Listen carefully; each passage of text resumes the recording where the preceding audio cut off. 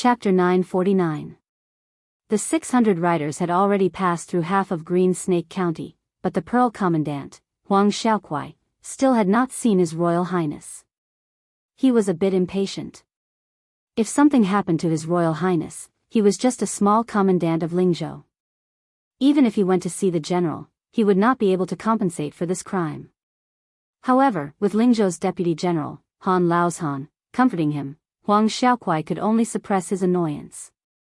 After all, General Han had the special honor of being the general's personal retainer for more than a decade. He knew everything about the prince's manor in Mount Qingliang. This made Huang Xiaokuai feel a bit more at ease. Beiliang did not lack generals and warriors like Dong Yueqi, who had enjoyed glory and wealth for many years and lost their nature. However, there were also many honest people like Huang Xiaokuai who were deeply grateful and conscientious. The end of the Spring and Autumn War had only been a generation ago. This large manor in Beiliang had the Beimang barbarians eyeing it covetously from the north.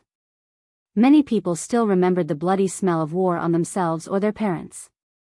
Outside a wine shop, the wind and snow were howling. Large snowflakes rustled down like goose feathers. Two men, who were a generation younger than each other, sat opposite each other. They ordered 2 pots of extremely hard to drink but very good at warming their stomachs. They each drank slowly. There were very few customers in the wine shop. A long spear without tassels was placed on the table.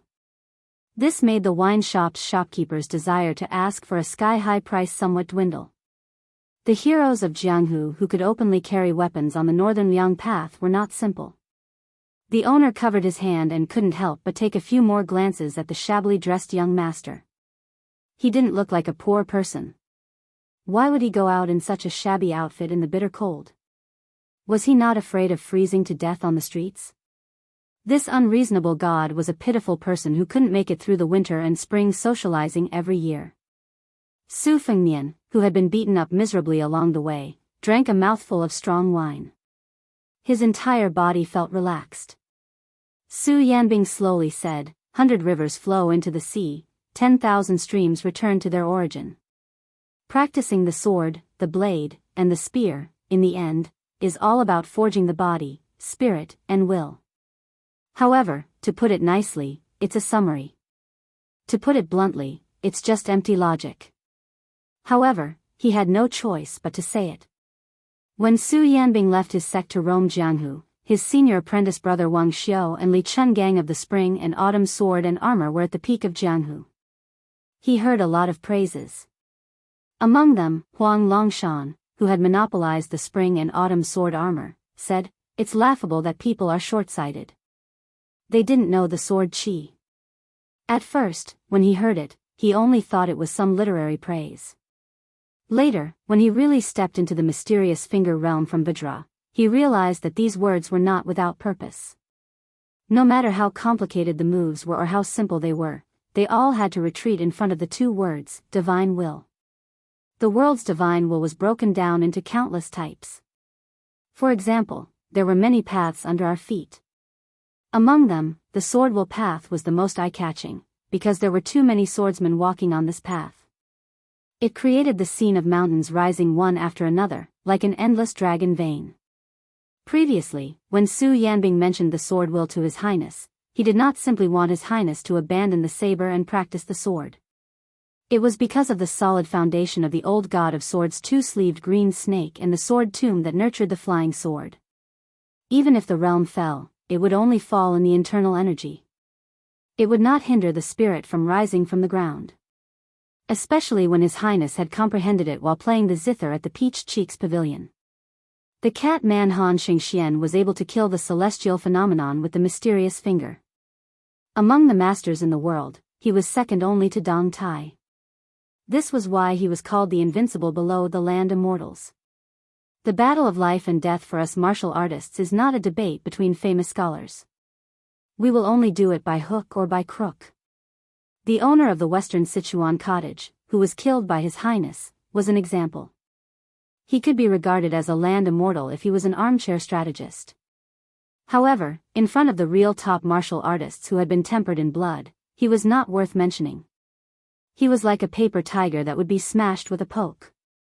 It was said that a poor family could not produce a noble son, and a gentle village could not produce a first-class master. These people walked the Jianghu. Even if they had a high starting point and were very fancy, they did not understand and disdained those unorthodox methods that did not conform to the rules. When facing a master of the same realm, they would only be humiliated. If not, how could they, who were born with famous teachers and secret manuals, not be at the top of the Jianghu? His Highness made Su Yanbing feel very gratified. It was because of the trip to Beimang. He put himself on the line of certain death and slowly cultivated the realm. He stumbled along the way, but once he got it, it was the real thing. His Highness was not like the younger generation of many famous families in the Jianghu. They had countless secret manuals in their hands, but none of them were written by their own painstaking efforts. If one followed the footsteps of others for a lifetime, how could one become a talent? Back then, Su Yanbing left the sect for 2 reasons. Firstly, I was a disciple with a different surname, so I didn't want to compete with my senior brother Wang Xiu for anything. Secondly, I didn't want to be a frog at the bottom of a well. I wanted to see the local customs of the Jianghu with my own eyes, as well as the various immortals who had come out into the world. All these years, when I was drinking and chatting with my senior brother Han Laozhan, he also said that he entered the Jianghu too late, which was why he was stuck at the Finger Xian realm for so many years. Perhaps he would never be able to ascend to heavenly phenomenon in this lifetime. Back then, among the 4 direct disciples of my master, the one with the highest talent wasn't me, nor was it Wang Xiu. It was Wu Jinling, who had never appeared in the Jianghu before. He entered the grade at the age of 9, second grade at the age of 12, and Vajra at the age of 17. Su Fengnian smiled and said, "It's quite a pity. Otherwise, Bailiang would have one more great grandmaster who reached the peak." Chapter 950. Su Yanbing, who was rarely sentimental, sighed, in Jianghu, every time a stone is thrown, there will be ripples on the lake or huge waves on the river. There will definitely be people who will drown in it. Who knows when it will be my turn? If Wu Jinling is like Zhao Ningxian of the Taoist master's residence in Longhu Mountain, he will be at a higher level than me, Su Yanbing. Su Fengnian shook his head and said, "Some people are fine as bystanders in Jianghu, but they are not naturally suited to mingle in Jianghu. This is like those top scholars in the imperial court. In fact, not many of them can make it to the 2nd rank. They will be disbanded after a few years. They are far inferior to those ordinary jinshi." Su Yanbing nodded and said, "It's hard not to believe in fate. Especially after entering the celestial state, only then do I know that the illusory concept of fate is not a preposterous word used by the ancestors to scare people." Su Fengnian drank the wine in the bowl in one gulp and said in a low voice, "Previously when I was playing the zither, I was enlightened. After thinking about it, I only understood the word come and go." Su Yanbing was very interested. He put down the bowl and asked with a smile, "Your Highness, what do you mean?" Su Fengnian put his hands in his sleeves and looked out of the window at the fierce wind and snow. His eyes drifted and he said leisurely, "I once fought with Wang Xianji by chance. It was not a satisfying fight. Old Wang only used 70 to 80% of his strength at the last moment. After that, I was alone in the wilderness. I don't know if it was because I was in an out-of-body state or because I was possessed by the devil. Anyway, the first thing I did was to disperse mountains, rivers, and many things in the world in my mind. That kind of feeling was wonderful. It was as if the world was in my hands, but I could throw it away at will. It was as if the world was the king of the world. Then, without any external objects, I was bored to death. I took back those things one by one. But in this process, I was just a spectator at the beginning. I didn't catch anything. It wasn't until I was playing zither in the Peach Cheeks restaurant that I remembered the injustice of playing zither. In addition, I saw Song Nianqing's 14th sword. I vaguely felt that the Earth Immortal's sword was crying out for someone. Back then, I did a lot of ridiculous things like squandering money. Now, I was just picking them up one by one. But I didn't want to cry out for injustice. Instead, it was because I was in an out-of-body state. The last place before I collected my thoughts was above the clouds of the ninth heaven. In a trance, I seemed to see a flood dragon surging, moving clouds and summoning rain. There were also many immortals sitting in various positions. No matter how the clouds moved, they always held fishing rods in their hands. They didn't have hooks, but they sat high above the heads of all living creatures. They swung their fishing rods again and again, fishing up strands of the world's fate. Especially above the Baelyang, the number of times they raised their fishing rods was especially frequent. I was clearly familiar with the back of the immortal who was singing loudly, but I just couldn't remember who it was.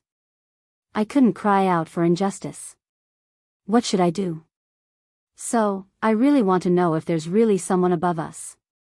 Is there a way to try slaying a dragon and killing an immortal? Only then can I vent my anger. Even Su Yanbing, whose cultivation realm was unfathomable, was dumbfounded when he heard such crazy words that were loud enough to blot out the sky. Su Fengnian suddenly stood up and looked to the east. The spring and autumn sword that was hovering outside the East Sea Martial Emperor City finally moved. To the east of Dongfeng County was Gui County. An elegant young master wearing a black robe rode slowly on a horse. A long saber with a white scabbard rested on his shoulder. His hands lazily rested on the sword, which rose and fell with the horse. A folding fan was inserted into the jade belt on his waist. He looked relaxed. Beside him was a retainer who didn't ride a horse. His figure was strong and healthy, and he was running wildly behind the man and the horse. The handsome young master suddenly stopped his horse and turned to look to the east. The strong retainer asked carefully, "Young master, that Baelyang's son can't hold back anymore?" The young master's slender and fair fingers gently tapped the scabbard, as if gently comforting the famous saber in the scabbard. He smiled charmingly and said, "Not yet. But that person from Suatia Valley's sword has eaten its fill. He's preparing to fight Wang Xianji with a sword." The retainer grinned and said, "Young master, if His Royal Highness really kills Mount Bubang's leader Fifth Raccoon, he won't be easy to deal with. You have to be careful." The young master rolled his eyes like a woman's coquettish eyes. "Slap him." The retainer, who reminded him out of kindness, immediately kept quiet out of fear. He slapped his face hard, and scarlet blood flowed out from the corner of his mouth. Only then did the satisfied young master continue to urge his horse forward. He muttered to himself, "Everyone says that the previous leader of Wudong, Hong Shixiang, is the reincarnation of the devil-slaying platform's Qi Xianzheng. As for me, I can barely be considered relatives with those uncles and aunts who were killed by the great spiritual master Qi Xianzheng. Even if their seniority is the same as mine, their age is still there. I don't know why Hong Shixiang killed himself. Since that person surnamed Su has a deep relationship with Wudong Mountain, if I don't find trouble with him, who else can I find trouble with? Wait until this young master takes care of Su Fengnian and stays in Baelyang for a year or two. Then, I'll be able to take control of Zhulu Mountain. It's not a good feeling to have a woman of unknown origin ride on top of my head. This young master has never had the hobby of women on top of men. I'll let her fight with Mount Wishan Xinyuan Qingfeng first. If it doesn't work out, I'll personally go to Zhulu Mountain and clean up the sect. Although I'm still not that woman's match in a one-on-one fight, I'll bring a few thousand cavalry and 100 inner court experts. Even that Wang Xianji, I'll be able to cause trouble for him. This demonic sect, sooner or later, it'll be this young master's rightful possession." The retainer snickered. "Young master, you'll be able to sit firmly on the dragon throne." The young master loosened his grip on the scabbard, and the scabbard spun out a large circle. With him and his horse as the center, the snowflakes within 100 feet radius were crushed into pieces. The retainer clearly heard the young master on the horse sneer. "Yu Zhang, you're a Vajra realm expert after all. You even managed to escape from the hands of a human cat. Can't you have some backbone? It's very embarrassing to bring a lousy piece of trash like you out." The retainer smiled obsequiously. It's already a great honor to run errands and do odd jobs by young master's side. The young master curled his lips into a smile. It seems that the 80% mature thunder of mind I learned from Gu Jiantang has broken your backbone. The retainer nodded vigorously in agreement. The young master looked up at the snowy sky with a helpless expression. Jianghu is boring. Chapter 951. Huang Xiaokuai's 600 riders were about to enter the eastern Wind County, but they still did not see His Highness the Crown Prince's figure. Even though Lingzhou's Deputy General Han Laozhan was still calm and composed, this Pearl Commandant also secretly sent a trusted scout back to Lingzhou's capital to report the military situation. Huang Xiaokuai did not know if Dong Yueqi and the other commandants were the same. In any case, he had an old turtle in the city that kept in secret contact with him all year round. Every year, they would, coincidentally, bump into each other a few times. Han Laozhan, who was watching from the shadows, retracted his gaze. Seeing the elite scout leave, he admired Huang Xiaokuai a little more. Han Laozhan's martial cultivation was far from his junior brother Su Yanbing, who was not very famous. However, Han Laozhan knew that he had no hope of reaching the top of Jianghu, so he placed most of his ambition on the battlefields at the border. Over these years, he had been influenced by the great general and had a unique understanding of the situation in Beiliang. The geographical advantage of Beiliang had always been widely criticized. However, in Han Laozhan's eyes, Beiliang's land was narrow and barren, and the people's livelihood was not great. However, this disadvantage was not necessarily a bad thing. There was a saying in the countryside that exhausted one's strength. Beiliang made enemies on all sides, and this unknowingly created the bravery and fierceness of the people. Compared to the rich Jiangnan, the people who grew up in the barren mountains and turbulent rivers were all valiant and did not fear death. If this was not the case, how could there be such a rich source of soldiers at the border of Beiliang? No matter how valiant and good at fighting soldiers were, if they were thrown into a safe place where they did not have to worry about food and clothing, and their morale would be worn down for 10 to 20 years. They would not be considered valiant soldiers. This was an important reason why the Guangling Prince Xiao Yi was not as good as the Yanqi Prince Xiao Bing. Guangling Circuit was located under the armpit of the imperial court, while Yanqi Circuit was like the right foot of the imperial court. They had to travel every day and interact with the barbarians of Nanjiang. Han Laozhan knew that he only needed to wait until His Highness left Lingzhou before he would become a general with real power in one of Beiliang's 3 prefectures, Yuliang and Lingling. He would be a third-rank official in the Liang dynasty and share military and political power with the provincial governor, Su Beiji. Moreover, as a general, he was only a person who managed the Beiliang's backyard. However, when that traitorous martial nephew, Chen Jibao, left the capital and went to the western Shu Dao, it would be a fight that would not be inferior to the bloody massacre at the border. As for Chen Jibao, who had betrayed his sect, as his martial uncle, Han Laozhan did not hold a grudge against him. There were rules in Jianghu, and senior martial brother Wang Xiu's death was not as aggrieved and wronged as the outside world thought. Thinking of this, Han Laozhan could not help but laugh. If his junior martial brother, Wu Jinling, who had unfortunately died in the Vajra realm, their sect would successively produce spear immortal Wang Xiu, Su Yanbing, who was even better than eldest martial brother, Han Laozhan, who had reached the mysterious finger realm, Wu Jinling, and the new Confucian sage Chen Jibao. In the future, there might even be Blue Bird, who had taken over the handbrake spear, who would also ascend to the first rank. In just 2 generations and 2 generations, they had produced 6 first-rank experts. This was even grander than the formation of 2 top scorers and 1 family's 3 second places. In Liang and Beimang, only the Wu family's sword tomb and the chess and sword music school could stand shoulder to shoulder in Jianghu. Han Laozhan wondered if he should ask His Highness to raise the banner of the Wang family. Perhaps this would attract many Jianghu experts to join Beiliang and join the Wang family.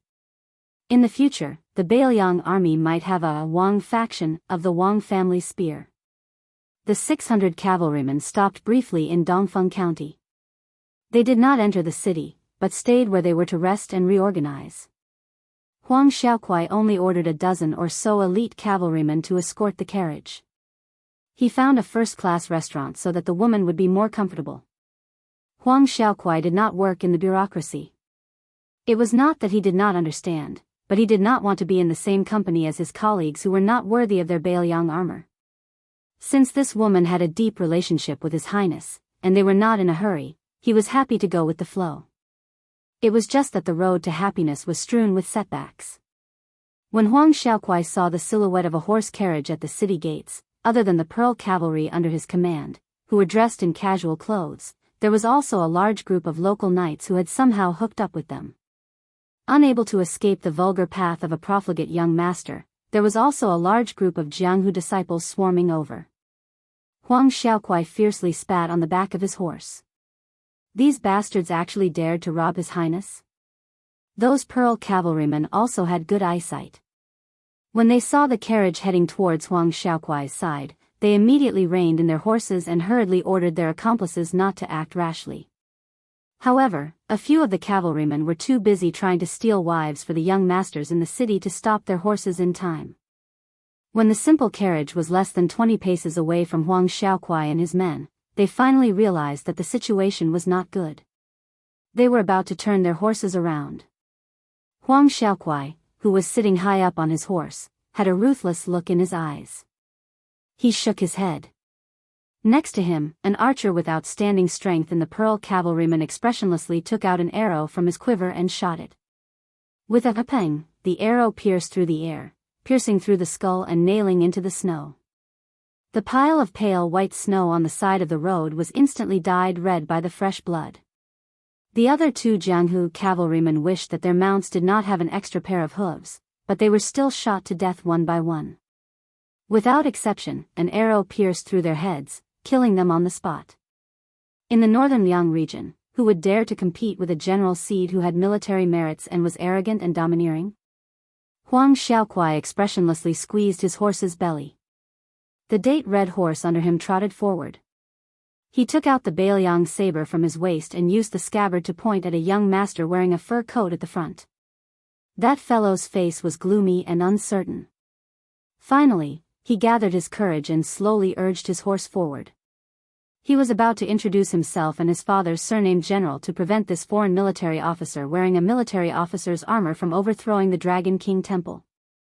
Huang Xiaokuai already said in a neither cold nor warm tone, Lingzhou's general has already ordered the 6 counties of Lingzhou to not allow more than 5 cavalrymen to ride on the streets.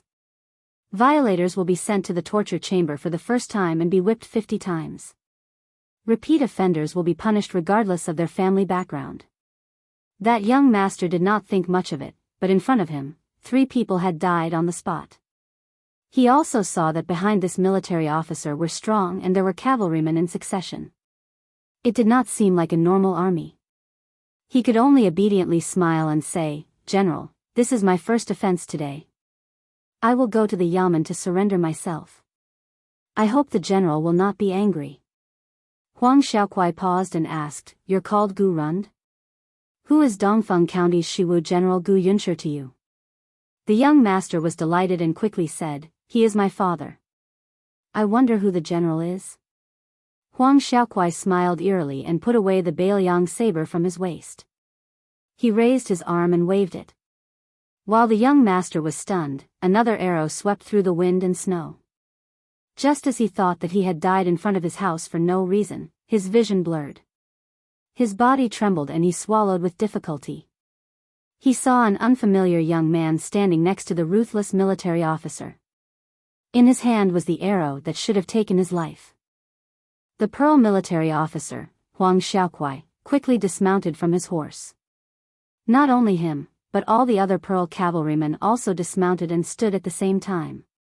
They stood like javelins stuck in the snow, respectful and reverent, their eyes blazing. Huang Xiaokuai did not call out His Royal Highness' identity. He only saw that the dumb goose had the guts to sit on his horse and not move.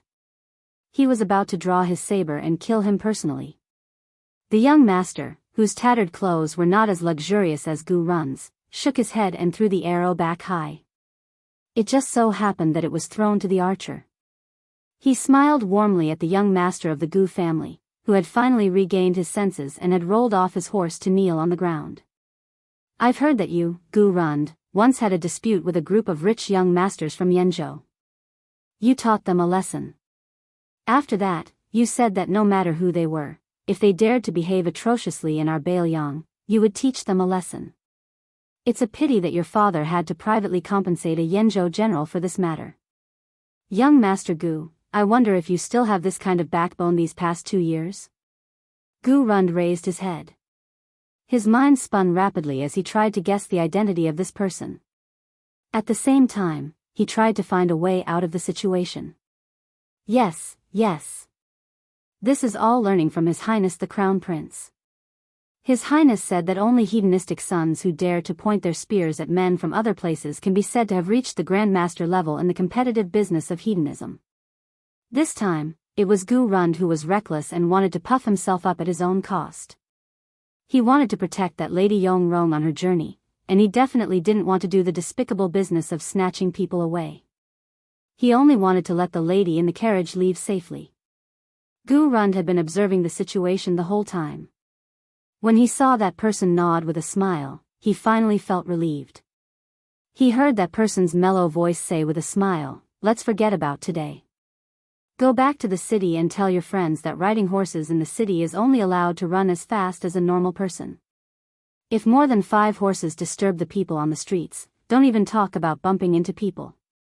As long as they are caught, they will be punished according to the new rules. If there is a yamen that dares to cover for them, they will be stripped of their official position and sent to the border guard station. That's right, Gu Rund, remember to tell your father, Gu Yunshi, that I used to steal his wine pouch when I was young. If this General Wu still holds a grudge, he can go to Liangzhou and ask for it from me. As for you, Gu Rund, if you have the heart to stop harming the little rich young masters in the village, you can join the army. I will help you plead with this Pearl Commandant beside me to open the back door for you." Chapter 952. The previous chapter had more than 5,000 words, so this chapter is a bit late. The man and woman generally lived together peacefully. They passed through Dongfeng County and approached Zhigui County. Su Fengnian and Pei Nanwei rode side by side on a deep plank road. Another 100 li to the east was Tongmen Pass, which was known as a natural barrier. There was a saying that Tongmen Pass was solid, but Baelyang was solid. It was fully deserving of being the most important pass in Zhigui County. It was heavily guarded, and the captain of Tongmen Pass, Xian Yinma, had 6,000 elite soldiers. He was undoubtedly a trusted general that the king of Baelyang valued the most. This time, Su Fengnian moved the troops from all over Lingzhou out of their encampments, but not a single soldier was moved from Tongmen Pass. It was enough to show the extraordinary position of Tongmen Pass in Lingzhou. Su Fengnian did not let Huang Xiaokuai's 600 cavalry follow. Instead, he took a detour to Tongmen Pass to rest and reorganize. He only brought Pei Nanwei and Su Yanbing on this secret plank road that only the military horses could step on. In the past, there were some officials and generals who came here to compete in horsepower. Now that there was an order, they did not want to run into the tip of the spear before the Lingzhou general left. The reason why Pei Nanwei wanted to get out of the carriage to take a breath of fresh air was because she came from a family of scholars. She had heard that the previous dynasty's poet-emperor used a poem from Tongmen to win the title of the frontier fortress poem of the previous dynasties. That was how Zhigui County came to be. It was said that there was a cliff carving of a sword hero left on the mountain wall in front of them. Her heart yearned to see it. Su Fengnian's hands did not pull on the reins. He closed his eyes and focused, allowing the warhorse to run forward. Pei Nanwei's equestrian skills were average, but she was not afraid of falling off the horse and getting injured. She took off her veiled hat and put on a sable fur coat.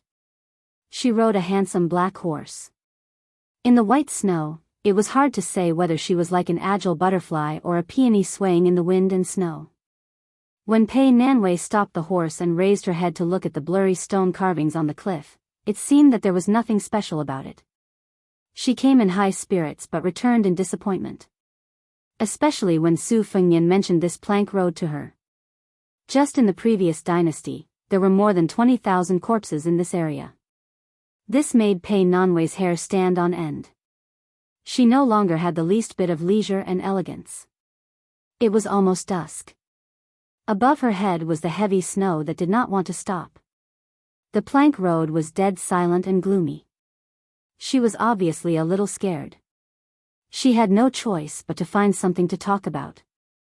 She slowed down the horse and asked the man beside her why the Bailiang spies could not find out the details of the master and servant pair. Su Fengnian reached out his hand and accumulated a palm full of snowflakes. He held out a small round snowball and said carelessly, "A good spy is even rarer and more valuable than those brave and skillful military officers. Not only must they be able to endure the loneliness year after year, they must withstand conspiracy after conspiracy. The key is that they must always be loyal and devoted.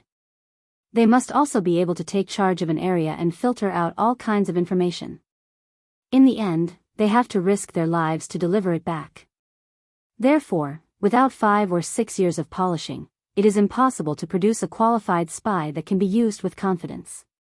Some old spies either disappear at will or directly betray the enemy camp. The difficulty of espionage lies in the fact that it is already difficult for spies to do things. It is even more important to test a person's tenacity. Not everyone is willing to do this job. In the past, in Chu Lushan's hands, there were more than 30 provinces in Bailiang. For more than 20 years, there were only about 400 people trained. What's more, half of them needed to be cast long lines to catch big fish. If they were divided among more than 30 provinces and more than 200 counties, how many people could each county have? In addition, last year, in order to help those scholars pass away smoothly, many precious spies who had been hiding for many years were lost. Besides, our Bailiang spared no effort to eradicate the spies on both sides of Liang and Beimang. Zhao Go and Spiderweb also didn't rest for a single day. Every year, many people died between the 3 sides. It was fortunate that Chu Lushan was in charge of espionage. If it were anyone else, Bailiang would have long been blinded. Just those 300,000 cavalry, which is very frightening, won't be able to win a big battle. In the War of the Southern Dynasty, the Bailiang cavalry advanced all the way. A large part of the military merit had to be credited to the Bailiang spies.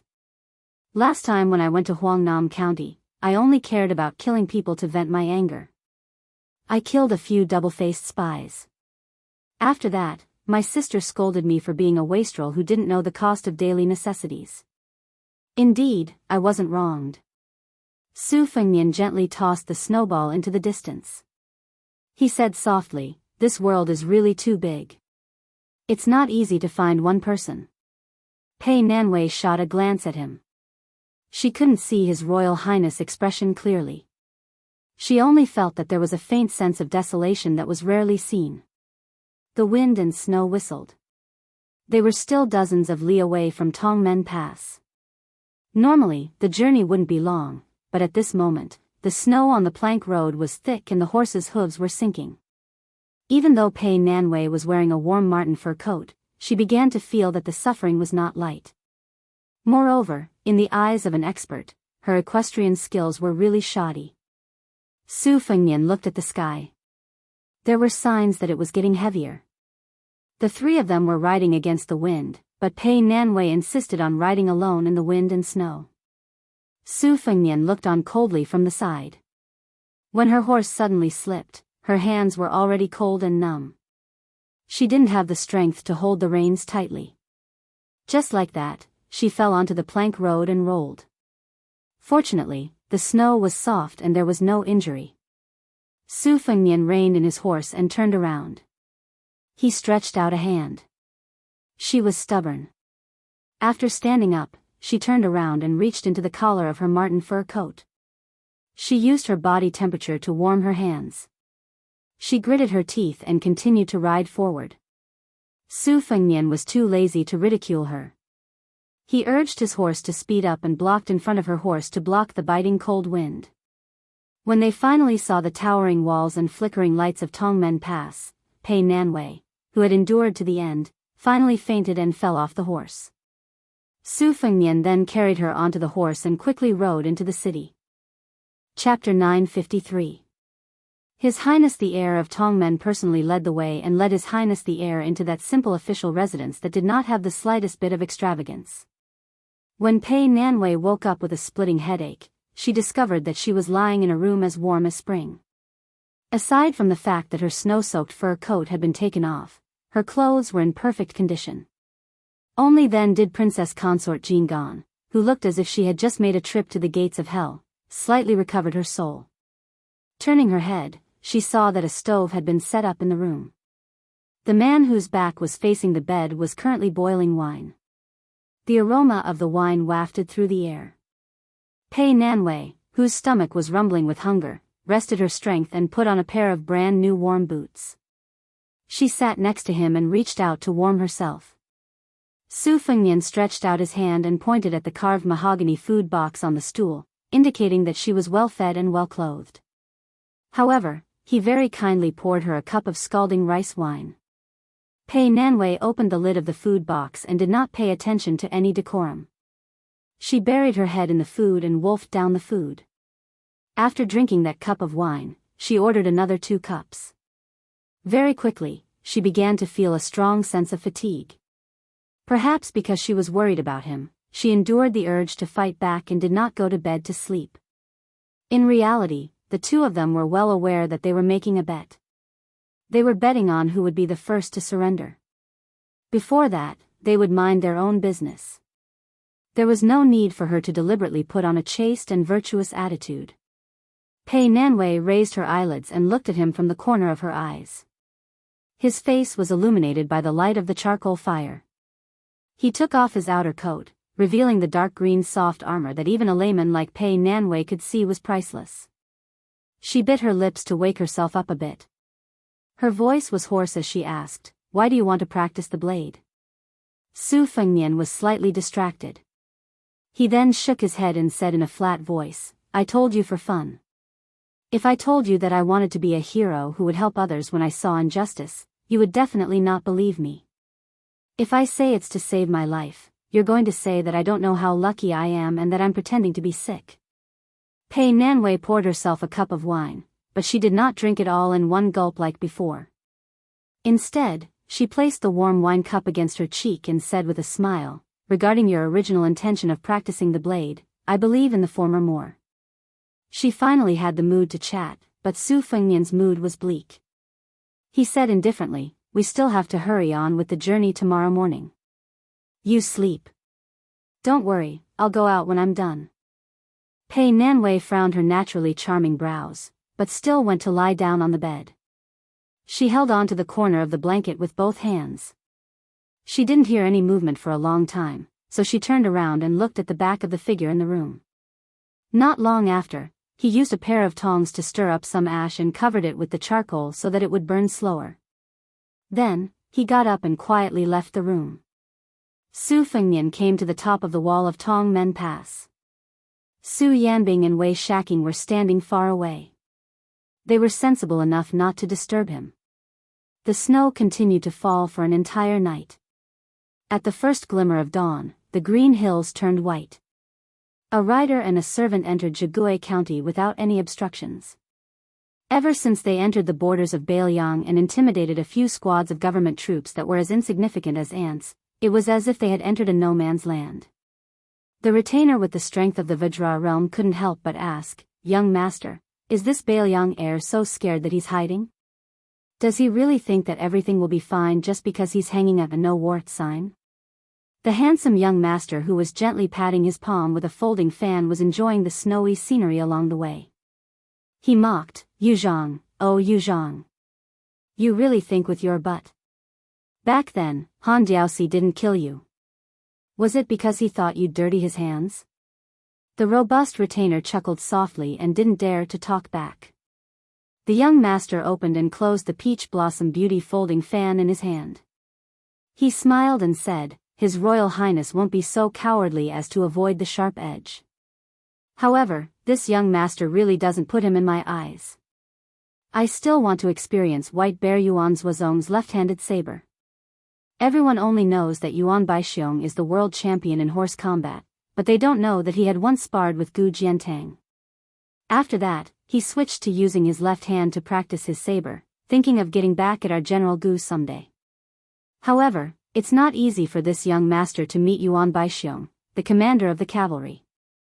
No matter how useless the Bailiang cavalry in Lingzhou is, they still can't be underestimated. Let's see how big of a welcoming party Su Fengmian can put up. Yu Zhang, if it's just a small fight with a few hundred cavalry, I'll leave it to you. Remember, it's okay to break an arm or a leg, but don't kill anyone. The Vajra realm's servant twisted his neck, and it cracked like a string of soybeans. He nodded and smiled sinisterly.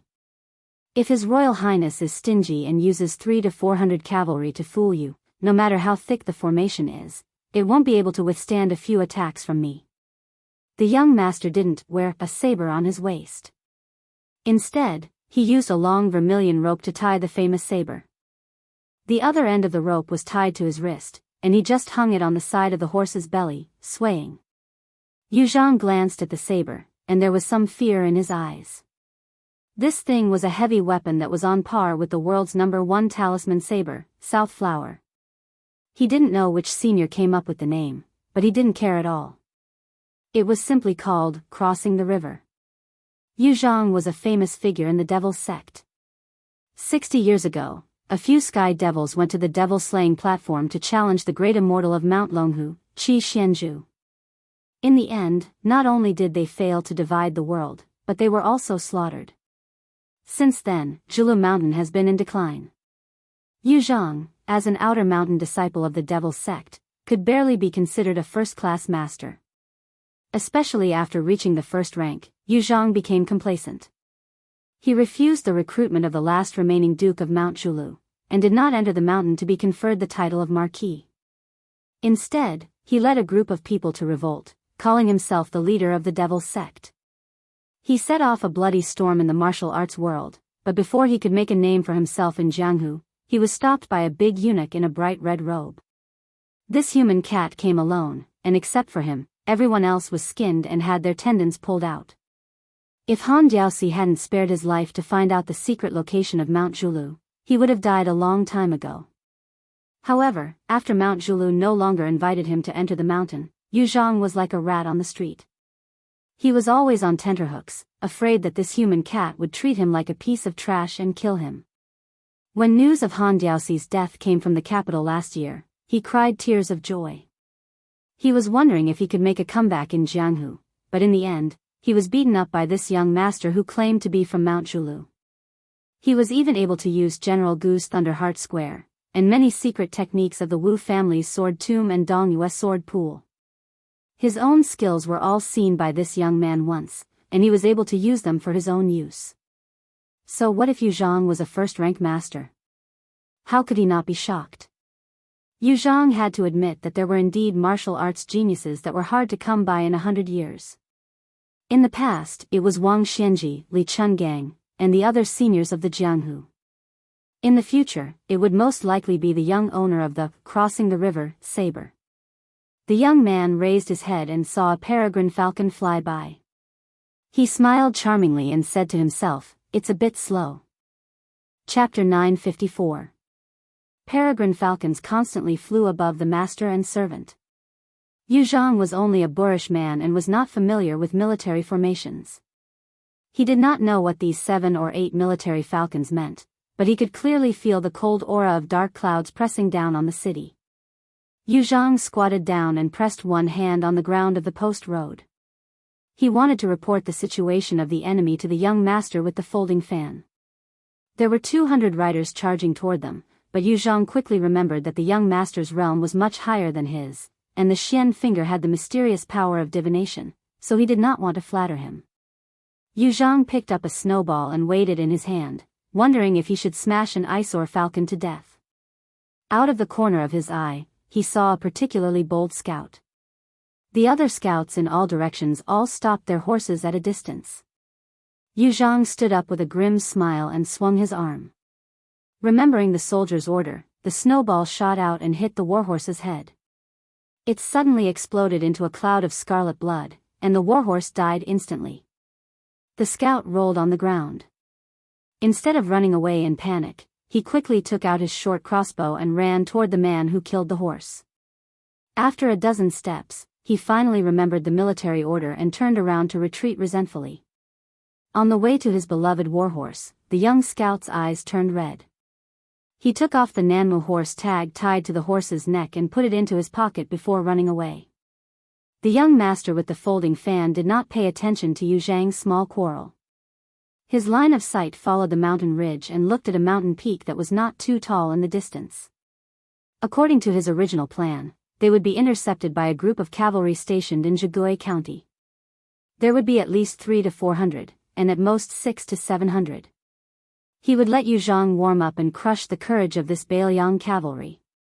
After penetrating the formation, he would use his speed to charge straight into Tongmen Pass.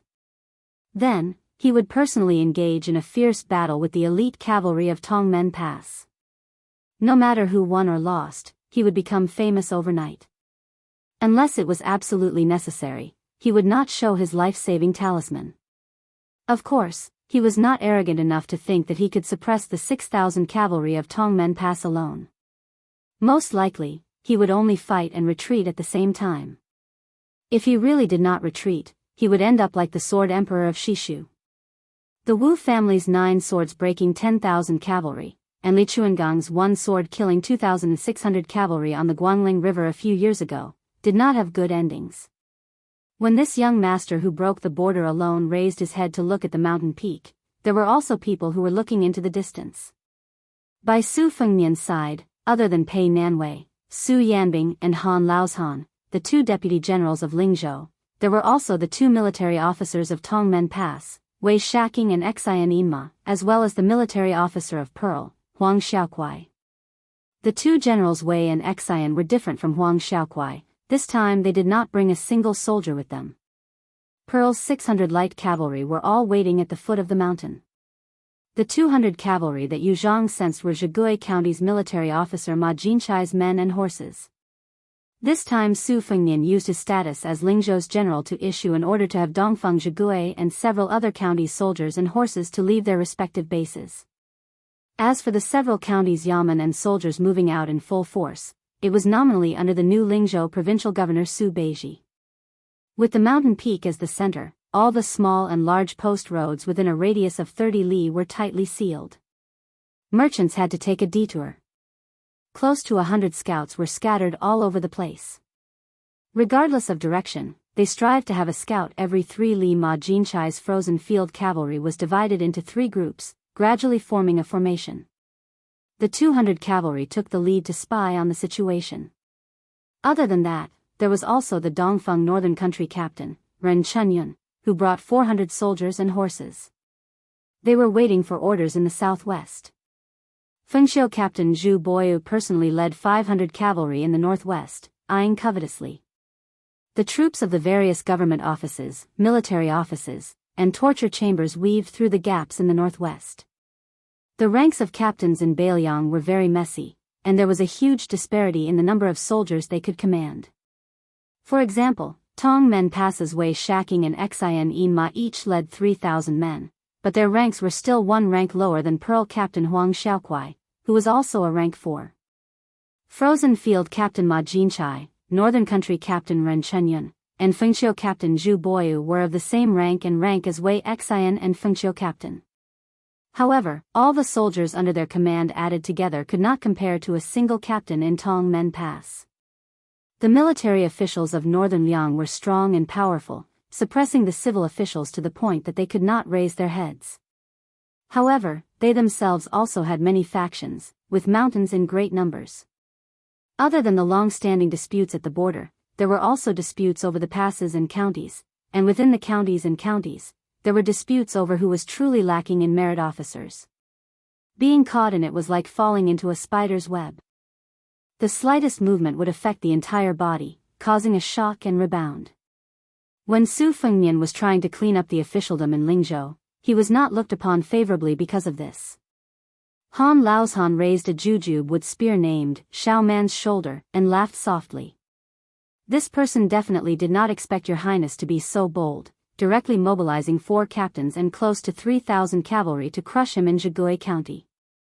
You did not give him a chance to go to Tongmen Pass, much less enter Lingzhou to steal his reputation. Su Fengnian laughed.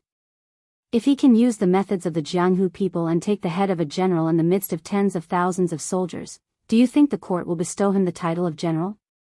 Tong Men passes Wei Shaking sneered. Based on this kid's ability, he can't even go up the mountain. I heard that this fellow is very tender and has the appearance of a beautiful woman. Brother Exian, you have a variety of tastes. When your highness has tied him up, why don't you ask your highness to bring him back to Tong Men Pass to be a concubine? Tong Men Pass's Captain Exian Inma, who had a feminine appearance, was mocked by Old Wei. He did not retort and said softly, I do have such an idea, but how would I dare to act on my own and ruin your highness's plan? Old Wei, since you're interested in drinking horses, why don't you give me your little son, and we'll become in-laws. In the future, I'll call you father-in-law. It doesn't matter if I'm one generation younger than you. Chapter 955. Wei Shaking, who had been checkmated, was so angry that he kicked Lieutenant Exian's horse in the stomach and cursed. He and Exian Ima came from different mountains in the Bailiang army. Wei Shaking was a general who was close to the general, while Exian Ima had moved through various armies. He had held a military position under Zhong Hongwu, Chen Jibao, and other old Bailiang giants. Later on, he was involved with the infantry commander Yan Wenluan. Now, Exian Ima could be considered half a member of the Yan family. However, he had gotten along well with Wei Shaking in Tong Men Pass these years. Inside the pass, they had schemed and plotted against each other. It was true that they had to support the 3,000 soldiers under each of them who were crying piteously for officials, money, and military equipment. They could not tolerate their noble character and unquestionable integrity, but they had always maintained unity with the outside world. Everyone knew that Lieutenant Exian liked men. He did not care much about the matter of accumulating wealth and family property. If an old commander wanted to show filial piety to Exian Inma, he would spend a lot of money to buy a well-trained young master from Jiangnan and send him to the Exian manor.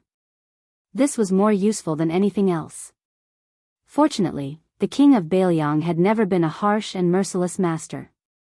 He had never made a fuss about these dirty things that did not affect Bailiang's military and politics.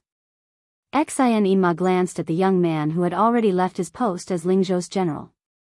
After hearing the conversation between him and Wei Shaking, he turned a deaf ear. His smiling face was still the same. He looked down at the courier road at the foot of the mountain and slowly said, "It's starting." Exian Inma focused and straightened his back to look into the distance. Ma Jinchai's 200 riders had already charged toward the master and servant pair. Exian Inma had always looked down on Lieutenant Dong Yi and Ma Jinchai's soldiers. In his opinion, the 3 legs of these soldiers were all weak.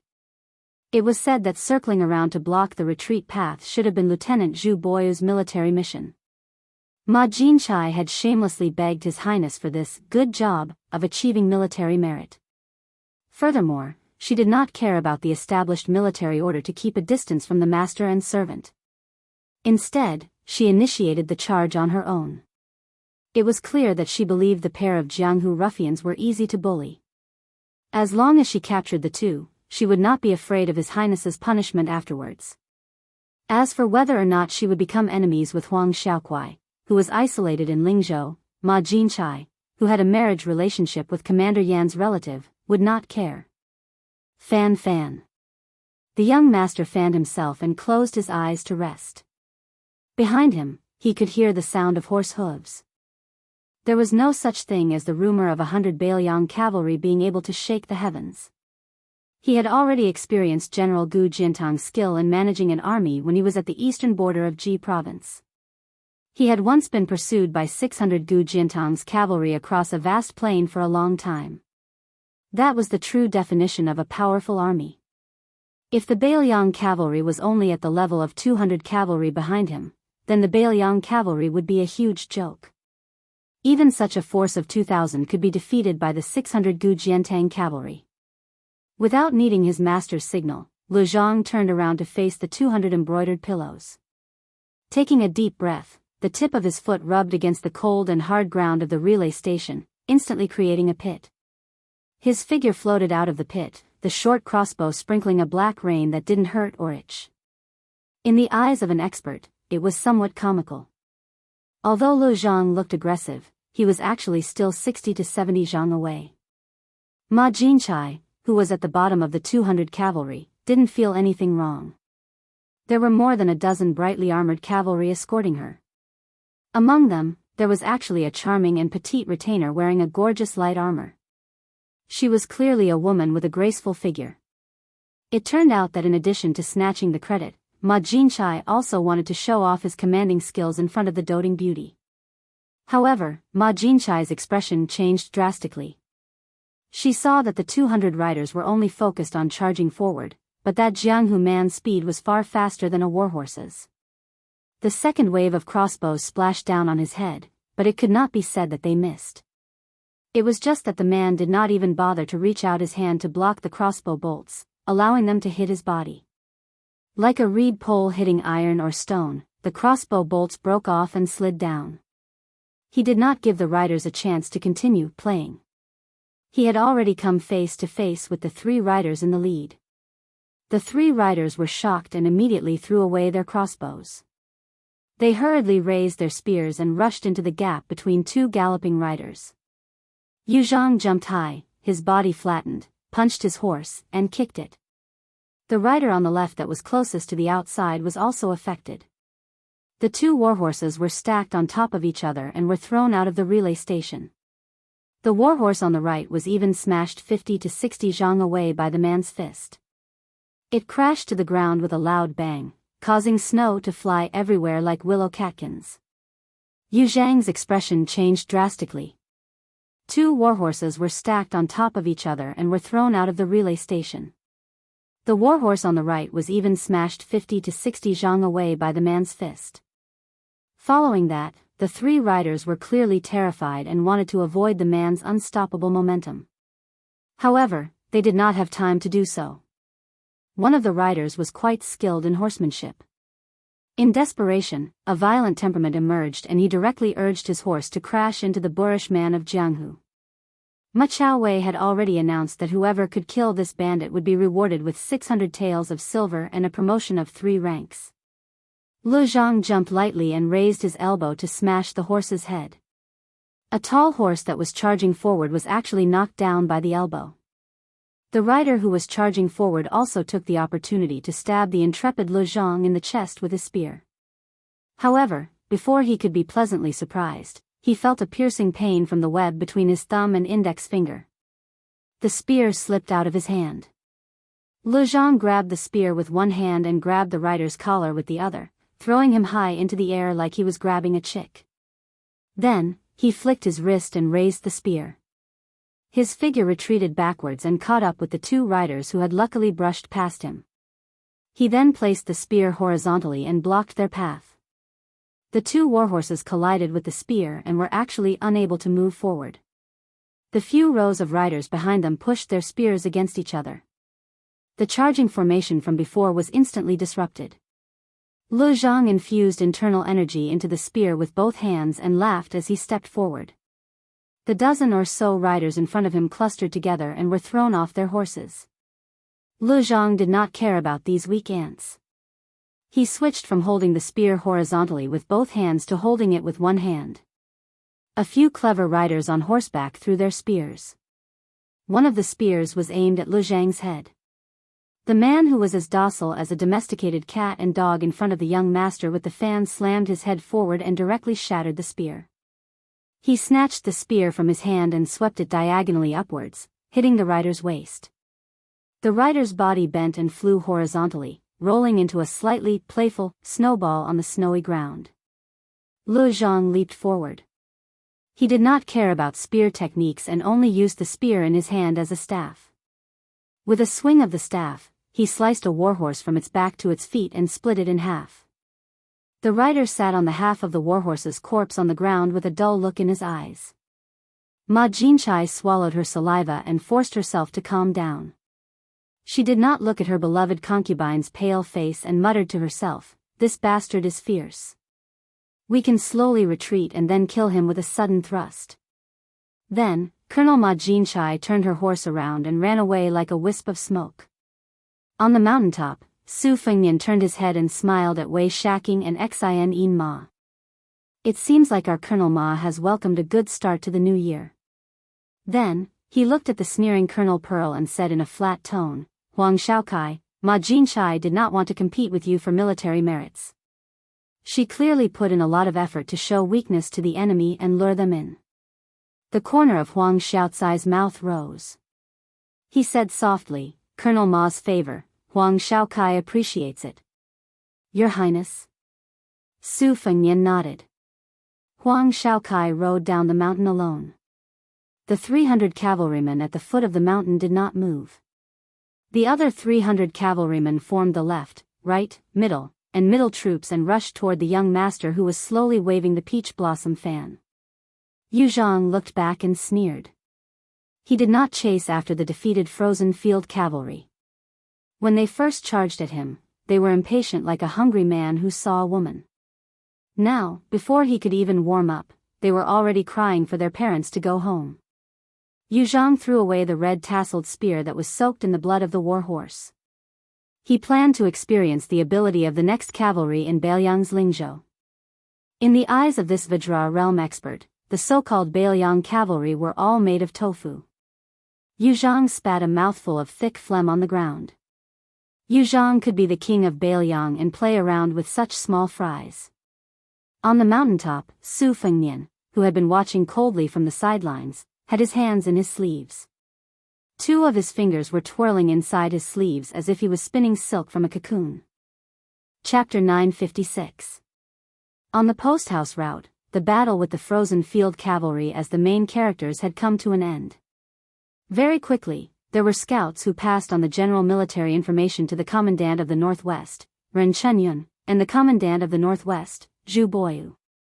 The reactions of the two generals were completely different. Dressed in bright red armor, Ren Chenyun stood with a saber at her side. When she heard that Ma Jinchai had suffered a setback, she laughed loudly and stroked her horse's mane with a gloating expression. As generals of the same province, their ranks were similar. Since the official hats on their heads were not too different, then naturally they were enemies. Ren Chenyun, who came from a poor background, had long disliked the laughably named Commandant Ma.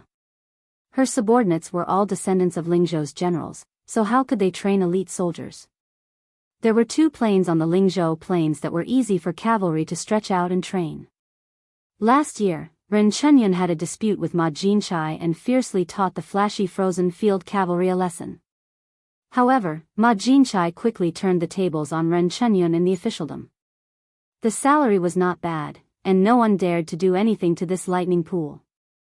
Ren Chenyun only received some leftovers that did not even have B-grade aptitude. Only after asking around did she find out that it was Ma Jinchai's in-law who was an important member of Bailiang's military depot who had set up a stumbling block. Later on, Ma Jinchai brought 100 cavalry with brand new armor to Ren Chenyun's territory to flaunt her might under the pretext of killing roaming bandits. If it were not for Ren Chenyun firmly suppressing the lower generals to not cause trouble, there would have been a mutiny. On the other side, Zhu Boyu was much calmer. His impression of Ma Jinchai had always been bad, but he never showed it on his face. If he really met her, he would drink and be polite. Therefore, the Windcoat cavalry got along quite well with Ma Jinchai and the other young masters. The main reason was that Zhu Boyu was also a military official who had come out of a general's manor. His father's generation had fought side by side, and there was a life-and-death relationship as a foundation. However, although Zhu Boyu had never been to the battlefield at the border and his achievements were rather thin, he was one of the few Bailiang youths who could calm down and manage the army. These years, he held real power and was often mocked by many surplus generals who had returned to Lingzhou with military achievements. This made Zhu Boyu more willing to get along with Ma Jinchai and the others. After all, the fake friendship and toasting was better than those old seniors who did not have any descendants who would show off their seniority the moment they met. Right now, Zhu Boyu was worried that His Royal Highness, who had not started a killing spree in the Lingzhou officialdom, would use this chance to make an example out of Ma Jinchai and drag him down. Why would His Royal Highness care if a Windcoat cavalry without any military achievements was clean and honest or was in cahoots with Ma Jinchai? Zhu Boyu, who had the misfortune of being born with a baby face, sat high on the back of a horse. His warhorse was only AB grade. The Windcoat Cavalry only had 30 A grade warhorses, and they were all given to those who had military achievements and elite soldiers. Zhu Boyu waved his hand and let the scout, who did not need to report based on the rules of the Windcoat Cavalry, return to investigate. Zhu Boyu, who was wearing normal armor, let out a breath of air.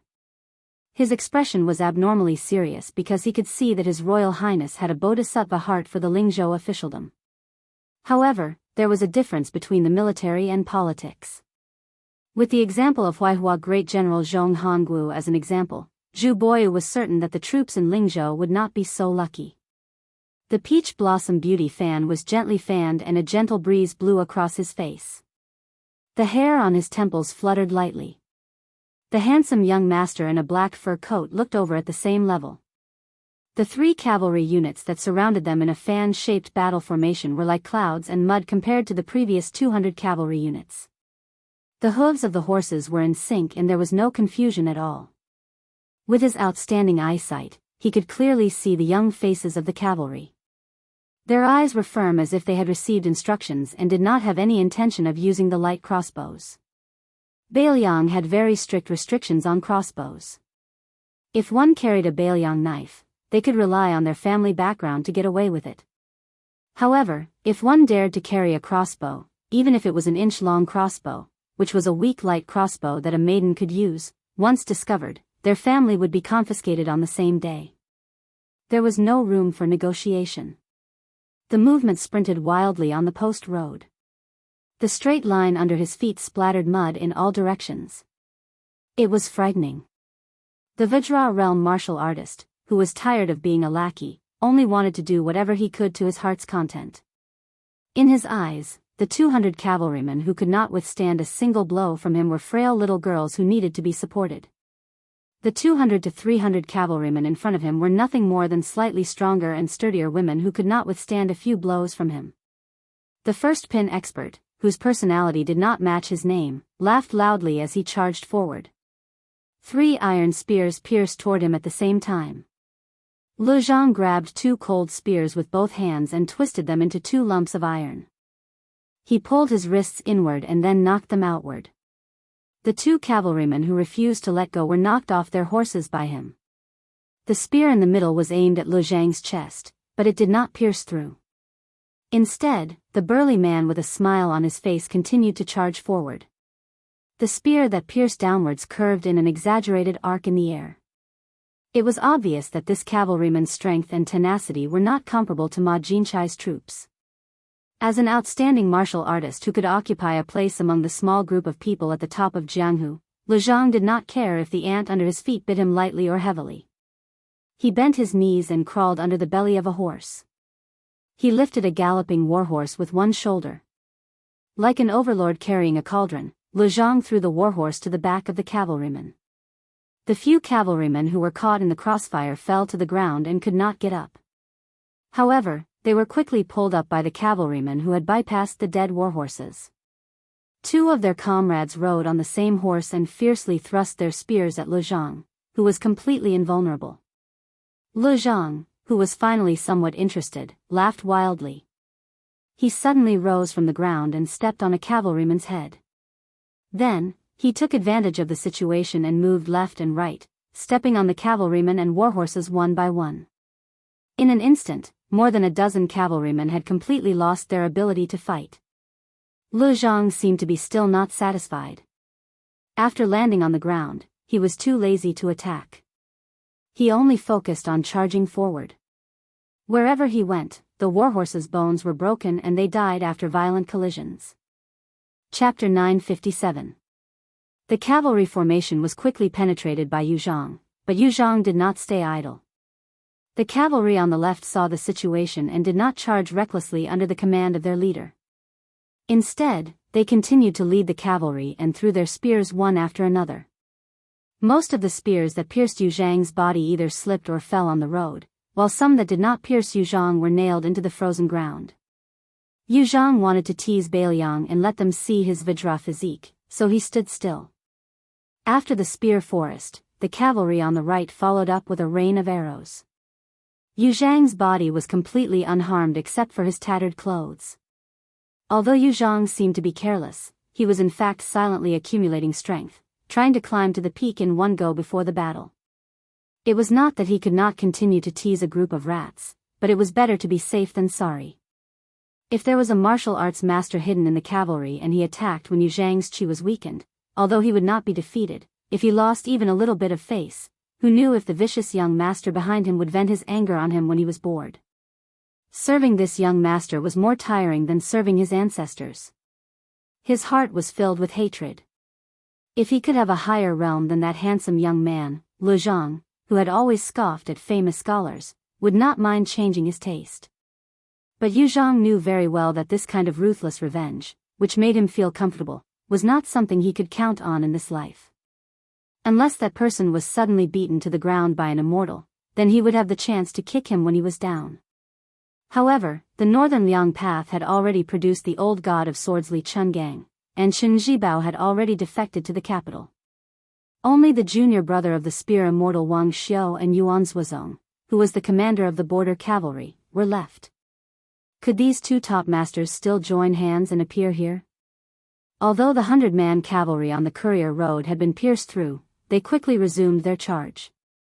At the foot of the mountain, 100-man cavalry under Huang Xiaokuai's personal command had also joined the battle. The 100-man cavalry on the left and right sides of the mountain switched between crossbows and javelins. Even though they were unable to achieve anything against a Vajra realm expert, their formation was tight and their performance was far better than Ma Jinchai's frozen field cavalry. The fearless Yu Zhang let out a long breath, the fog lingering around him. He stretched out his arms and twisted his wrist joints. As if he was annoyed by the noise of the horse's hooves, he stomped on the ground, the dull rumbling sound faintly covering the sound of the hooves. Yu Zhang stomped on the road, the momentum gradually growing, rumbling like thunder. The horses on the road rose and fell more violently, but still, no one was afraid of the battle. The political strife in northern Liang, especially the strife in the military, had always been disdained by the pillars of the imperial court of Liang as a farce in the countryside. If they could not gain the upper hand in the argument, they would roll up their sleeves and start a brawl. Compared to the imperial court in the capital, where the imperial court's imperial edicts had been passed down for generations, how could northern Liang, which had been built in just 20 years, catch the eye of the imperial court's big shots? However, it seemed that many of the pillars of the imperial court had forgotten that the Liang imperial court had the cultural heritage of the Bailiang cavalry. The impoverished Bailiang also had the unique heritage of the Bailiang cavalry. Dong Yueqi was not a good cavalry, but people like Wang Ji, Ren Chunyun, Zhu Boyu, Huang Xiaokuai, and so on, who were not even qualified to be seen by the pillars of the imperial court, were all doing well. Yu Zhang wanted to break a few spines of Bailiang with his own hands. Of course, he did not know about the heritage of the torch and was too lazy to think too much about it. However, the cavalry in front of him was different from the others. He felt very uncomfortable. It was not easy for him to become a level 1 expert, but in the end, he had to work like a cow or a horse for a junior. Now that he was in Bailiang, he had to vent his anger. Yu Zhang stared at the cavalry general who was wearing colorful armor and had unsheathed his cold saber. Yu Zhang's vigorous qi filled his entire body. He felt like he could take a sword from an immortal. Yu Zhang's spirit was at its peak. His wild laughter echoed throughout the post house as he collided with the cavalry general. When they were 50 steps apart, he leaped up high, stretched out his long arms, and punched down. The Bailiang commandant, Huang Xiaokuai, who was leading the charge, blocked with his saber horizontally. The Bailiang commandant's saber suddenly sank, and the warhorse's hooves were instantly crushed by the unstoppable force of thousands of pounds. The edge of the Bailiang commandant's saber only managed to squeeze out a trace of blood from the man's fist. Huang Xiaokuai held his saber in one hand and the back of his saber in the other, but he was still powerless to stop this Jianghu villain's punch. He swallowed a mouthful of blood and abandoned his horse to move to the side. His saber brushed past the man's fist, but it was still unable to cut the man's skin. The commandant's commandant beside him pierced his spear at the same time, accurately aiming for Yu Zhang's left eyeball, forcing him to stop chasing after their commandant. Another commandant threw his spear at Yu Zhang's crotch. This was the first time Yu Zhang frowned. The essence of killing a Vajra realm expert was nothing more than the 4 words, "The truth will come to light." Only after exhausting the qi that flowed endlessly like water and losing the perfect and flawless invincible Vajra would half the battle be won. If an expert was given enough time to take a breather, slowly replenish the qi and restore the qi in his body, he would have to start all over again. However, the accumulation of an expert's qi was always easier to disperse than to gather. The qi could travel for hundreds of miles in an instant. This legendary realm of Earth immortals was something that even the Vajra realm and Finger Xian realm experts could only dream of. For example, Yu Zhang's qi had fallen to 80% after 2 consecutive attacks. He allowed the rain of arrows and spears to rain down on him without moving an inch, and only managed to recover to 90% using a clumsy method. The reason why the Jianghu people regarded the death of the Sword Emperor of Shishu as a tragic death was not purely because they felt pity for the expert who was crushed into a pile of minced meat. It was more because this Grandmaster swordsman, for the sake of his worthless family name, guarded the gates of the imperial city of Shishu all by himself. The enemy he faced was a tide of locust cavalry, and he had no chance to catch his breath at all. He could only rely on his last breath to fight to the death. It was as if he was watching himself walk step by step on the road to the underworld. However, Yu Zhang merely furrowed his brows. He was only facing 100 riders. He casually pushed aside the blinding spear of the commandant, and with a tap of his toes, he stepped on the iron spear thrown by the rider and used the momentum to knee the commandant in the head. Yu Zhang stood on the back of the warhorse. The warhorse continued to gallop forward. Yu Zhang stood proudly on the top of the mountain, and for some reason, he felt a tightness in his chest. A rider was slowly descending the mountain. Faster and faster. Far behind Yu Zhang, the peach blossom fan was closed with a snap. The vermilion rope with the other end of the white scabbard on the young man's wrist was suddenly pulled taut. As the rider descended the mountain, the young man in black sensed that he was being watched by someone on the mountain. He muttered to himself, "Is there such a hidden expert in Bailiang? Why hasn't Zhao Guo's records mentioned him before?" Yu Zhang's scalp went numb, as if he had seen a ghost in broad daylight. He was scared out of his wits. The sleeves of the rider fluttered in the wind. From the cuffs of his sleeves to his arms, there were countless red threads coiling around them, as if they were scarlet snakes crawling all over them. In the past, there had been such a red snake cat riding towards Yu Zhang leisurely. Yu Zhang, who had been hit in the ribs, seemed to have gone mad. With a pained expression, he squatted on the back of the horse and hooked his fingers into his scalp. Then, he raised his head, his eyes bloodshot. He clenched his teeth and slapped the warhorse to death. Then, he rushed towards the rider. The Pearl cavalry at the foot of the mountain and on the road stopped their horses subconsciously, leaving the rider and the unstoppable unknown Jianghu martial artist to fight. The rider floated down from his horse and continued to move forward. The pair, who had been expected to fight fiercely for a few hours, brushed past each other just like that. His sleeves turned even redder. It turned out that he was holding a bloody human skin that had been peeled from head to toe. The 300 riders on the road widened their eyes in unison as they watched His Highness, who was carrying a fresh bag of skin, pass by. He stopped in front of the young man who was no longer waving his fan and casually tossed the human skin into the air. Huang Xiaokuai would never forget this scene for the rest of his life. His Royal Highness, who had an ordinary Bailiang saber on his waist, was up against the crossing the river that was not inferior to the Nanhua saber. Chapter 958. The 2 captains of Tongmen Pass looked at each other in dismay. Wei Shaking and Xian Yinma's horizons were much higher than normal soldiers. They were even more shocked by His Royal Highness's method of killing people. The reason why it was called a magnificent feat was because there were usually military experts like Wei Xian hidden among the cavalry. The rule of Jianghu to measure the level of martial arts by the number of armor pieces was actually not accurate.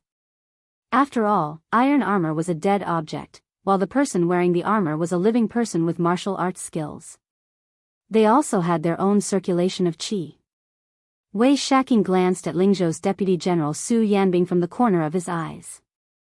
This retainer of the king of Baelyang, who was carrying an iron spear without tassels, had urged his horse to take a few steps forward. He looked at the post house in the distance. There were a few strands of light purple flowing light moving around the tip of his spear. On the other hand, the other deputy general, Han Laozhan, who was always beside them, seemed to be somewhat surprised. He shook the reins of his horse and urged his horse to come to the side of his fellow disciple, Su Yanbing. He asked softly, "What's going on?" Han Laozhan, the mysterious finger, saw clearly what happened on the post house. However, this spear immortal Wang Xiu's junior martial brother was curious as to how His Royal Highness did it.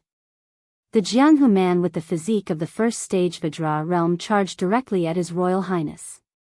In the end, His Royal Highness took a punch head-on. His Royal Highness took the opportunity to let the scarlet snake crawl onto the man's body, like snow melting into the surface of the blazing fire in the furnace. The reason why the Vajra realm was called the unbreakable Vajra realm was because the chi in the body and the physique were tempered. The two merged together seamlessly. His Royal Highness's sleeves were densely covered with scarlet snake-shaped red ropes. In an instant, they blocked the acupoints of the first stage martial artist's body. In addition, the man did not care about anything else.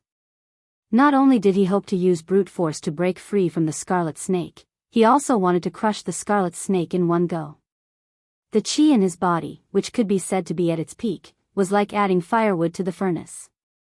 Due to the chi acupoints being blocked, the toughness of the red ropes was far beyond imagination. As a result, the furnace was on the verge of collapse, unable to withstand the boiling water. When the martial artist was on the verge of death and still failed to kill the enemy who was close to him, he finally realized that his chi and physique had been forcibly separated. Finally, he regained some clarity. However, by the time he came to his senses, it was already too late to stop. Before the martial artist died, he indeed had some courage that made Han Laozhan take notice of him. He risked his life and finally smashed out with both fists, one on His Royal Highness's chest and the other on his middle dantian. Even Han Laozhan admitted that he could not be as steady as His Royal Highness. It could be said that the overly conceited martial artist had killed himself. However, His Royal Highness's red ropes and the two supernatural powers that made the fists disappear like clay oxen in the sea were the real key. From an outsider's point of view, the first stage martial artist did not seem to be a match for His Royal Highness. However, Han Laozhan was well aware of the treacherous nature of the situation. Su Yanbing had been staring at the young master fanning himself the entire time. He said calmly, "Laozhan, you don't know this. When Li Chungang taught His Royal Highness the two-sleeve green snake, it was not an armchair strategist. Instead, he actually smashed hundreds of two-sleeve green snakes into His Royal Highness's body, giving His Royal Highness the opportunity to comprehend the essence of the path of the sword on his own. His Royal Highness once told me that at that time, other than learning the sword, he also wanted to polish the great yellow court that the Wudang sect leader had instilled in him." Using His Royal Highness's words, using the two-sleeve green snake to beat himself was not some stone from another mountain to polish jade, but to use the jade of another mountain to polish the stone was somewhat of a reckless waste of natural resources. Later, His Royal Highness had the only remaining great yellow court golden lotus seedling pulled out by the celestial phenomenon expert Lu Haoshi. However, Lu Haoshi had indeed pulled out the seedling's tendons and lotus leaves, but the pond where the purple gold lotus was cultivated and nurtured was still there. Most importantly, the roots were still there. His Royal Highness said that with his internal energy alone, no matter how hard he cultivated, he would not be able to make the decaying roots grow again. It was only after he had lost the Great Yellow Court that he learned of the old sect leader Wang Zhongluo's gift. The Great Yellow Court cultivation that was close to the celestial phenomenon level of internal energy was secondary. The unremarkable pond was the most precious. It was like a lotus pond. The scene of the lotus spreading across the surface of the water was very beautiful. However, without the pond, there would be no way to talk about the scene of the lotus growing out of the mud without being tainted. Therefore, on this trip, he once again used the stupid method of using a stone from another mountain to polish jade. He used the shady business of using an external force to stir up the muddy water in the pond. For this reason, His Royal Highness suffered quite a few beatings along the way. I don't know how His Royal Highness found out that the boorish man of the pugilistic world had a grudge with Han Diaosi, so he purposely used the human cat's trick to provoke him into attacking with all his might. The fiercer the attacks of a first-grade martial artist, the more beneficial it is for His Royal Highness. As for why His Royal Highness is so proficient in skinning the human cat, I don't know either. Han Laozhan lamented, although it is beneficial to one's cultivation, every punch is on the flesh. Moreover, it is the final struggle of a Vajra realm expert. It is not easy to hit him. Su Yanbing smiled and said, to His Royal Highness, he is already used to it and calls it a common occurrence. Moreover, no matter how painful it is still better than the two-sleeved green snake that the old god of swords, Li Chungang, casually threw out back then. Wei Shaking moved closer and asked cautiously, General Su, is the pugilistic world expert who died in the hands of His Royal Highness really a first-grade expert? Su Yanbing nodded and said with a calm expression, how many experts have died in the hands of His Royal Highness? Wei Shaking secretly swallowed his saliva and didn't dare to say another word. Han Laozhan asked, then His Royal Highness is going to have another battle with that self-proclaimed romantic young man? Su Yanbing shook his head and said slowly, among the 4 realms of the first grade, only the Vajra realm is suitable for tempering one's physique. Any higher and it is very likely that the gains will not make up for the losses. That young man is already at the Finger Mystery realm. Laozhan, you are also at the Finger Mystery realm. You should know that the Finger Mystery realm of a pugilistic martial artist is vastly different from the first-grade Finger Mystery realm of a Taoist Jinren. In terms of the degree of fierceness in killing people, the same realm is like a capital official and a local high-ranking official of the same rank. The actual authority in the hands of the latter far surpasses the former. How can a 4th-grade official of a low-ranking government office in the capital have more authority to kill than the governor of a local county? Among the 4 realms, the Finger Mystery realm is neither high nor low, but it has the most number of secret techniques. Unless it is an earthly immortal or a celestial phenomenon realm expert, no one would dare to say that they can win against an unfamiliar Finger Mystery realm expert. Today, even if His Royal Highness wants to personally test the background of that person, Su Yanbing will also intervene. The Su Fengnian of Jianghu can take the risk, but His Royal Highness of Bailiang can't. Han Laozhan smiled and said, that's good. Otherwise, if that guy is really killed by His Royal Highness, those military officers won't have anything to do. We can't let these officials come here and eat the northwest wind. On the post road. Chapter 959. Putting away his folding fan, the young master who had his crossing the river knife pulled on the reins and lightly dodged the bloody human skin. Indifferent to the movement's sudden death, he smiled and said, Han Xingxian can kill celestial phenomenon with one finger. It's not unusual for a second class to kill a first class. He saw that Su Fengnian was expressionless and didn't seem to be interested in talking to him, so he was happy to talk to himself. But that's not surprising, but it's very surprising that you're proficient in the art of skinning human cats. I just don't know if you know the last 2 realms of scraping bones and pulling out tendons. He turned his wrist, and Bai Qiao, who was pulled along by the long rope, spun around as he looked down at the Prince of Bailiang who had come alone. Zhao Go had a confidential file specially collected for His Royal Highness, which was only slightly thinner than Chao Chengqing's in the Heavenly Archive Room. He had casually flipped through it earlier, and it had truly broadened his horizons. Han Diaosi, who was said to have died of an illness in the Imperial Palace, had actually been killed by the young man in front of him with a flying sword outside godly martial city. Logically speaking, Su Fengnian's realm had plummeted after Master Lu Hao's beating, so it wasn't too difficult for him to kill a movement at the Vajra realm, but it also wasn't easy. The crux of the matter was how this Su fellow had obtained the unusual finger mystic realm of human cats. He didn't believe that there was anyone else in the world who had been lucky enough to comprehend the finger mystic realm's looking glass technique, which was known as pointing straight to the heart of heaven. Not only did it have a photographic memory, it could also extract the essence. The reason why the female sword attendant in the Wu family's sword mound, the one who carried the Su of Gojoseon on her back, could steal sword techniques and sword intent, no matter how obscure they were, was more of an instinct that only happened once in 100 years. However, she was limited to stealing other people's sword techniques, and was still a little inferior to Jiang Ding's ability to accept everything.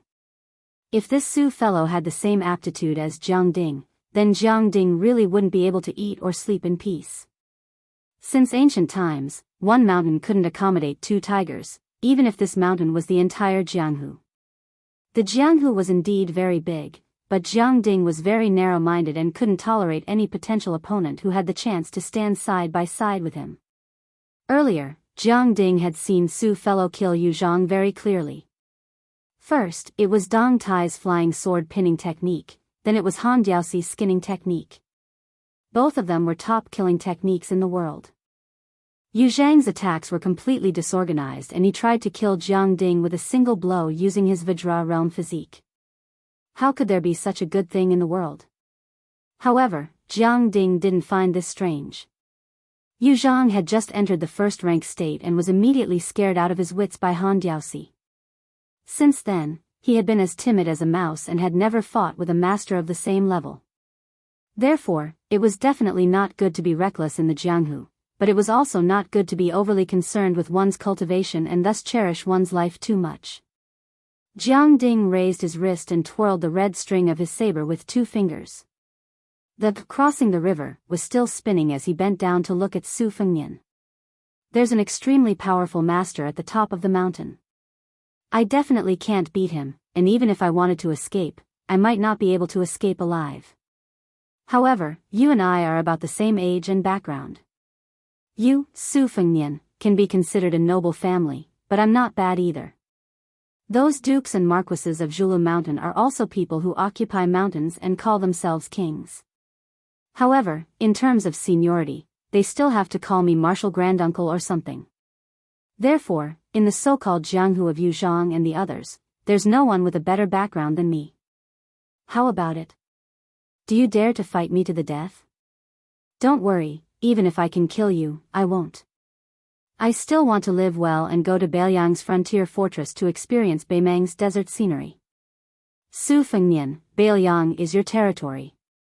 It's up to you whether you want to fight or not. If you dare, I'll accompany you to the end. If you lose, I'll give you this, crossing the river pawn, in my hand. If you don't dare and want to be a coward, I'll immediately turn around and run. Su Fengnian laughed. I dare, but no matter how powerful you are, you're only at the level of the 5th raccoon. Compared to a human cat, you're a long way off. However, whether you dare or not is one thing, whether you want to or not is another. You should run. I'll give you the time it takes for a stick of incense to burn. After that, Lingzhou's deputy general, Han Laozhan, will lead the troops to suppress the bandits. Oh, let me tell you, you've been appointed by the imperial court to weave official documents and court bulletins. I estimate that very soon, you'll reach the prince's mansion and the administrator's residence at the same time. However, I'll pretend I didn't see you. I'll say this first.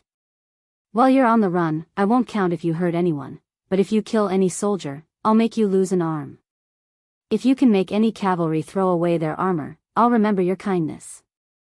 Jiang Fuding didn't panic even though his amulet was so easily torn away. He straightened up on his horse and smiled. I heard you went with Li Chungang to Guangling River. How come I didn't see you learn the old god of swordsmanship? You're quite despicable. Su Fengnian reached out and grabbed the human skin of the movement.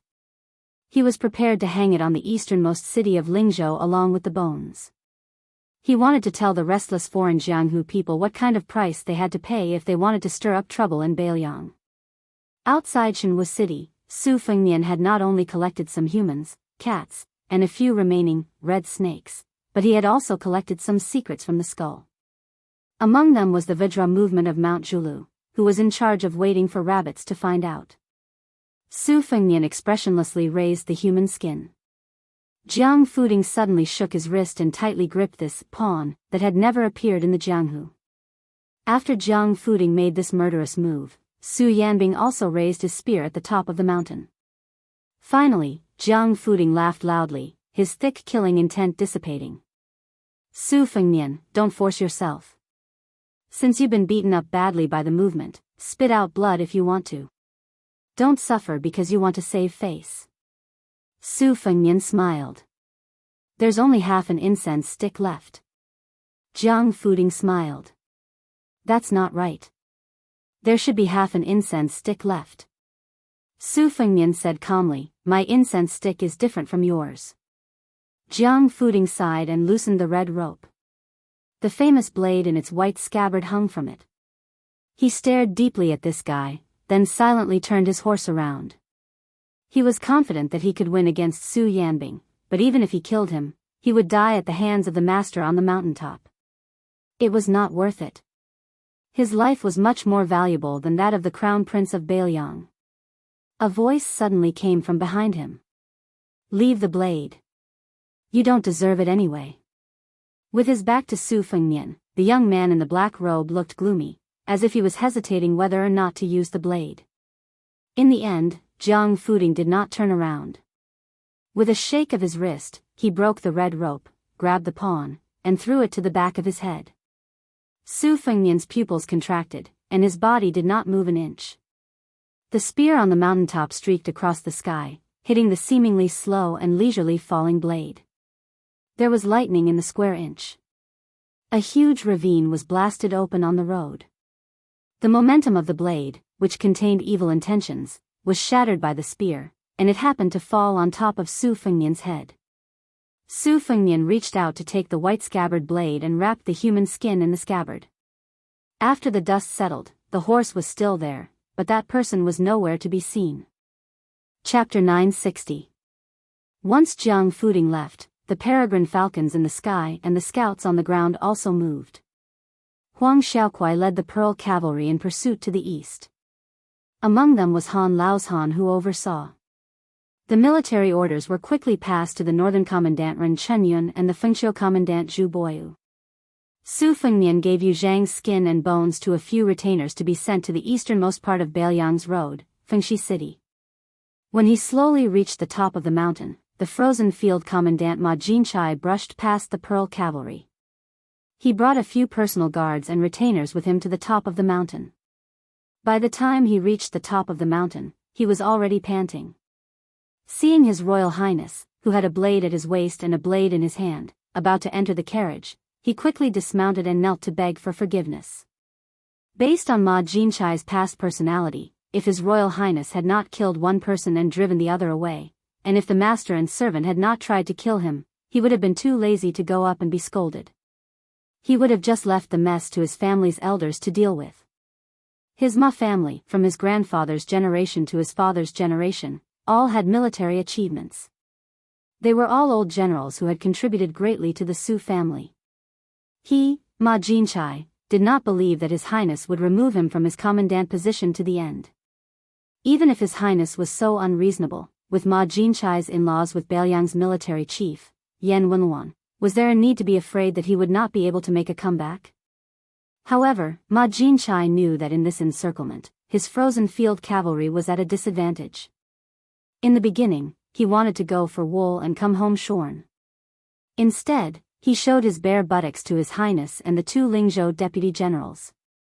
He wanted to come to the top of the mountain to be scolded by His Highness and vent his anger on the spot. His position as a commandant would be kept. Ma Jinchai, who was a descendant of a general, was careless in his management of the army, but he still knew a bit about the rules of the officialdom.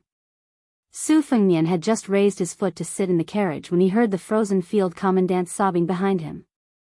He turned around and walked toward Ma Jinchai. Ma Jinchai heard the footsteps and quickly raised his head to take a look. He saw that His Highness's expression was calm. He had heard many rumors about His Highness, so he was not sure about His Highness's temperament. Fortunately, he did not directly reveal his anger. This made Ma Jinchai feel a bit more at ease. He thought that their Ma family indeed had some reputation. Even His Highness had to be careful and not vent his anger on Ma Jinchai. Just as Ma Jinchai thought that he had escaped a disaster, Su Fengnian stepped on Ma Jinchai's fat head. Half of his head smashed into the ground, and he fainted on the spot.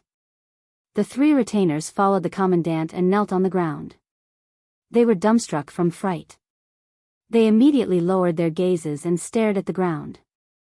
Their hearts rose and fell. Then, they quickly heard the ruthless His Royal Highness say coldly, "Carry this piece of trash away. When he wakes up, tell him that the frozen field cavalry has been disbanded. Including the three of you, 600 people will be recorded and will never be employed in the Bailiang army again. If you want to join the army again, you have to use your father's military achievements to offset it. If you don't want to, then be a good-for-nothing son of Lingzhou for the rest of your life. If you commit a crime in the future, you will all be heavily punished. Don't blame me for not reminding you. Right now, Ma Jinchai is just like you." Wei Shaking and Xian Yinma, who had stayed at the top of the mountain, quietly looked at each other.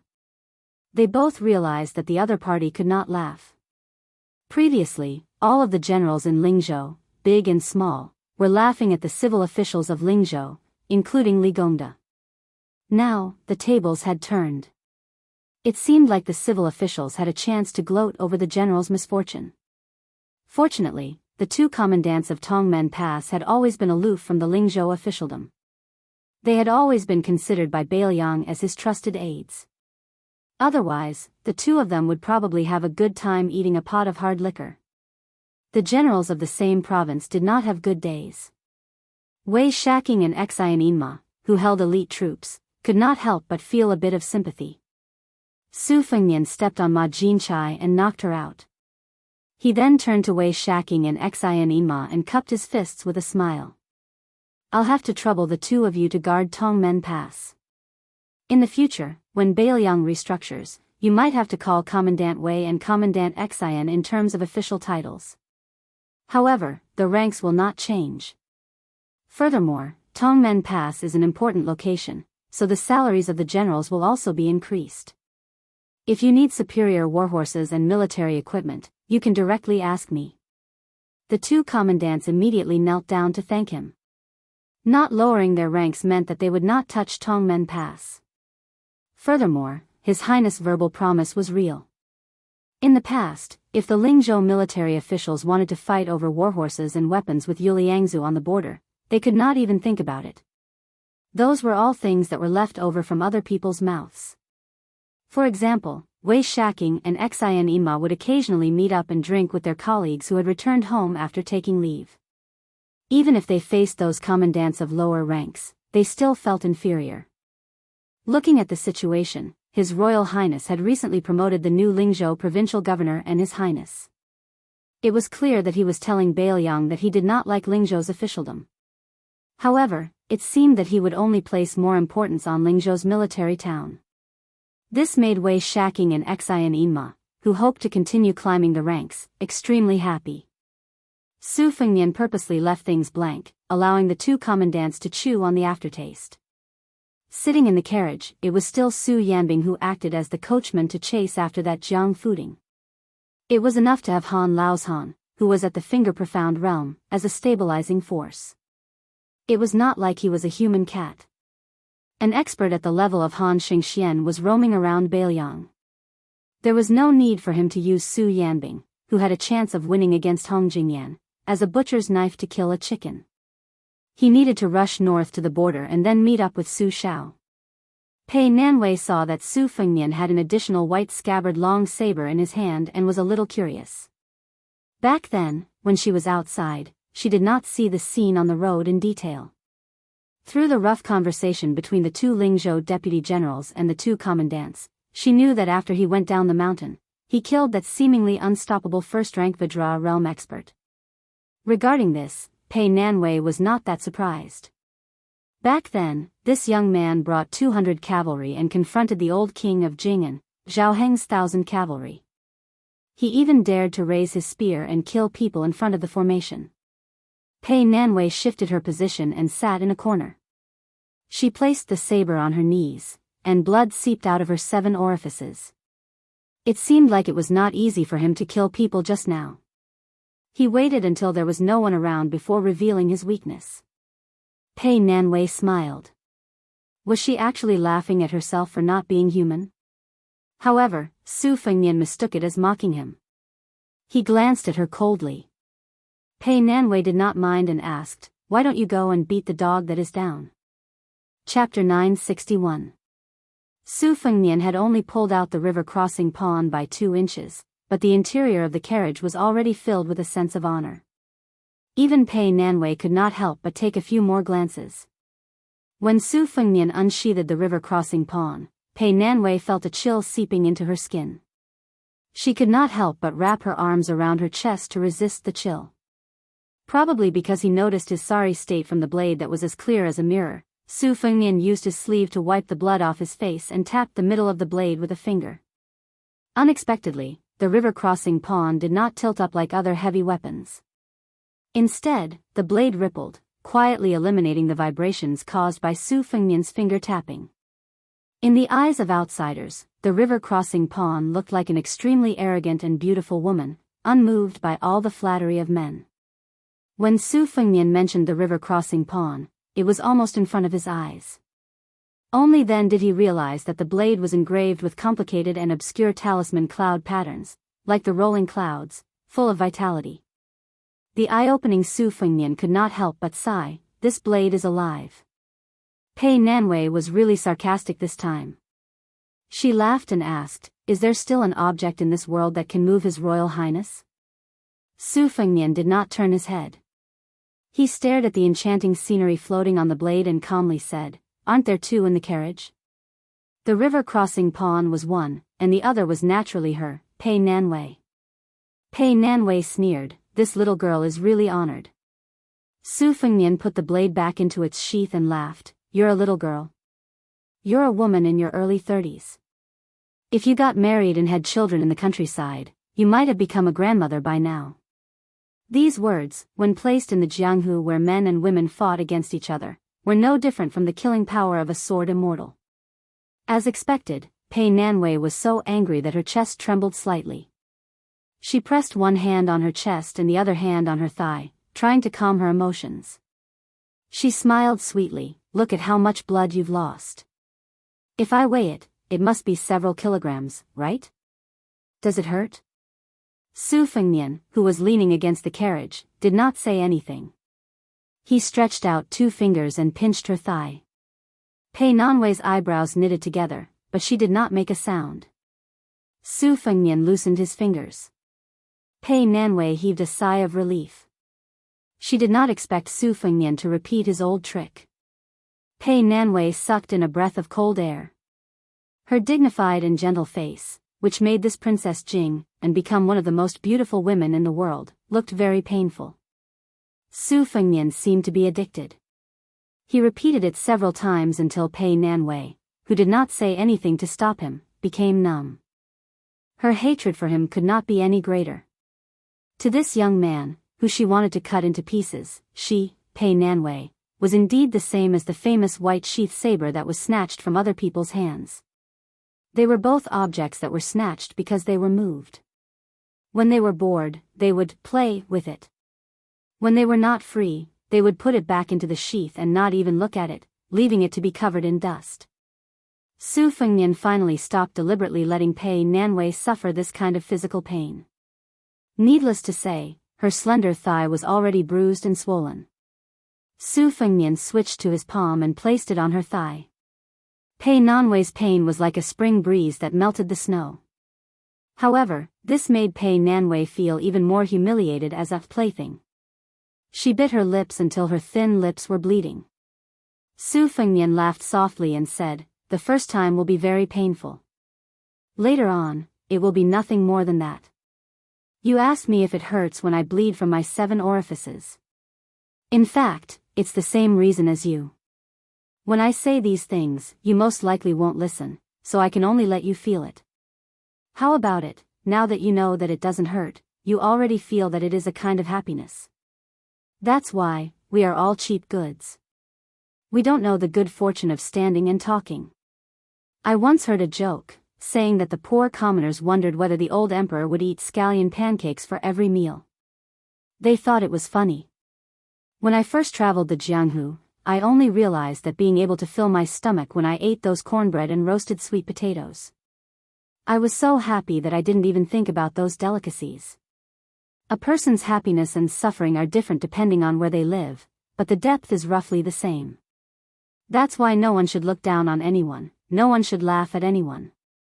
Anything can be fought for, but the place of reincarnation is something that no matter how hard you work, you can't fight for in this lifetime. When encountering injustice, being able to accept one's fate is a skill, and being able to put your life on the line is even more amazing. However, those who are unwilling to accept their fate and are willing to put their life on the line are also not good, because they often do things without a bottom line and like to harm others. Yuan Tingshan, who rose to the top in Jizhou, is one such example.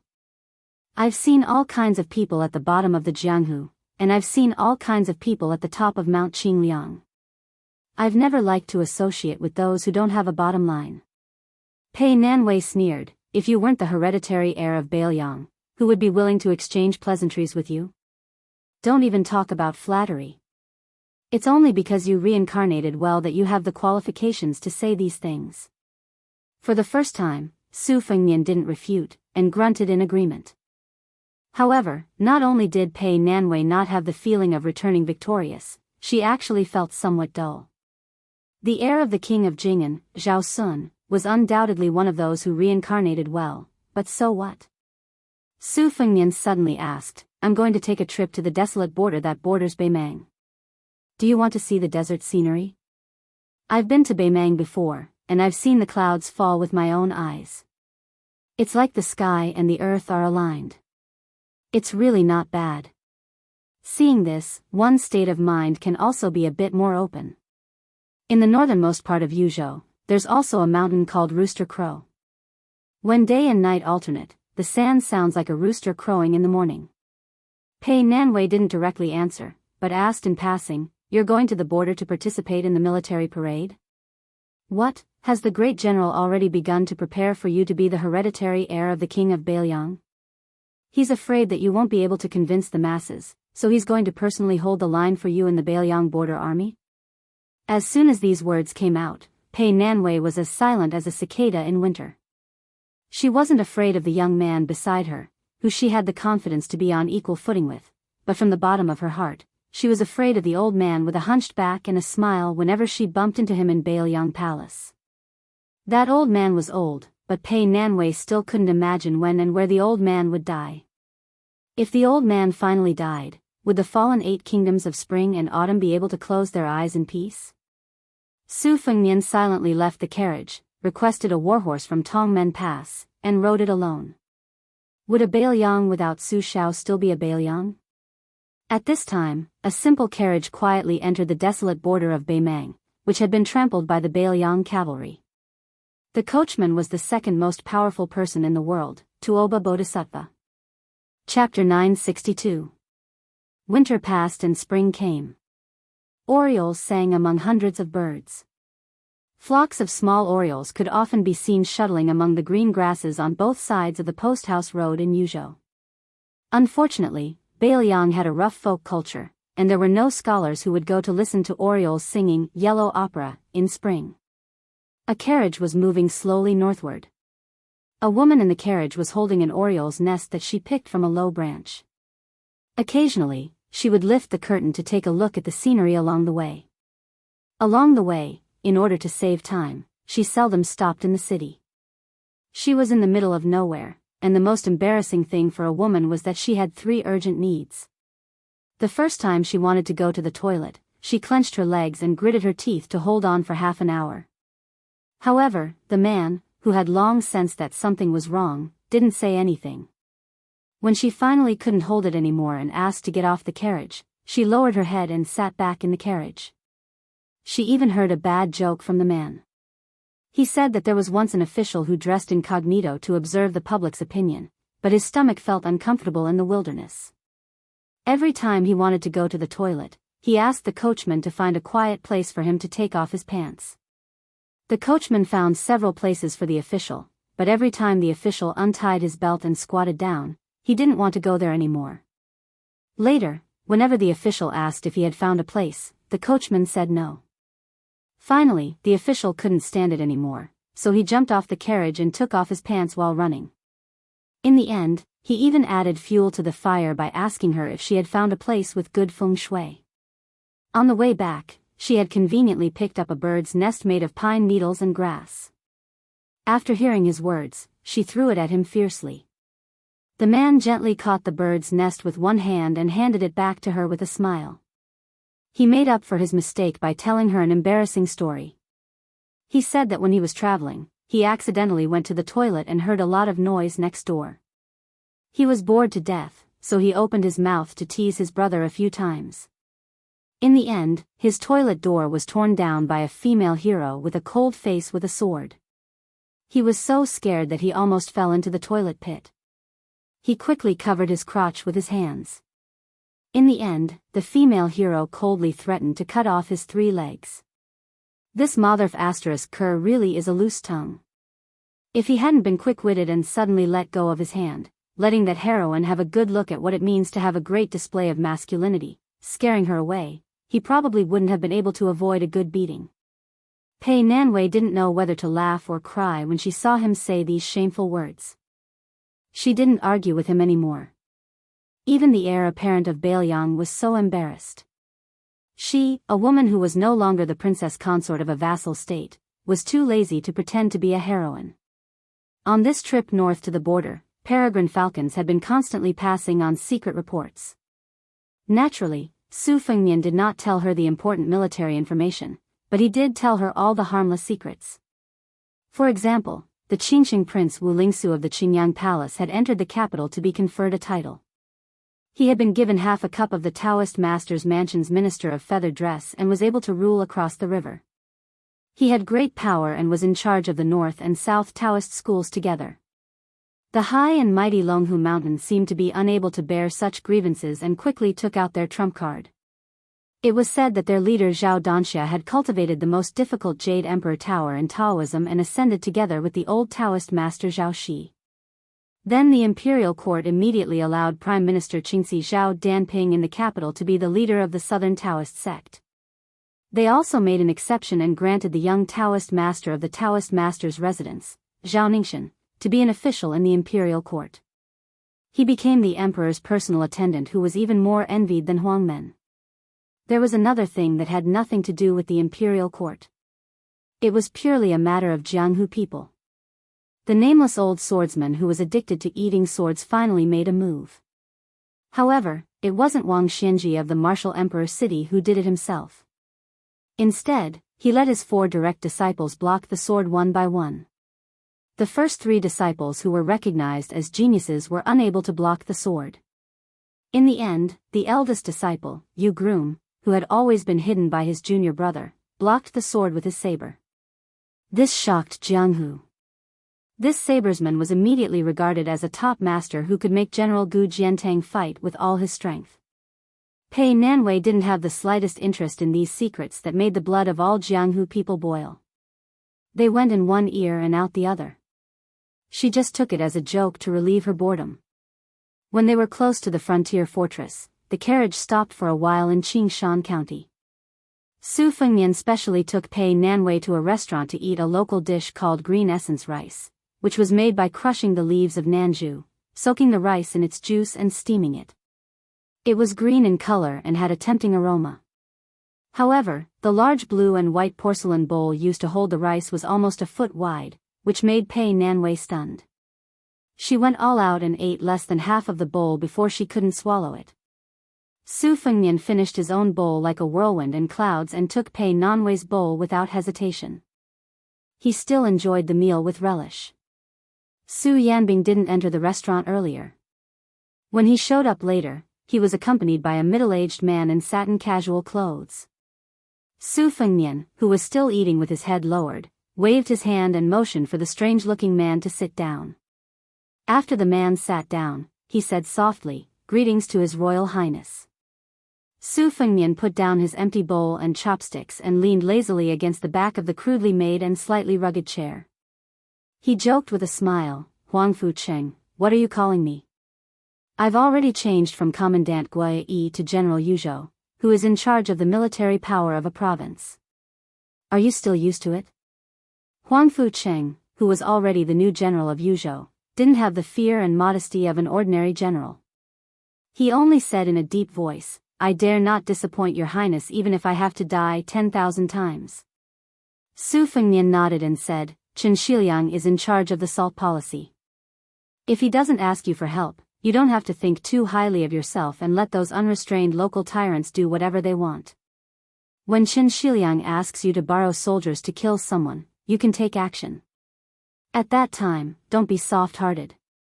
Huang Fucheng's speed of promotion in the northern Liang path was second only to the provincial governor of Lingzhou, Su Beiji. He was fully deserving of being His Highness' trusted aide. However, the price he had to pay was so great that it made one's heart turn cold. He had to watch his entire clan die out. Huang Fucheng, who was so obsessed with being an official that he went crazy, naturally had a good reputation in the officialdom of Yuzhou. However, Huang Fucheng was fighting with his back to the wall in Beiliang. No one was willing to sit at the same table with such a treacherous villain even if he wanted to form a clique. This kind of puppet was most suitable to be used as a borrowed knife to kill people. It could be said that whoever used him would feel relieved. However, in Beiliang, only Su Fengnian was qualified to hold a knife. The more you talk, the more mistakes you make. In addition, Huang Fucheng had always believed in using meritorious deeds to exchange for official positions. Even if he had a meteoric rise, he still gave people the illusion that he was unhappy. Su Fengnian didn't care whether this general of Yuzhou had eaten or not. He still ordered a bowl of green rice for him and said with a smile, "You've integrated the Jianghu forces in Yuzhou well. My sister has a good opinion of you. I'll allow you to generously extend your hands and feet to Liangzhou in the future. By the way, you'll pay for the meal. I'll take it that you've done your duty as a host." Huang Fucheng stood up and respectfully saw His Royal Highness off. After sitting down, he wolfed down the rice. In the end, he took out all the gold and silver in the restaurant's waiter's eyes, which looked at him like he was an idiot. He placed them on the table and swaggered away. His duty as a host. He had bought the military power of the entire Yuzhou with the gold and silver he carried with him. Was it expensive or cheap? The carriage drove out of Qingshan County City. Su Fengnian lay comfortably in the carriage, crossing his legs and burping. Pei Nanwei sneered and said, "Isn't this notorious Huang Fucheng the person you said has no bottom line? Aren't you also comfortable using him?" Su Fengnian laughed and said, "How do you know he has no bottom line? Huang Fucheng, and even Chu Lushan, are actually not as simple as the outside world thinks. Naturally, they have nothing to do with good people. But when it comes to whether they have a bottom line or not, in my opinion, they have a much higher bottom line than those talkative and famous scholars who keep saying that they are worried about the country and the people while having sex with prostitutes. Those who regard themselves too much as human beings will easily not regard others as human beings. Those who do not regard themselves as human beings will, on the contrary, leave a little bit of a pure heart." To make an inappropriate comparison, Mount Wudong and Mount Longhu are both Taoist ancestral courts. The Taoist master's mansion's yellow-purple noble lady is full of immortal aura, so high and unapproachable that only high-ranking officials and dignitaries can walk through that door. The old Taoist with the highest seniority on Mount Wudong does not have any immortal aura, but he can chat with the common people and pilgrims about their daily lives. Who do you think is more humane? Huang Fucheng is my lackey. Whether it's me, His Royal Highness, or Huang Fucheng himself, we won't deny it. But if Huang Fucheng really wants this Yuzhou general to pour out his grievances, you won't have the heart to listen. Pei Nanwei flatly said, "I don't want to hear it either." Su Fengnian sighed and said, "Every family has its own difficulties. Only Qing Feng, who flips through books for no reason, knows about it." Pei Nanwei was stunned. She laughed and said, "I didn't know that you would also be sad about the passing of spring." Su Fengnian rolled his eyes and said, "I'm a talented scholar who can write hundreds of poems in a year, okay?" Pei Nanwei squinted and said, "Buying poems and copying poems counts?" Su Fengnian laughed and said, "If I didn't spend a lot of money to buy these poems of Beiliang's poor scholars, do you think they would have enough money to travel thousands of miles to the capital to take the imperial examination?" Pei Nanwei asked in return, "Has anyone ever said good things about you and remembered your kindness?" Su Fengnian's mouth twitched. There was a rare awkwardness on his face. "It's probably because I didn't hear it." Pei Nanwei sneered and said, "Moreover, Bailiang is barren and the number of scholars is even fewer. In the end, you gave them all to the imperial court with both hands. You, His Royal Highness, are really magnanimous. Su Fengnian rubbed his stomach, which could fill 2 big blue and white bowls of rice, and said self-mockingly, my magnanimity is not small. But good people have good karma. Didn't nearly 1,000 foreign scholars come to Bailiang to take root? Chapter 963. To the north of Qingan County in Yuzhou was Yanji County. The reason why it was called Yanji County was that Yanji County's wives were famous for their beauty. Even in the Central Plains, some rich old men in Jiangnan Circuit would take pride in marrying a young woman from Yanji County as a concubine. Most of the beautiful women from Yanji County who were unwilling to suffer hardships preferred to leave the border for the rich and fertile Central Plains, never to return. Even though many of them had fallen into prostitution, they would never turn back. Thus, they were mocked by the Liang imperial court as flowers in the wall, fragrance outside the wall. There was another Yanji County with the same name in Yanji County, which was full of beautiful women. It was a man's good fortune to marry a Yanji County woman and bring her home to warm his bed. If an official in Yuzhou didn't have a Yanji County woman as a concubine or a concubine, he wouldn't have the face to go out and greet his colleagues. Pei Nanwei might have been tired of wearing that cumbersome curtain hat. When she entered the inn in Yanji County to spend the night, she abandoned the curtain hat and was shocked by the men and women who were lucky enough to recognize her face. Today was the Lantern Festival of the first year of Xiangfu. The Lantern Festival was a big festival. Officials and people enjoyed it together and went out to enjoy the lanterns together. Yuzhou was obviously very different from Lingzhou, which had a granary. Although the lantern market was lively, it didn't have a glorious aura. Men and women's clothes were also mostly simple, unlike Lingzhou, which liked to be luxurious. Yuzhou was neither Liangzhou where the Su family lived nor Lingzhou, which was relatively stable and comfortable. Yuzhou had always been mocked by the officials of Yuzhou as being raised by a stepmother. Of course, they didn't forget to bring 1 or 2 Yanji County women who were bought with a lot of money. As a stepping stone for the unfamiliar official career, it was tacky to give money. If they gave too little, they would be looked down on. Giving women was both elegant and practical. Su Fengnian and Pei Nanwei walked side by side. They looked like a perfect couple. In the night, they could only see Pei Nanwei's face from afar. Therefore, they didn't cause too much of a stir. However, those who had seen her face and figure didn't want to go too far away. If she wasn't in their bowl, they could take a few more glances at her bowl to satisfy their craving. Some idle ruffians were quite bold. They wanted to take advantage of the crowd to take advantage of her. However, they were kicked far away by Su Fengnian. They were just shrimps who looked fierce but were timid at heart. They were angry but didn't dare to say anything.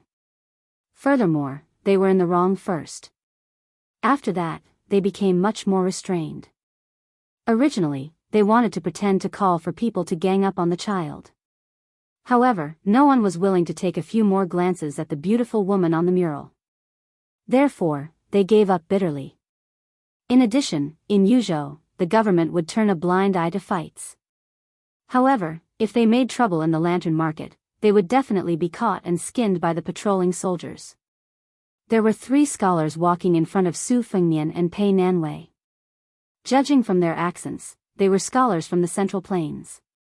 Most likely, they had heard that Yanji County was full of beauties and could be easily found on the streets. Therefore, they came here to try their luck. Bailiang women were bold and unrestrained, so they might have a short-lived marriage. The 3 young scholars had already seen the beautiful young woman behind them. Due to etiquette and self-esteem, they didn't have the nerve to strike up a conversation with her. Therefore, they could only slow down their steps and deliberately speak in a loud voice. It was as if they were competing to see who could speak more shockingly. Some said that they were relatives of a certain official in Lingzhou and would soon enter the county government office to become an official. Some said that it had always been the Liang dynasty who had been watching Bailiang with ulterior motives. Now that West Chu was about to be reinstated, Bailiang could finally sit down and eat melon seeds while watching the imperial court make a fool of itself. There were also some who said that since childhood, they had yearned for the iron horses and golden spears of the frontier fortress. Which scholar had given up the scholarly honor that was within reach and had come to this impoverished land to enlist in the army? When Su Fengnian heard one of the scholars mention the endlessly prattling West Chu's victory and defeat, he smiled and quickened his pace. He took the initiative to ask, "Young master, how do you know that the rain station of West Chu is destined to end miserably within half a year?" The scholar, who did indeed have a somewhat refined temperament, did not reply to Su Fengnian. Instead, he shot a glance at Pei Nanwei and introduced himself. "This young one is a descendant of the Fan family in Huansha County, Gangnam-do." Su Fengnian went with the flow and feigned surprise. The Fan family in Huansha County is the most famous county in the south of the old northern Han. I never imagined that young Master Fan's background would be so illustrious. There are only a few families like this in all of Bailiang. It is certain that even the prefects of Bailiang would treat you as an honored guest. It is an honor to meet young Master Fan. The other scholar also hurriedly introduced himself. He was from the Shizhao Zhou family in Dongyue. The remaining scholar, probably because he was of ordinary birth, was speechless and indignant. In reality, the Fan family in Huansha County and the Shizhao Zhou family were flourishing during the spring and autumn period. They were not first-rate families that were unreachable. As long as one had the surname of Fan and Zhou, most of them would be relatives. No one would take them seriously. These two scholars had clearly come to Bailiang, where their horizons were not broad, in order to make up the numbers. In this era where even the servants of wealthy families had sharp eyes and could see the depth of a family's wealth with just a belt, such clumsy tricks were not worth mentioning. They had clearly underestimated the abilities of Bailiang's officials. Bailiang was poor, but the poor were the common people who faced the earth and the sky. The officials were not poor at all. Su Fengnian had originally wanted to fish for information and amuse himself. Unexpectedly, Pei Nanwei's words were truly earth-shattering. "What does your surnames and names have to do with this old lady? This old lady only likes robust men over 200 jin. The three of you can scram to the side and cool off." It was as if the three scholars had been struck by lightning. Afterwards, they didn't even dare to let out a fart, leaving with their tails between their legs. Su Fengnian gave Pei Nanwei a thumbs up. She ran her fingers through her hair and turned her head. When she turned her head, the corners of her mouth curled up. She had a rare expression on her face that said, "If this old lady doesn't make a move, she will be invincible." Su Fengnian touched the pot that didn't boil. He clicked his tongue and praised, "Bailiang is really a place with good feng shui. Sister Pei has also been infected with heroic spirit." Pei Nanwei scowled coldly. She kicked the back of Su Fengnian's shoe and twisted it hard. Su Fengnian was amenable to coaxing, but not coercion, let alone pain. He muttered to himself, "It's only been half a year." Chao Chongqing and Sun Shiji, two great remnants of West Chu, working together shouldn't be so useless, right? Pei Nanwei said coldly, "A lot of people will die." Su Fengnian's eyes were ice cold. He said slowly, "Yes, a lot of people will die. But you also have to know that there are so many people in West Chu who have shaved their hair and fled to Zen. They don't hesitate to shut themselves in cellars and escape into the mountains to become wild elders. They've lost their minds and are patrolling the city in the middle of the night, shouting that everyone is a ghost. They're all living a life worse than death. This group of wandering ghosts who can't forget the West Chu dynasty can't wait to drag their families down with them. You don't even know how to evaluate such foolishly loyal remnants." Pei Nanwei said hatefully, "If they want to die a worthy death, no one can stop them. But don't implicate the innocent people who just want to live a peaceful life and have a good night's sleep." Su Fengnian said with a smile, "In the past, I always felt that you were lifeless, like a female ghost in human skin who haunts ancient temples deep in the mountains. Only today do I know that you can still speak human language. Why don't you stay in Yanji County? Maybe you'll become a living person in the future. When you miss the reeds by Tide Hark Lake, you can go back and take a look." Pei Nanwei said without hesitation, "Okay." Su Fengnian was momentarily absent-minded. He seemed to have said these words to others before. However, Su Fengnian quickly recovered and nodded with a smile. Then I'll have to show off my status as the heir. I'll ask the governor of Yanji County to arrange a private residence for you where no one will disturb you. Su Fengnian asked for directions and arrived at the governor's mansion. Unfortunately, the governor had also brought a large group of family members to enjoy themselves with the common people. The gatekeeper, who had trained a pair of discerning eyes, saw that Su Fengnian had an extraordinary aura and had him sit in a small room by the side door. After waiting for 4 whole hours, even the gatekeeper was somewhat impressed by the young man's patience. During this time, the gatekeeper solicitously inquired about his well-being and served him tea. Naturally, this was because Su Fengnian had taken advantage of the beauty Pei Nanwei's reputation. Governor Hong Shandong rubbed his eyes as he returned in high spirits. He had never set foot in Bailiang Palace in his life and didn't recognize the young master. However, he recognized the retainer, who could only stand. It was the general's personal bodyguard, Su Yanbing. One year, when the general was patrolling the border, he passed by Yanji County. Hong Shandong was fortunate enough to meet him once. This person was actually qualified to eat and drink with the general. His memory was especially vivid.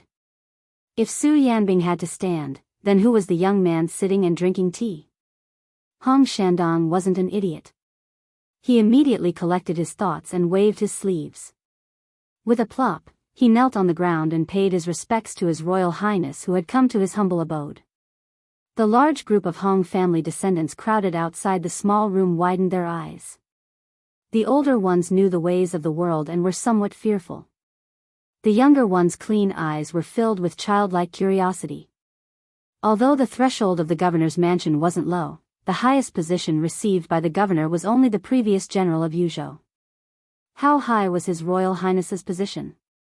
When this young man put on the yellow official robe and became the king of Bailiang, everyone in Liang would know how high his position was. Hong Shandong didn't have the courage to look at Pei Nanwei from beginning to end. After knowing that this woman with no clear status would live in Yanji County, he was surprised but not happy. He didn't mind enshrining her like a female bodhisattva. This was what he should do. It might not be a merit, but since ancient times, beauties were a source of trouble. If there was the slightest mistake, then wouldn't his originally smooth career come to an end? However, since His Highness the Crown Prince had spoken, Hong Shandong could only grit his teeth and squeeze out a smile to agree. That night, the governor tossed out an elegant residence with mountains and rivers. Su Fengnian had the men of sacrifice secretly greet the spies in Yanji County. The men of sacrifice were originally great spies who had accumulated great prestige. They were familiar with this kind of shady business and could handle it flawlessly. Afterwards, Su Fengnian abandoned the carriage, which was already redundant, and rode with Su Yanbing out of the city that very night. They hurried to the familiar Tuma Pass. When Pei Nanwei got off the carriage, she didn't forget to pick up the curtain hat. In the secluded residence with only 2 old servant girls, she stood in the courtyard without saying a word. It was only when she was about to go to bed that she threw the curtain hat in the courtyard. On the dressing cabinet in the room, she caught a glimpse of several boxes of exquisite and expensive rouge. She sneered and said, "It's all a burden." How many of the seemingly valuable items were actually valuable? Chapter 964. The East Sea Martial Emperor City had always been rumored to have 3 oddities. The oddities were that there were always more foreigners than locals in the city. The oddities were that the inner city wall was filled with weapons. The oddities were, of course, the number 2 in the world, who had lived for 100 years. To the people of Liang Jianghu, not having been to the Martial Emperor City meant that they had never been to the Jianghu. The first oddities were not strange. Every year, several second-grade master realm and even first-grade masters would try to climb the city wall, hoping to become famous. For example, the 9th Blades Huang Ascending Tower had attracted top masters like Chao Changqing to watch the battle. As a result, the Martial Emperor City had attracted a large number of heroes who came to seek adventure. The second oddities were even more reasonable. If one failed to climb the tower, he had to leave his weapon on the wall. Old Monster Wang had dominated the Martial Emperor City for 60 years. In the first 10 years, he often had to accept 3 or 4 challenges a day. Over time, the wall was filled with heavenly weapons, including the contribution of the Dongyue sword pool suzerain, Song Nianqing. The third oddities were why Wang Xianji, who was the number 1 in the world, still claimed to be the number 2 in the world.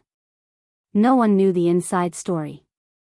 There were many weapon shops, pawn shops, and martial arts arenas in the martial emperor city. This was even easier to explain. What else could one do in the martial emperor city if not fight to become famous? Many of the heroes of today's world had fought their way to fame when they were young. However, the martial arts arenas in the city had been quiet recently. Indeed, the strange sword that entered the city a few days ago was too confusing. Last year, Beimang had overstepped its authority and established a ranking of 10 people. Among the swordsmen, only the Peach Blossom Sword God, Dong Tai, was listed. However, it was rumored that he had gone to the sea to visit the immortals and there was no news of him. However, there was a sword that had been hovering outside the martial emperor city for a long time. When all the Jianghu people in the city had lost their patience, the sword finally moved. It was discovered by a child who threw stones at the sword. When the child hurriedly ran back home to tell his father, the father rolled his eyes and ignored him. He just treated it as if he had missed the fun. It was Wang Xianji's 4th disciple, Lu Huang. He was 46 years old and had the sword Bodhisattva Barbarian. Lu Huang could be said to be an exceptional sword art prodigy. He took a crooked path of abandoning the Tao in pursuit of skills. It was like a person walking with a limp. However, Lu Huang only walked with one leg and was already far ahead in the martial emperor city. Wang Xianji once had the intention to let Lu Huang guard the pavilion when Song Nianqing ascended the pavilion for the second time. It was a pity that Song Nianqing had died suddenly. However, Lu Huang's attainment in sword arts was imaginable. Wang Xianji once had the intention to let Lu Huang guard the pavilion when Song Nianqing ascended the pavilion for the second time. It was a pity that Song Nianqing suddenly died. However, Lu Huang's attainment in sword arts was imaginable. Lu Huang sat cross-legged with his sword across his knees and waited for 2 hours. When the flying sword arrived at the city wall at the speed of a turtle, Lu Huang unsheathed his sword and used the tip of his sword to block the sword. However, the sword that entered the city was extremely weak. However, Lu Huang's Bodhisattva Barbarian didn't seem to be affected at all. Lu Huang then stood up and rode the Bodhisattva Barbarian. His body followed the unsheathed sword and retreated step by step. 6 hours later, Lu Huang's qi was exhausted and his tendons were broken. However, he still couldn't stop the nameless sword from trembling. In the next 6 hours, it was the city lord's 3rd disciple, Linya, who took over the responsibility of blocking the sword. Linya was 32 years old and was also a beauty on the rouge scale. Her figure was as tall as the men from the northern lands. Her figure was majestic and had a unique charm that made people gasp in amazement. She was the world's #1 fist master. However, no matter how hard she punched the sword, she still couldn't stop the sword from moving forward at a constant speed. For the last punch, Linya soared into the sky and smashed down. The buildings within a radius of 100 feet below the sword were all smashed into pieces. The violent Linya obviously couldn't accept this result. She ran like crazy and carried a large cauldron back from the martial arts field. She smashed it onto the sword as if it was a joke to her. She still couldn't do anything. Linya sat on the ground dejectedly with a dull look in her eyes. Then, it was the Qi Refinement Grandmaster Gong Bong's turn. As the oldest among Wang Xianji's 4 disciples, Gong Bong was bald and had 9 rings on his head. Instead of wearing a kasaya, he wore a Taoist robe. It was rumored that he possessed the physique of a Buddha's Vajra, but he also possessed 6 types of Taoist finger mystic arts and was proficient in Qi Refinement mystical arts. Gong Bong's moves were indeed dazzling. He didn't come into close contact with the sword like his junior martial brother Lu Huang and junior martial sister Linya. Instead, he stood in the inner city's pavilion. Every time he waved his sleeves, he would pick up a weapon from the wall. As a result, the martial emperor's city had to listen to 6 hours of thunderous sounds of bells and drums. Some of the citizens with weak inner strength were in so much pain that they wished they were dead. They all ran out of the city to seek refuge. Gong Bonk waved his 107 sleeves and picked up 107 weapons. 70 to 80% of them were destroyed in the collision. In the end, the sword was less than 20 feet away from the pavilion. The entire martial emperor city felt that even if the city lord were to personally make a move, he wouldn't be able to block the sword from entering the pavilion unless he used all his strength. Afterwards, Wang Xianji's eldest disciple, Grumyu, who rarely showed his face, stood in front of the sword. However, no one saw what really happened at the top of the city wall. Only after the outcome was revealed and the rumors were spread that Grumyu had struck out with his saber and blocked the unreasonable sword that sought not to be fast but to be slow. In fact, Yu Grum did not bring his saber at all. Instead, he floated in front of the long sword and slowly circled it. When the tip of the flying sword was less than 6 feet away from the attic, he stood in front of the long sword again, closed his eyes, and gently pressed his 2 fingers on the tip of the sword. At this moment, on the top floor of the attic, there was a scene that no one could imagine. The burly old monster Wang in hemp clothes and shoes stood at the window overlooking the city. Inside the attic sat the monster who ate swords. What was even more amusing was that the atmosphere in the attic was not tense at all. This was because the old monster eating sword was sitting cross-legged and drinking a pot of wine. A half-squatting girl in green was pulling at the old monster's white eyebrows and tying them together seriously. The expression on her small face was unusually serious, and her movements were even more meticulous.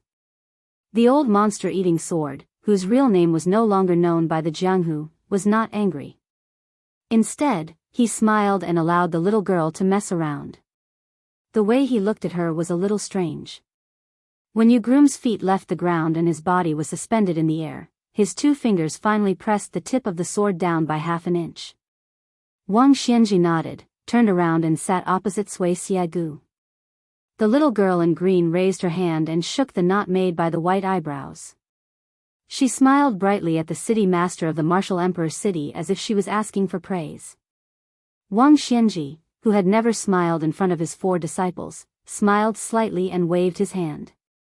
The little girl in green shook her head. Obviously, the white eyebrows of the old grandpa were more interesting. She continued to squat and tie the knot carefully. The old monster-eating sword smiled and said, "You've done your best for Li Chungang. It's just that with his stubborn temper, he doesn't care about the reincarnation of Buddhism. He doesn't want to be a free and unfettered celestial being, nor is he willing to continue his fate in the afterlife. Li Chungang is Li Chungang. A lifetime of grievances, a lifetime of injustice, a lifetime of justice. This is the sword god that even you, Wang Xianji, are willing to admire. Li Chungang will die in every lifetime, so the green robe of Fengdu will die with him. As for Dong Tai, even if he returns from visiting immortals, his sword skills and sword path won't lose to Li Chungang. To you and me, he's still not as appetizing as Li Chungang." Wang Xianji said indifferently, "Yu Grum can only borrow the remaining power of half of building Wild Forest Crow Palace to block half of your sword. Why did you stop this sword?" The old monster-eating sword ignored him and lowered his head to smile at the little girl in green. "Little girl, go to the wall and get a good sword for this old grandpa to drink with." The little girl, who looked full of spiritual energy, raised her head and made an "oh" sound. She jogged out and obediently raised her butt to lie on the city wall. She pulled out a long sword with some difficulty and carried it back into the pavilion while holding the sword hilt with both hands. Sui Xiagu laughed heartily. He broke off an inch of the sword tip with 2 fingers and threw it into his mouth. Seeing the little girl in green looking at him eagerly as if she was craving for food, the old monster-eating sword laughed. "Don't learn from this old grandpa to eat swords. Otherwise, when you grow up, you'll scare away men." Sui Xiagu saw that the child continued to focus on his white eyebrows and said to Wang Xianji, "Since you let a few disciples block my sword, it's obvious that you don't want to fight with me.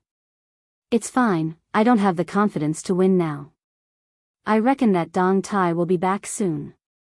Compared to fighting with you, I'm more interested in knowing if it's worth it for Li Chungang to lend him his sword from 10,000 miles away. If I win against Dong Tai when he's at his peak, my chances of winning will be higher if I fight with you. However, according to your temper of not rejecting anyone, why would you let your disciple show his face like this?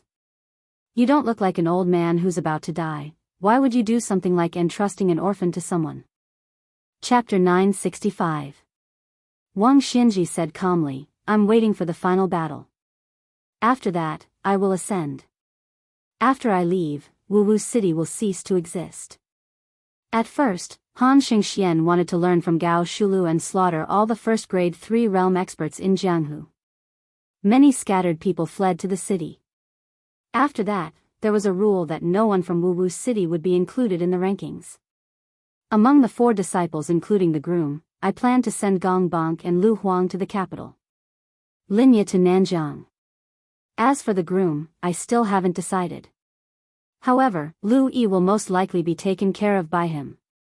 Sui Xiagu stared, from your tone, the final battle won't be between me and Dong Tai. It also won't be Chao Changqing. Could it be Tuoba Bodhisattva? Wang Xinji sneered, that northern barbarian? Eating dust behind me. As long as I, Wang Xinji, am alive, he won't be number 1 in the world. His martial arts cultivation now is only Wang Xinji's from 30 years ago. Even if he takes that weapon, it's only me from 20 years ago. What's there to fight? Sui Xiagu was puzzled. Qi Xuanjun didn't want to fight with you. Later, Hong Shixiang, who had a chance to fight with you, also committed suicide. However, from what I see, these two, even one person, can't compare to their status 500 years ago. I'm afraid that for 500 years after Lu Dongxian, you, Wang Xinji, were invincible. For example, Lu Songtao, the sect leader of Zhulu Mountain whom I helped guard, was slightly inferior to Li Chungang. 200 years ago, Wu family's sword immortal master, Wu Doubing, was a hero who made a name for himself. He dominated Jianghu for 40 years. At most, he was another Lu Songtao. 400 years ago, the great demon Gao Shulu caused a catastrophe and killed all the top experts in Jianghu. Although he was skilled, he was only slightly stronger than the current Tuoba Bodhisattva. Today's Jianghu is very different from before. You, Tuoba Bodhisattva, Li Chungang, Dong Tai, and that white-clothed woman, any one of you, other than Gao Shulu's Jianghu, would be invincible in 100 years in Jianghu. Of course, me too. Wang Xinji sneered, it's all Huang Longshi's fault. The girl in green suddenly ran to Wang Xinji and asked curiously, Grandpa, why don't you call yourself this old man? Wang Xinji rubbed her head and pointed at Suaxia Valley. She smiled and said, this fellow is more than 20 years older than grandfather. However, he is only older and does not have much ability. Sui Xiagu blew his beard and glared. He broke a section of the sword and threw it into his mouth. He said angrily, Wang Xinji, why don't we fight now? Wang Xinji merely glanced at Sui Xiagu and ignored him.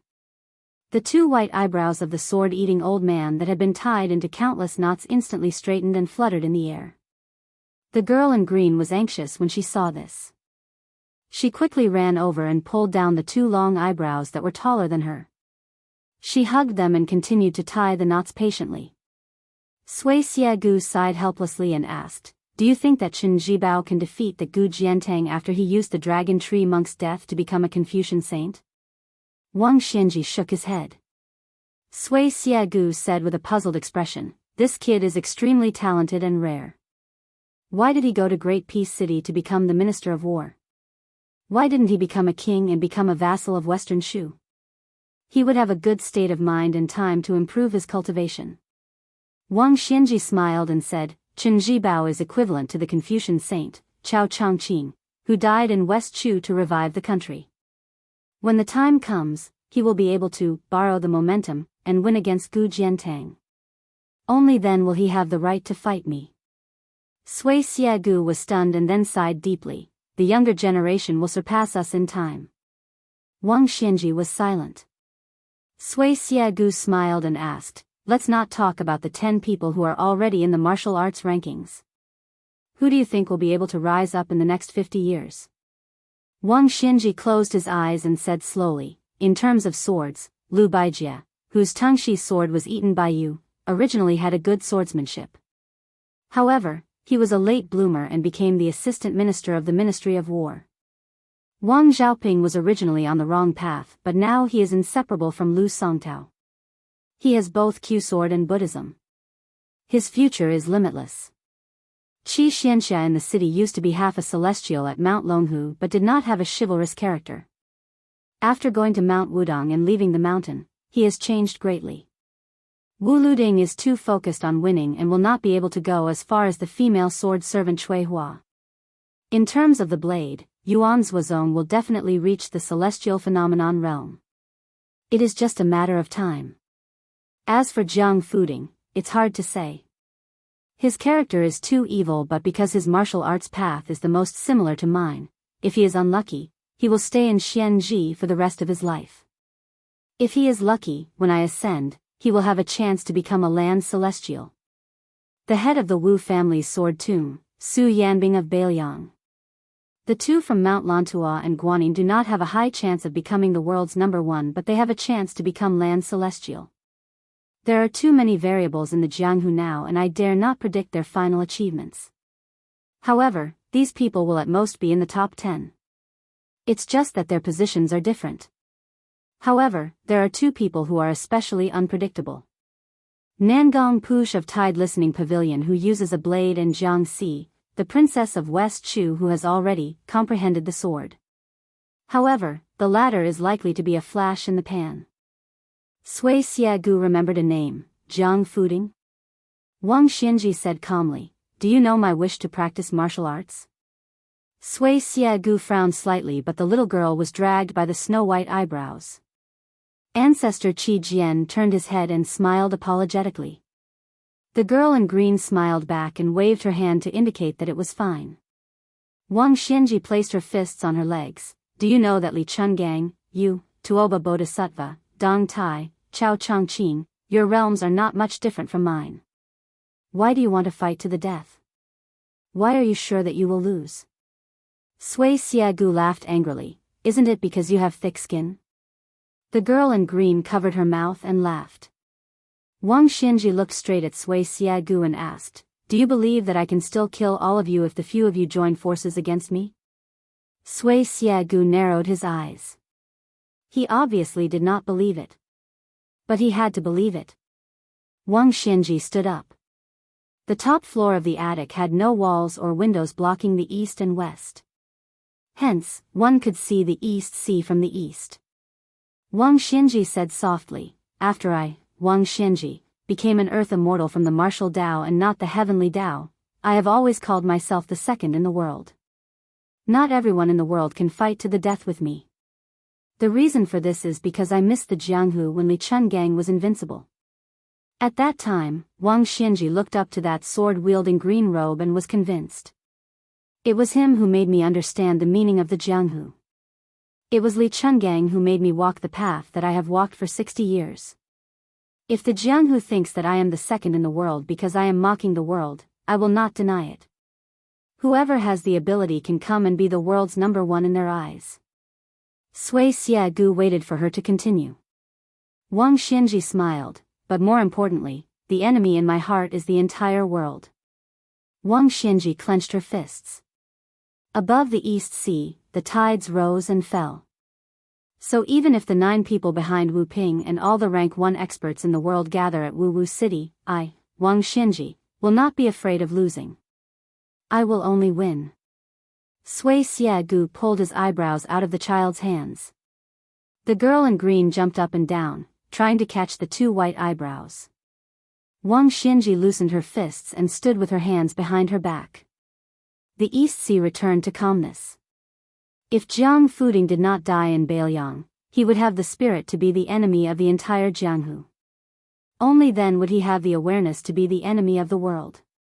At that time, the Jianghu would be his and Nangong Push's Jianghu. At most, there would be a Hong Jingyan. You, Suatia Valley, are hung up on your sword. Chao Zhangqing is hung up on the woman who observed the chess. You all have your own obsessions in your hearts. Instead, you are not as relaxed as the heartless Jiang Fuding. However, your obsessions are coincidentally the foundation for you to become top martial artists. What is even more helpless is that even if you can disperse everything and rise again, you are still unwilling to give up. Sui Siegu mocked, do you think everyone is a martial arts fanatic like you? Gao Shulu had only reached the legendary celestial immortal realm by deliberately causing her cultivation to go berserk. Old monster Wang, you really are a monster. I am puzzled. Why didn't any divine immortals come down to subdue you? If not, a few thousand bolts of lightning would be enough to strike you to death. Wang Xianji laughed it off. Divine immortals? Forget about Dharma form. They could even kill ordinary earth immortals. Wang Xianji did not even care about them. Even if their real bodies came to the human world, they would still have to follow Wang Xianji's rules. Sui Siegu wiped his brows with his fingertips and asked, then who are you going to fight the last battle in the human world with? Wang Xianji asked back, who did you borrow your sword from? Sui Siegu raged, Bullsh *T. Do you think I don't know how strong that Su kid is? He was able to kill Han Xingxian because of my 1,000-mile sword manipulation. If he focused on the Jianghu, he might be able to reach my level. But he has to be the king of Bailiang. How can he be like you, Wang Xianji, who is so focused on martial arts? Not to mention 10 years, even if you give him 100 years, he will not be qualified to be your opponent in the last battle. Wang Xianji said calmly, I was pushed back 1,000 feet by his 2 punches. Sui Siegu's eyes widened. The girl in green also widened her eyes. The old and the young were exactly the same. Wang Xianji said slowly, if he dares to step into the divine immortal realm, I will kill him immediately. Chapter 966. The Tuma Pass was especially cold this year. Although it wasn't to the point where young people were frozen to death, there were still some lonely old people in the villages near the pass who managed to survive the winter with great difficulty. However, they didn't manage to survive the cold that was said to be the gates of hell by the common people. However, this kind of silent death wouldn't cause any waves. Anyway, if they didn't die in the turmoil of war, they would die of old age on their beds at home. Who would be willing to care about them? Only some retired old soldiers could be casually arranged by the government. They could be considered to have died of old age. Compared to Liang, they were already very lucky.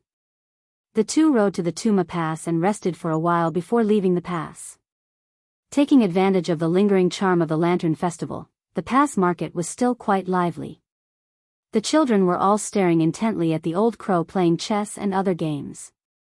The travel-worn Su Fengnian was chewing on a big flatbread as he led the horse forward. His sharp eyes saw a familiar-looking chubby boy among the children. He walked over and lightly kicked the chubby boy's butt. The boy was so engrossed in watching that he didn't even turn his head to look at the thing that kicked his butt. The chubby boy angrily turned his head and was about to curse when he saw that it was a handsome young master leading a horse and carrying a sword. He was stunned for a moment before finally recognizing that it was the knight who gave him a meat bun. He quickly stood up and saluted according to the etiquette taught by the private school teacher. The Su Fengnian smiled and asked, "Where's Yusong? Didn't he play with you?" The chubby boy looked around and said with a smile, "He was here just now. Song Zi came to the market with his mother to buy some satin. Now his mother must have pulled him away by the ear. Young master, do you want me to help you call for Song Zi?" Su Fengnian shook his head and said, "No need. I have to leave the pass immediately. You can go back and tell Yusong when you see him." Then, he saw the chubby boy swallow his saliva and stare at the half-eaten meat bun in his hand. Su Fengnian smiled and said, "If you don't mind being bitten by me, take it." The little fatty smiled shyly and shook his head vigorously. Out of the corner of his eye, he caught sight of 2 sabers of different lengths hanging on the young master's waist.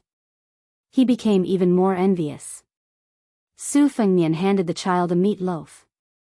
While the child was chewing on the meat loaf, he mumbled, "Young master, I heard from my father that it is very difficult to come out of the closed door now. It seems that there are many, many soldiers outside the Fallen Horse Pass. Around the end of the year, not many people have entered the pass." Su Fengnian smiled and said, I have some connections with the officials who are in charge of closing the door, so I am not afraid." The chubby boy smiled innocently and said, "I knew it. Young master, you must be a big shot. Pine Z often talked about you in the private school, but no one believed him.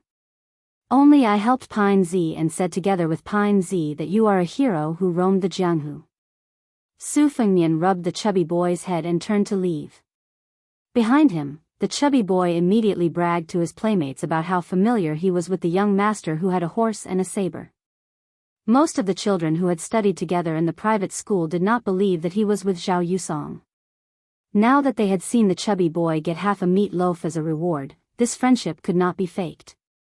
The chubby boy's Jianghu status suddenly rose by several levels. The military parade of the Beiliang Frontier Army had been held for nearly 20 years. It had always followed the old rule of holding a small military parade every year and a big military parade every 3 years. However, last year's big military parade was delayed to this year for no reason. It was also set at the beginning of spring, which had never happened before. 2 rules were broken in succession. In addition, the scale of this military parade was particularly large, which made many border soldiers feel an unusual atmosphere.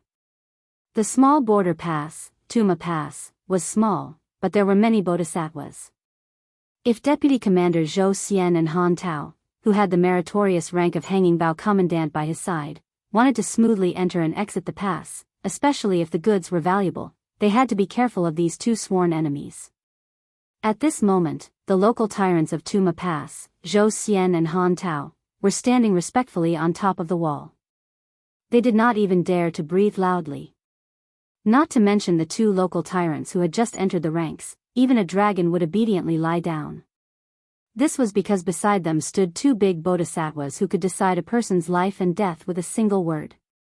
The deputy commander of Yuzhou, Shi Qiangao, and the special commander of Yuzhou, Li Guiweng, were both 3rd-rank officials. At this moment, Han Tao and Zhou Xian, these 2 old enemies, no longer had any intention of making things difficult for each other. They could only pinch their noses and cooperate, thinking about how to deal with this mission. They did not have the ability to know the inside story. They only received news that an important person was coming out of Tuma Pass. Deputy Commander Zhou Ziru, the son of Deputy Commander Zhe, had the status of a border soldier, so he was also able to stand on top of the wall and wait. However, he was very far away from the 2 powerful officials of Yuzhou. This border general, who had once almost wiped out the fish dragon gang in an instant, cautiously glanced at Shi Qiangao's bright armor, as well as Li Guiweng's official uniform patch embroidered with a peacock design. His eyes were filled with awe and passion. Shi Qiangao was a veteran general. He was old but vigorous. This time, he was the most promising candidate to become a general of Yuzhou. In the end, Huang Fucheng, who was only a military officer at that time, beat him to it. The people of Tuma Pass were trembling with fear, mostly because of this reason. They were afraid that Shi Qiangao, with his fiery temper, would vent his anger on them. On the other hand, Li Guiweng had always been as amiable to everyone as the rumors said. When climbing the wall, he intentionally walked behind Shi Qiangao and took the time to exchange a few warm words with Zhou Xian and Zhou Ziru. For some reason, Zhou Ziru carefully noticed that even General Shi Qiangao, who had a completely different personality, was somewhat nervous. This time, they chose to read Beiliang at the mouth of the gourd. Chu Lushan, the governor of Beiliang, had already arrived outside the pass. Yan Wenluan, the commander-in-chief of the infantry, and Yuan Zuozong, the commander of the cavalry, had already arrived outside the pass early. The new nobleman of Beiliang, great ancestor Gu, as well as the general of Liangzhou and his 2 deputy generals, who were not part of the border army, had also rushed north on the 3rd and 4th day of the 1st lunar month. Even the administrator of Beiliang, Li Gongda, was no exception. It could be said that almost all of the big shots in Beiliang had arrived at the mouth of the gourd around the Lantern Festival. Zhou Ziru could not guess who could make Shi Qiangao and Li Guiweng treat them so cautiously. Although the general of Yuzhou, Huang Fucheng, who did not have a solid foundation, was half a rank higher than them, he should not have such prestige. At Tuma Pass, Shi Qiangao and Li Guiwang were naturally waiting for His Royal Highness. Actually, Su Fengnian could have entered the Tumbling Horse Pass earlier, but he was stopped by a wandering Taoist, who shamelessly wanted to tell his fortune and palm. He swore that not only did he not want to pay if his fortune was not accurate, he even had to pay for it. Su Fengnian calmly glanced at Su Yanbing. For the first time, the latter did not immediately give an answer. Su Fengnian was somewhat amused. To be able to make Su Yanbing unable to tell the depth of the Taoist, either this sloppy Taoist really did not have any internal energy, or he was a heavenly phenomenon expert who was good at disguising himself, or he was directly an earth immortal. What a big prize! Su Fengnian smiled as he followed the shifty-eyed old Taoist to sit in front of a roadside stall. He went straight to the point and teased, "Old Jinren, with your appearance, it's very difficult for people to believe that you're an expert." The old Taoist sighed and said, "It's just like my name, it's all given by my parents. What can I do? I'm really hungry and cold, so I have no choice but to set up this stall to make a dangerous living as a fortune teller. The secrets of heaven cannot be revealed, but if I don't earn money, I'll starve to death. I'm using my life to exchange for a life, no matter how you look at it, it's still a bitter life." Su Fengnian was about to speak, but the old Taoist seemed to be able to see through people's hearts. He sighed and said, "Only when the secrets of heaven leak out one can it revolve endlessly. This one, in my opinion, is myself. Therefore, young master, please don't ask me why I'm good at fortune telling, but I can't tell my own fate." Su Fengnian smiled and said, "Old Jinren, let's not talk about other things, but your observation skills are quite good." The old Taoist who called himself Four Directions stared and said, "How is this observation? I've clearly seen through your thoughts. The right time, the right place, and the right people, I can calculate the heavens, the earth, and the human heart. I'm different from those immortals who came from the ancestral court of Taoism. I don't calculate the heavens, I only calculate the human heart." Chapter 967. Su Fengnian was surprised and said with a smile, "Then I'll have to take the opportunity to ask Taoist Master. If Buddha cannot be said and Tao cannot be said, then how can ordinary people become Buddha and attain Tao?" The old Taoist and Su Fengnian sat across from each other across the stall. He twirled his beard and said, "I won't talk about the truth of words, but I'll just talk about some of the truths I've comprehended. How about it? Young master, you don't care about trifles, but you can be more magnanimous when it comes to big matters. I think you can calm down and listen to me." Su Fengnian nodded and said, "Okay." He turned to Su Yanbing and said, "Go buy a tray of steamed buns." The old Taoist nodded with satisfaction. It was unknown whether he was satisfied with the tray of steamed buns or that the young master in front of him had finally entered the trap. When Su Yanbing silently turned around, the old Taoist straightened his clothes and said slowly, "Cultivation is like climbing a mountain. The more you walk, the harder it is. Mount Longhu only wants to reach the top, as if it would be a disgrace to their ancestors if they don't have an ascended Taoist every 60 years. This is not right or wrong, but Mount Wudong doesn't cultivate this kind of Tao. I don't know when it started, but people only focus on the word longevity. What's the difference between this and being an official and looking forward to the word first rank? For us, cultivation is like reading books. Just like those novels about scholars and beauties that young masters read, in the end, it's still about getting to know each other at first sight. Reading those novels about scholars and beauties, in the end, it's still about getting to know each other at first sight. If you're lucky, you'll be in love with each other until your hair turns white. If you're unlucky, you'll hate each other and leave each other. If you're more explicit, a person's life is even more miserable, it's just about life and death. It's too boring to think about it this way. What do you think, young master?" Su Fengnian smiled and nodded, "I think so too." The old Taoist continued, "In my opinion, when a person is reincarnated, the essence of walking is the word walk. Walking through mountains, rivers, Jianghu, east, west, north, and south, it doesn't matter where you go. Along the way, you'll meet interesting people and boring things. Whether it's suffering or enjoying happiness, it's all just once in 100 years. When you meet a good scenery, you can stop and take a look. When you have strength, you can continue. If you don't want to move, then don't move. Gentle and soft, hero's grave? Heh, those are just people who can't eat grapes and are complaining that they are sour. Why do you say that they only admire mandarin ducks and not immortals? I've been in this world, for a long time, a day, 1,000 years, 1,000 years in the world, 1,000 years, a day, 1,000 years, 1,000 years, year, year, a year, year, a year, a year, a year, a year. But I, to be a year, I, to, I, to, in I, a, 8. In my life, I've been to more than 600 Taoist temples, big and small. I've also been to more than 300 temples to seek advice from the monks about Buddhism. Seeing that Su Fengnian was silent, the old Taoist coughed and reminded him in a low voice, "Young master, you should say something to make sense." Su Fengnian smiled and said, "I'm busy calculating how old you are now, old Taoist master, to be able to finish visiting the 600 Taoist temples and 300 temples." The old Taoist shook his head and sighed, "I've long forgotten.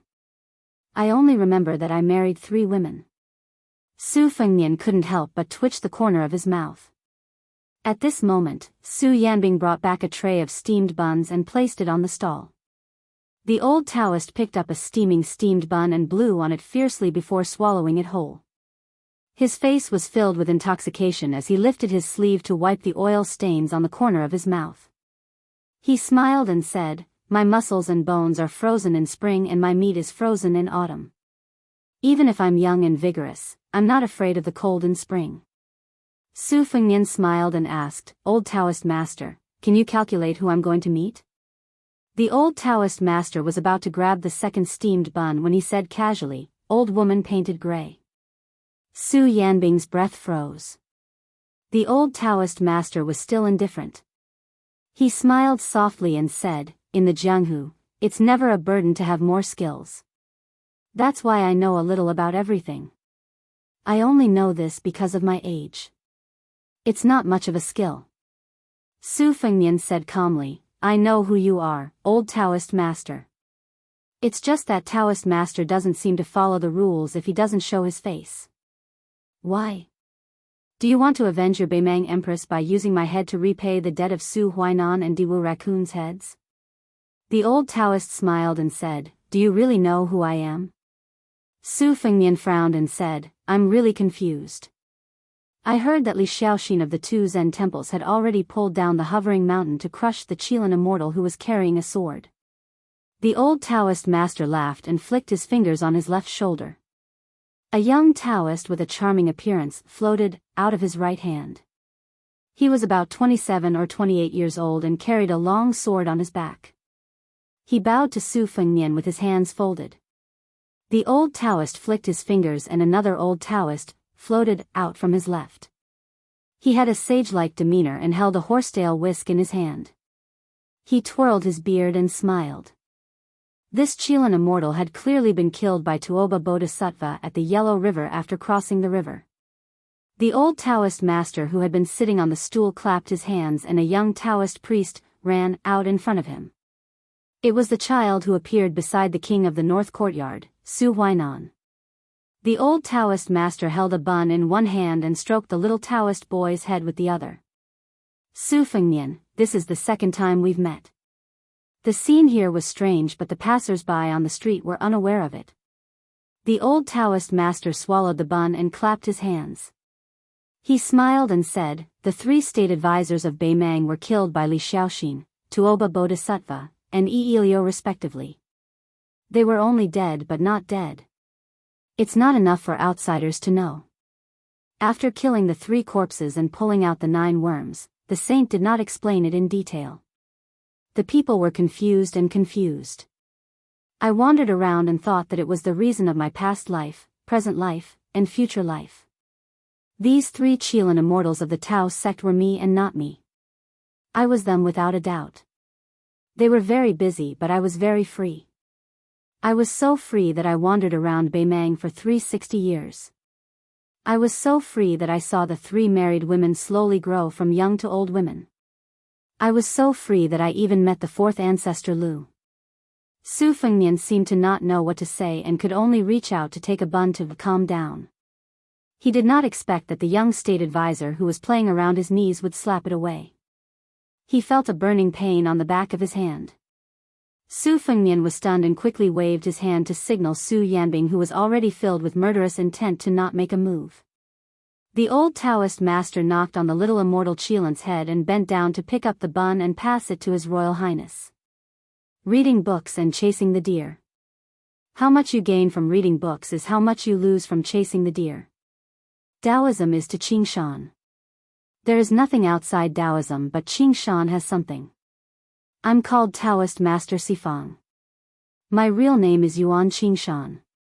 I've been cultivating for 360 years and am about to ascend. I do have a favor to ask of you today. Su Fengnian reached out his left hand to take the bun and did not tremble at all. Yuan Qingshan said seriously, I'm asking for a copper coin from His Royal Highness for a nameless disciple of Taoism sect. Su Fengnian held the bun and did not move at all.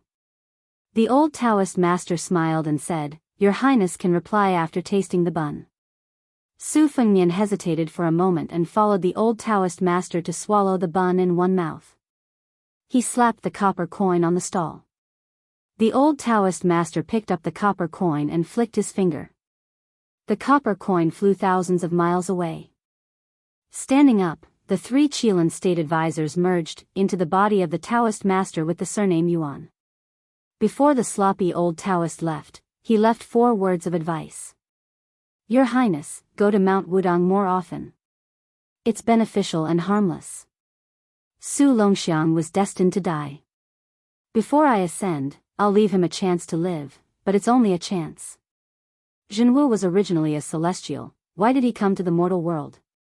You'll die if you underestimate Wang Xianji, who won't lose to Zhenwu in the future. After Li Yufu used up his merit and fortune to help others ascend, he killed all the immortals fishing in the clouds. Therefore, no one in the world can ascend. People in the mortal world do things in the mortal world. I, Yuan Qingshan, am not as good as Wudong's Li Yufu.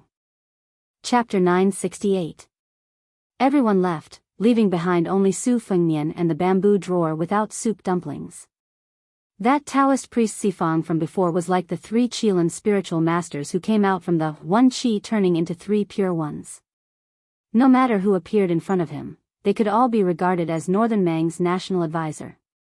Su Fengnian knew what it meant to hand over the copper coin. He was in a daze and his mind was filled with the 4 sentences. Wudong Mountain was Su Fengnian's blessed land. If it wasn't for the old chief Wang Zhongluo's big yellow court, he wouldn't have been able to leave the 2 Jianghu. Now with Li Yufu in charge of Big Lotus Peak, Wudong was showing signs of resurgence. However, after the wanderer, he told Li Yufu about the child he saw by the river. Li Yufu hadn't returned yet, so he didn't know if he had found the child. On the top of Bull Landing's snow plateau, Xianyuan Jingxing warned him not to let Huang Man enter the celestial phenomenon state. With Su Fengnian's temperament, let alone the celestial phenomenon state, he didn't even dare to let Huang Man enter the mysterious finger state. Therefore, he directly told Su Longxiang that he was not allowed to enter the mysterious finger state, which was only 1 step away from the celestial phenomenon state. As for the so-called slim chance of survival mentioned by immortal Qilan, Su Fengnian didn't know what it was. As for himself and Wang Xianji, Su Fengnian didn't think too much about it. Yuan Qingshan's last prophecy said that Li Yufu would kill all the immortals who sat on clouds and fished after helping people to ascend, closing the gate of heaven for the cultivators in the world. From then on, immortals were immortals and the world was the world. Whether they hated each other or loved each other, they would be out of reach.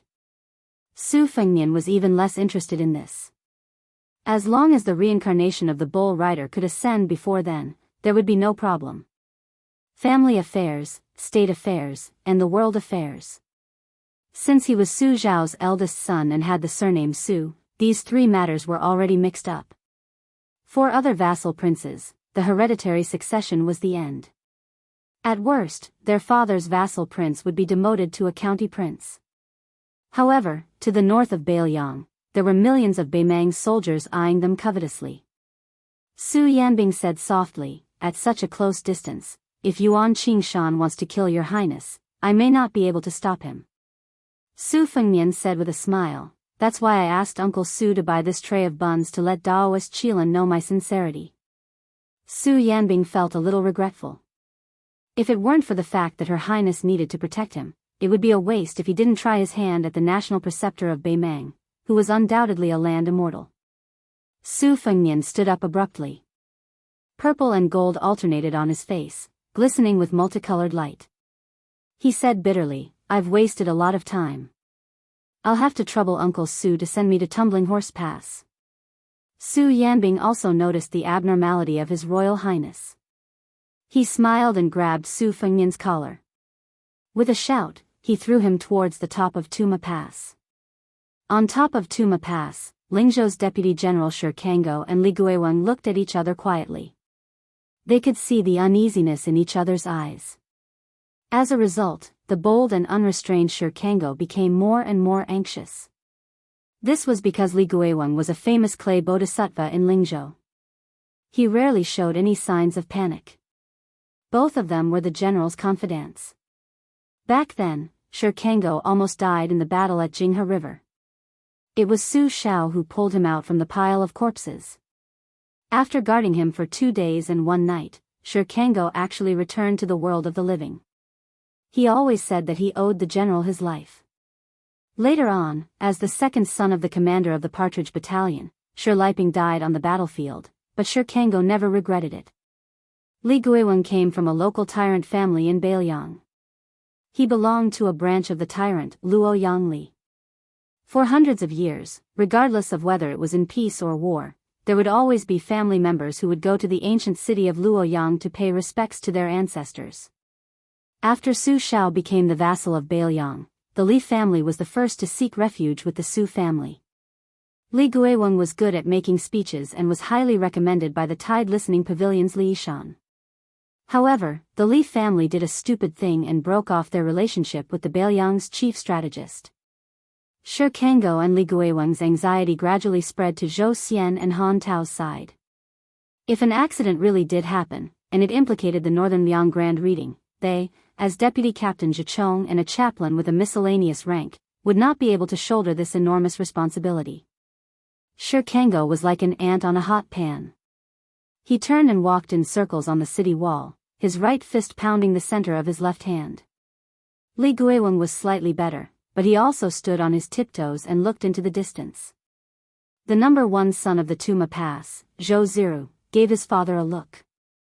Zhou Xian quietly came to his son's side.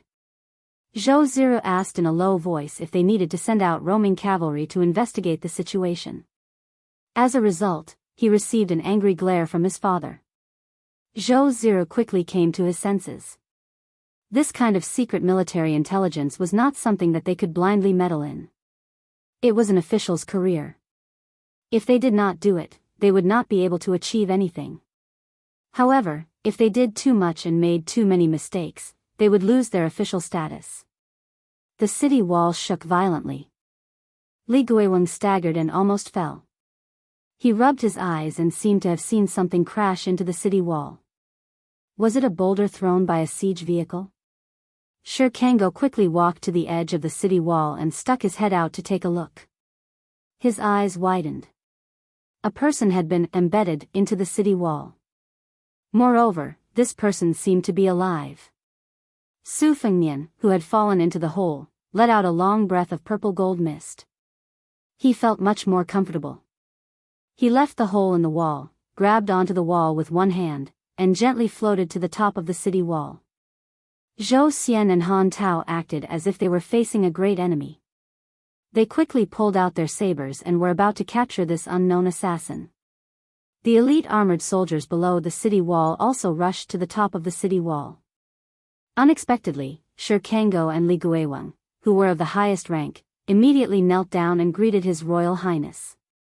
This was especially true of His Excellency's skill in rolling up his sleeves. It showed his foundation. Not only did it not affect his natural and smooth appearance, it also gave people a sense of cautiousness and respect.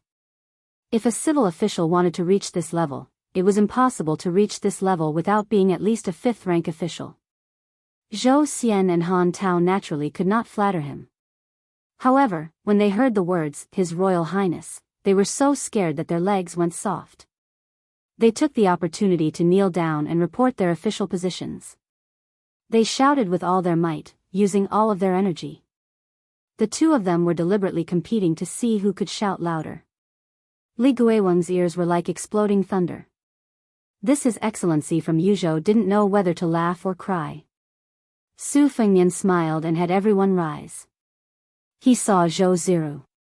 Back then, he had worn a mask to enter and exit Tuma Pass.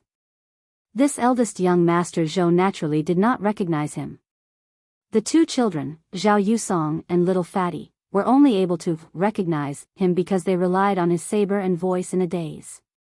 Su Fengnian exchanged a few polite words with Shi Kangou and Li Guiweng. When he walked down from the top of the city wall, Su Fengnian deliberately summoned his courage to have his son follow him. He wanted to get as close to His Royal Highness as possible to get familiar with him. He also did not expect to be able to talk to His Highness. He would be satisfied with just a casual impression. Unexpectedly, His Royal Highness turned his head and opened his golden mouth. Zhou Ziru, when I entered and exited Beimang last year, I passed by Tuma Pass. I know that you lead troops well. When I return, I will tell Huang Fujin to let you be his personal guard. What do you think? Chapter 969. Zhou Ziru was a high and mighty general in the Fish Dragon Gang, but evil people have their own ways to deal with evil people. In front of His Royal Highness, the evil dragon of Bailiang, he was not even a shrimp soldier or crab general. He was so shocked that he was no longer as tactful as before. Fortunately, Vice Captain Zhichong, Zhou Xian, had been through ups and downs in the officialdom for a long time, so he still had some composure. He hurriedly pulled his son to kneel down and thank him. Everyone in the world knew that there was a party in Bailiang who would often have outstanding achievements in the future. The general's adopted son, Qi Danghua, and the richest man in Qingzhou, Lin Quan, were both flag-bearers of the Bailiang cavalry. Being the personal guard of a big shot had the same effect. Huang Fujin was now very influential in Yuzhou. As long as Zhou Ziru became the confidant of the general of Yuzhou, Zhou Xian would not worry about his son not being able to bring glory to the family. Su Fengnian asked Zhou Ziru to follow him. Zhou Ziru walked as if he was walking on thin ice. Su Fengnian asked with a smile, Is there a gang in Lingzhou called the Fish Dragon Gang that often passes through Tuma Pass? Zhou Ziru's heart tightened. With his outstanding memory and extra attention that he could not tell others, he nodded and said in a deep voice, Your Highness, if I remember correctly, the Fish Dragon Gang has passed through Tuma Pass 6 times. The last time they came out of Tuma Pass was when it was snowing, and they entered Tuma Pass 2 days after the winter. Su Fengnian nodded and did not comment. This made Zhou Ziru worried. Could it be that the Fish Dragon Gang was involved with the spies of Beimang? Last time, the Fish Dragon Gang overturned their boat in the gutter. After that, for the sake of the Fish Dragon Gang, the Tuma Pass turned a blind eye to many expensive goods entering and leaving Tuma Pass under Zhou Ziru's instructions.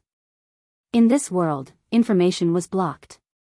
Even if some urgent military information was sent through the courier route, it was possible that it would sink like a stone into the sea, let alone other small news. Su Fengnian completely fell out with Zhong Hongwu, the great general of Huaihua, in Longqing Prefecture of Lingzhou Province. It was a big deal and everyone knew about it. However, few people in Yuzhou knew about it since it was in the Fish Dragon Gang. The main reason was that Lu Nirong, who took over as the gang leader, never mentioned His Royal Highness. No one in Longqing County dared to gossip about this matter. In the past, it did not matter if they mocked His Royal Highness, but now even old General Zhong Hongwu, and with him. With him. Fortunately, His Highness did not let the father and son of the Zhou family tremble in fear for too long. Before coming out, he said to the 2 local gangsters of the Tumbling Horse Pass, I have a friend in the Fish Dragon Gang. Deputy Commander Zhou and Mr. Han, please take care of him in the future. In the future, His Highness would be so valuable that he would only be inferior to the one sitting on the dragon throne in the capital. Since His Highness had spoken, Zhou Xian and Han Tao naturally agreed. Deputy General Shi Qiangao of Yuzhou would accompany him to the pass, but Li Guiweng did not need to. When he heard that His Highness would give him a precious flower painting from the southern Tang monarch, Li Guiweng smiled from ear to ear. It was true that the flower painting was very valuable, but if it was given to him by His Highness, Li Guiweng would have great confidence in the officialdom of Yuzhou. When His Highness mentioned the painting, His Highness mentioned the governor of Yanji County, Hong Shandong, and said that he heard this person had a good official reputation. Watching the three riders leaving, Li Guiweng stroked his beard and muttered to himself, His Excellency doesn't think highly of Hong Shandong or find him an eyesore. As Hong Shandong is the favorite student of the provincial governor of Liangzhou province and is a prefectural governor himself, Li Guiweng couldn't control him even if he wanted to. However, now that he's favored by His Excellency, Li Guiweng didn't mind doing some icing on the cake. Hong Shandong always intended to be a scholar of classics in Yuzhou province so as to be transferred to the hub of the officialdom of Yuzhou province. However, he had been blocked by the provincial governor of Yuzhou province over these years. Although Li Guiweng was an auxiliary official of the provincial governor, he was not a vassal of the provincial governor. As Li Guiweng had a good relationship with some important officials of Yuzhou province who had the same rank as him, it was possible for him to promote Hong Shandong together with him. Offending the Yuzhou provincial governor and currying favor with His Royal Highness, which was more important? Li Guiweng, who was a hardcore crop of the Su family, did not need to think too much about it. Inside the pass, a young lady was being dragged by a child towards the tumbling horse pass with quick steps. The child with delicate features was still muttering to himself, Mother, if we don't go faster, Su Gongzi will come out of seclusion. The young woman, who could be considered outstanding among the women in Rouge County, pursed her lips and hummed. She told herself that she just wanted to tell young Master Su that she owed him 200 taels of silver. Most likely, she could pay him back faster as long as she agreed to work for the Jinji Weaving Bureau and became a weaver. However, the villagers all say that Lingzhou is rich, but there are many hedonistic sons. There are as many of them as there are hairs on a cow. Especially our northern Liang's crown prince who is the most lecherous. He is currently in Lingzhou as some Lingzhou general. If one of them takes a fancy to her, what should she, a girl who has left her home and has no one to rely on, do? Die? What about Yusong? She also did not know why the Jinji Weaving Bureau, which she had never heard of before, took a fancy to her craftsmanship and said that they wanted her to weave clothes. If it were not for the old and kind-looking official of the Weaving Bureau, the young woman, Su Qing, who had been widowed for many years, would have rejected them. How could riches and honor compare to the stability of mother and son for a rural woman like her? In the end, the mother and child did not see young Master Su's figure at the deserted city gate. Zhao Yusong had a face of regret and squatted on the ground, sulking. It was unknown whether he blamed his mother for walking too slowly or if he blamed himself for not being strong enough. If he had known earlier, he would have run over himself. The young woman bent down to pat the child's head and said apologetically in a soft voice, Yusong, it's mother's fault. The child was sulking, but he could not bear to make his mother feel guilty. He raised a brilliant smile. She said softly, Mother has thought it through. In a few days, I will go to the Weaving Bureau in Lingzhou and return the silver to that young Master Su as soon as possible. Mother will hire people to take care of the crops. You can focus on studying in the school. Zhao Yusong had a bitter expression and did not know what to say. He wanted to say that he did not want his mother to leave, but he knew better than anyone that once his mother had made up her mind, it was useless to persuade her. In these years, so many mothers-in-law and aunts had come to persuade his mother to remarry, but his mother had not nodded. In reality, he really wanted to gather the courage to tell his mother that if she met someone she liked, then she should just marry. He actually did not mind, as long as his mother was happy. Zhao Yusong stood and looked at the top of the city wall. He muttered to himself, Mother, why do you think young Master Su is going outside the pass? Su Qing shook her head and did not speak. They simply rode out of the pass on 3 horses, without any armored cavalry guards. However, Shi Qiangao was not worried at all. He had the general's retainer Su Yanbing by his side. Also, on this trip to the gourd, there would be countless scouts along the way. He believed that nothing would go wrong. Moreover, it was said that His Highness was an expert who had killed the king of the northern courtyard and the leader of the Ruran cavalry. Who would dare cause trouble here? For some reason, Su Fengnian stopped his horse. He reined in his horse and turned to look south. Tuma Pass was only a black dot in his field of vision. Su Fengnian raised his head, took a deep breath, and closed his eyes. The early spring sun was warm. There was no wind or snow, and the world was peaceful and peaceful. Before he went to Beimang, he had been drinking with Su Xiao at the top of Mount Qingliang.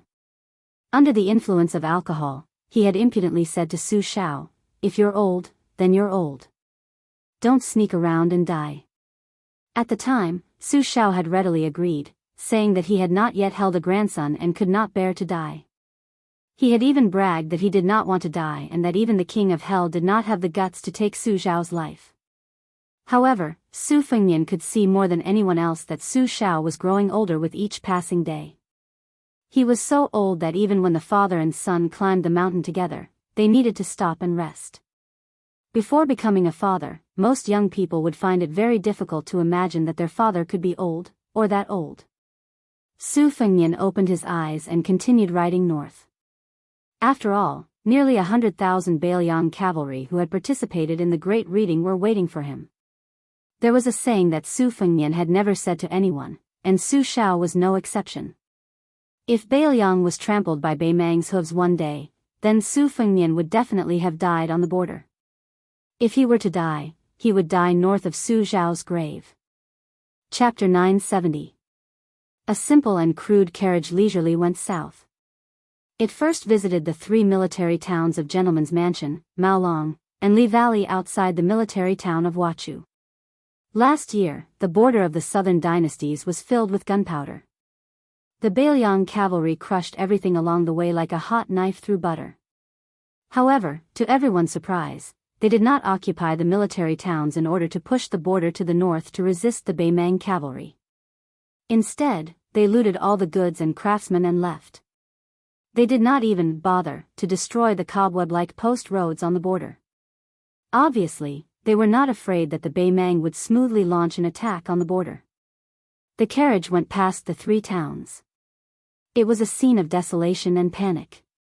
The owner of the carriage occasionally lifted the curtain expressionlessly. Then, the carriage turned east and rushed to the lower city of Liuwa at the border of Longyao Province and Yuzhou Province. The city's governor, Tao Qinji, died suddenly during the Qingming festival last year when he was visiting the tomb. The carriage did not enter the city. It went straight south and approached the border of Liangmang. The owner of the carriage seemed to be in a good mood. She sat behind the coachman and leaned against the thick cotton curtain. She held a pot of homemade glutinous rice wine and drank a few mouthfuls.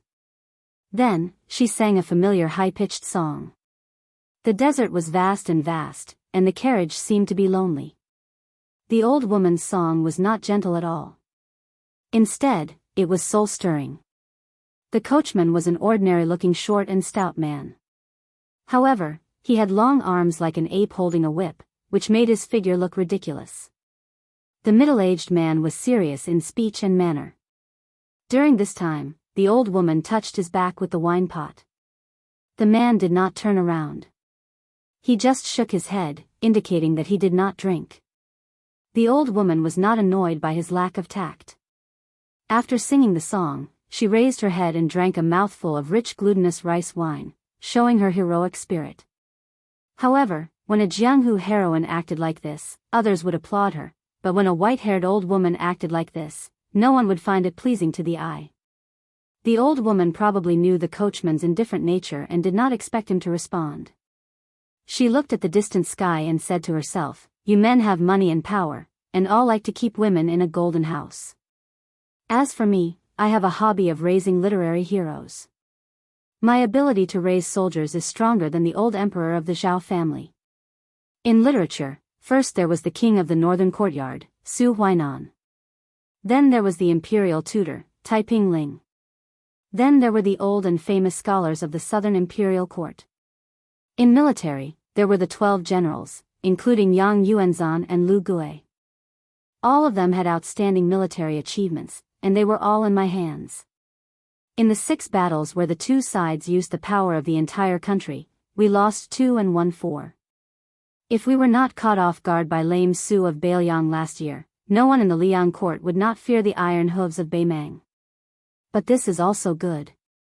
After the disturbance caused by the Bailiang cavalry, Liang began to underestimate our Beimang. Great Peace City quickly took away that kid, Gu Jiantang, as the Minister of War. The blue-eyed girls moved to tilt taxes to the north finally began to face heavy obstacles. The people in the center of the capital were not united, which was a good thing. In my opinion, the reason why the new Minister of War, the villain too, did not pay any attention to this, and even intentionally or unintentionally suppressed the generals of Gu Lu and allowed the court officials to make things difficult for the blue-eyed girl was because he was secretly happy to see the war in the north erupt everywhere. It was not enough for him to decide the spring and autumn with one battle. If he fought again, he would decide the world.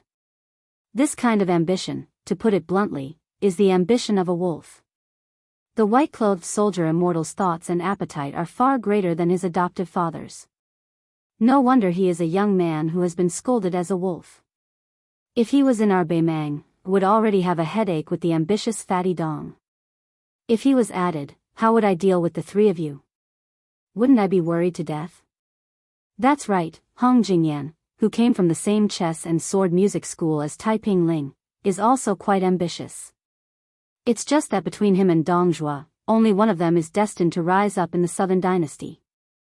I have already rewarded him with all the Ruran cavalry from the 3 towns of Rochuan, Laohuai, and Wuchuan. It's about the same as Dong Zhuo's current military strength. If he still loses, he can only blame himself for only having the good fortune of being a Jianghu master and not having the fate of a ruler of the world. However, to be honest, the fatty dong's conduct in life is quite likable. The blind Hong Jingyan is detestable at first glance.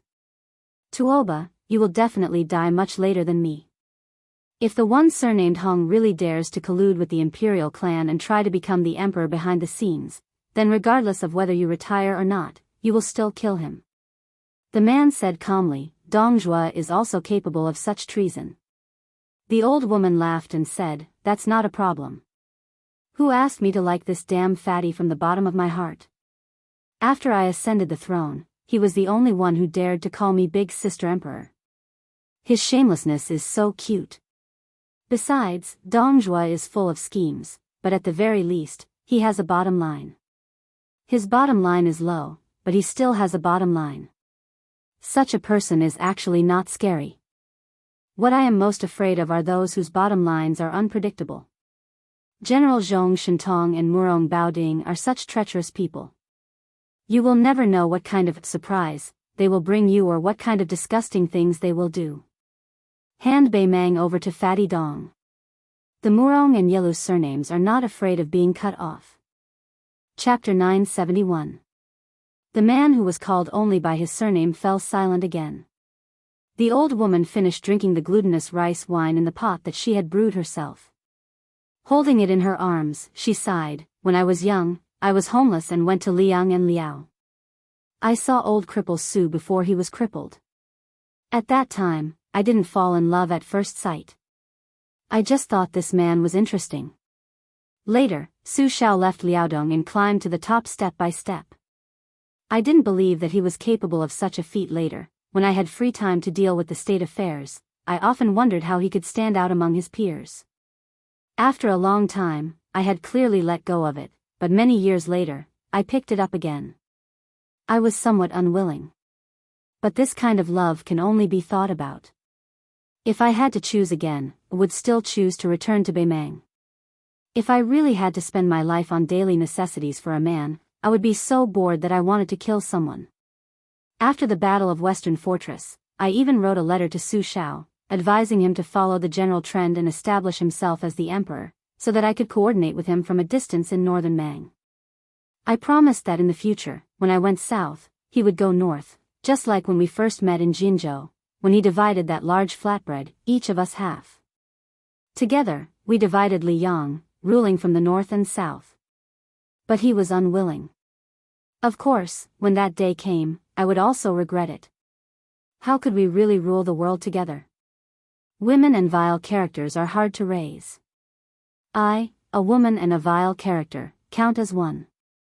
So in this world, who can afford to raise me? It's the same even if he's Su Shao. It's more like I raise him. The old woman sighed. Only by sacrificing the 3 armies can we subdue the rebellion and pacify the situation. You and those generals have done well. Only when the people have been reborn can they not be in chaos and have no intention of starting a rebellion. Those old people from the southern dynasty also did well. Unfortunately, the general trend is still not in Beimang's favor. We have no choice but to seize every minute.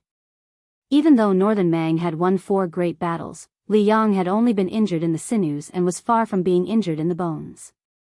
With Bai Yan, planning the overall situation and joining hands with Gu Jiantang to build the eastern border, Beimang's advantage becomes smaller and smaller as time passes. When Liang completely devours the spring and autumn period and has enough strength, it will be time to beat our neighbor to death. Therefore, before I die, no matter what the outcome is, I must take advantage of the return of the peace decree to fight. As for whether to ally with Liang or Bailiang, I was still hesitating. Both sides had their pros and cons. Helian Wuwei, Huang Songpu, and the other old fellows all insisted on attacking Liang first. For example, in the past, the old emperor of the Zhao family had listened to Yuan Benshi's advice. He didn't hesitate to bite down on West Chu first, and then went to devour South Tang and West Chu. When the conditions were right, success would be as easy as lifting a finger. However, Taiping Ling and a large group of young and strong generals, including Dong Zhuo, insisted on taking Bailiang first, and then annexing western Shu and southern Zhao in one go, forming a confrontation between the east and the west. Only then would it be safe. However, after Chen Zhibao showed signs of vassal of western Shu, of the 2 dynasties, only Taiping Ling and Fatty Dong remained firm in their views. Many people felt that since they had to face Su Zhao's 300,000 cavalry and Chen Zhibao guarding western Shu, it was better to go to Gu Jiantang alone on the eastern front to take advantage of the situation. As for me, when it comes to fighting for favor in the imperial harem, even Zhao Ji of Great Peace City has to learn from me. However, when it comes to matters that affect the life and death of a dynasty, it is laughable to say it out loud. In reality, it is often just based on a woman's intuition. That year in Jinzhou, Lame Su said that as long as he encountered a difficult and troublesome matter, he had an easy way. He tossed a copper coin and guessed right or wrong, and listened to the heavens and did as he wished. Do I have to toss a copper coin too? Tuoba, do you have one on you right now? The middle-aged man probably felt that it was absurd. This time, he didn't even shake his head. His body didn't move at all. The old woman, who didn't refer to herself as I in front of him, laughed self-deprecatingly. With your simple personality, why did you get angry by the Yellow River and kill our Qilinjinren? The man laughed coldly and said, pretending to be mysterious. If we weren't in a hurry to go to the icy plains of the northern region, the 3 pure ones and the imperial advisor Yuan Qingshan would have been killed so that His Majesty wouldn't have to worry. The old woman dismissed it with a laugh. She hugged the old fur coat that someone had dug out with great difficulty from the bottom of a chest. She said softly, Li Yang learned from our Beimang how the imperial court should interact with Jianghu. Back then, when Su Shao stepped into Jianghu, it was a strenuous and unrewarding task. The imperial court, Jianghu, and Su Shao, who was used to being the scapegoat, didn't have a good ending. If an emperor with power personally went to compete with martial artists, not only would his status drop, but he would also ruin his reputation. It would be better to let the Jianghu people fight to the death for him. That would be the best method.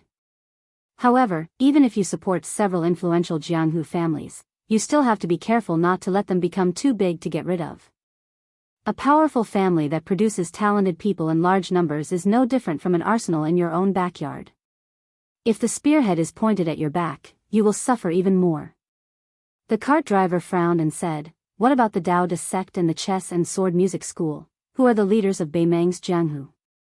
The old woman played it down and said, "One strives desperately for immortality, the other strives desperately to get involved in the secular world. They both have weak ribs and can't stir up a storm. Even if I give you, Tuoba Bodhisattva, 20,000 troops and horses, you still can't deal with them?" The man nodded. The old woman shook the wine pot. "That woman and Murong Baoding's illegitimate son hidden in the spider's web. If it weren't for the great calamity in Liang this time and being beaten back to his original form, I would have almost been fooled by Li Mibi. However, this old man also has his difficulties, so I won't argue with him this time. No wonder previously I couldn't find him even if I scoured the ground 3 feet deep. Turns out he was hiding right under my nose. A section of willow, a good section of willow, really a section of willow. As soon as you plant a willow, you will become a shade. You have the ability to cut the grass but not pull out the roots." Regarding this secret scandal involving the imperial family, the man naturally wouldn't comment on it. In his entire life, he, Tuoba Bodhisattva, was only interested in learning martial arts and leading an army. Whether it was beauties or official positions, they were all dispensable worldly possessions. The Empress of Beimang looked at the color of the sky and laughed softly. In the past, the Zhao family wished that the Su family's child would die early so that he could be reincarnated. They waited until he didn't die prematurely. Furthermore, they were certain that this kid had the same one-track mind as lame Su and wouldn't betray Beimang. Now they were happy to squeeze out a smile, waiting to see Beiliang's 300,000 armored cavalry fight until not a single one was left alive. In any case, their Zhao family was profiting no matter what. If this kid was a little more cunning and revealed a little bit of disloyalty, he wouldn't dare to betray Beimang if Liang forced him into a corner. Then they wouldn't have to work so hard. But then again, if this kid was such a smart king of Beiliang, Beimang wouldn't be a threat, and Qin Jibao most likely wouldn't leave Beiliang. Whether or not the next king of Beiliang would be supporting the Western Front would affect whether or not Qin Jibao could conquer the world in one battle. Otherwise, the Zhao family was the best at getting rid of the donkey after it had outlived its usefulness. No matter how highly regarded he was by the current emperor of Liang, he could only be a retired king of Shu who had no more than 30 to 40,000 elite soldiers. Being relied upon by the emperor but not being trusted by the emperor wasn't a fortunate thing. It would only be a disaster. This emperor of the Zhao family is good at everything, but he's too narrow-minded. He's not even comparable to a woman like me. The stubborn lame Su deserves to have such a new master. Beimang's god of war, Tuoba Bodhisattva, spoke without restraint. He said calmly, "If I were Su Shao, I would have gone with the flow after the white-clothed case." The Empress of Beimang smiled faintly and said, "That's why you'll never become a man that Wu Su, Zhao Ji, and I can't forget. A man's occasional childishness, murderous aura, and Buddhist aura that seems to make people respect him are actually just icing on the cake. Only brotherly loyalty and human feelings are things that help people in their hour of need. A man who doesn't even care about the basic friendship doesn't even look at women like us. In this world, there's never a lack of smart people. Only fools who don't want to live an easy life are rare. Su Shao is a butcher, the king of Beiliang, but he's also a fool. Unfortunately, this old fool who's always smiling and looking at the world is going to die of old age after meeting you and me." Chapter 972. I asked for a 3-day leave. Originally, I should have resumed the update yesterday, but I was late by 1 day. Therefore, other than this 7,000-word chapter, there will be another chapter around midnight.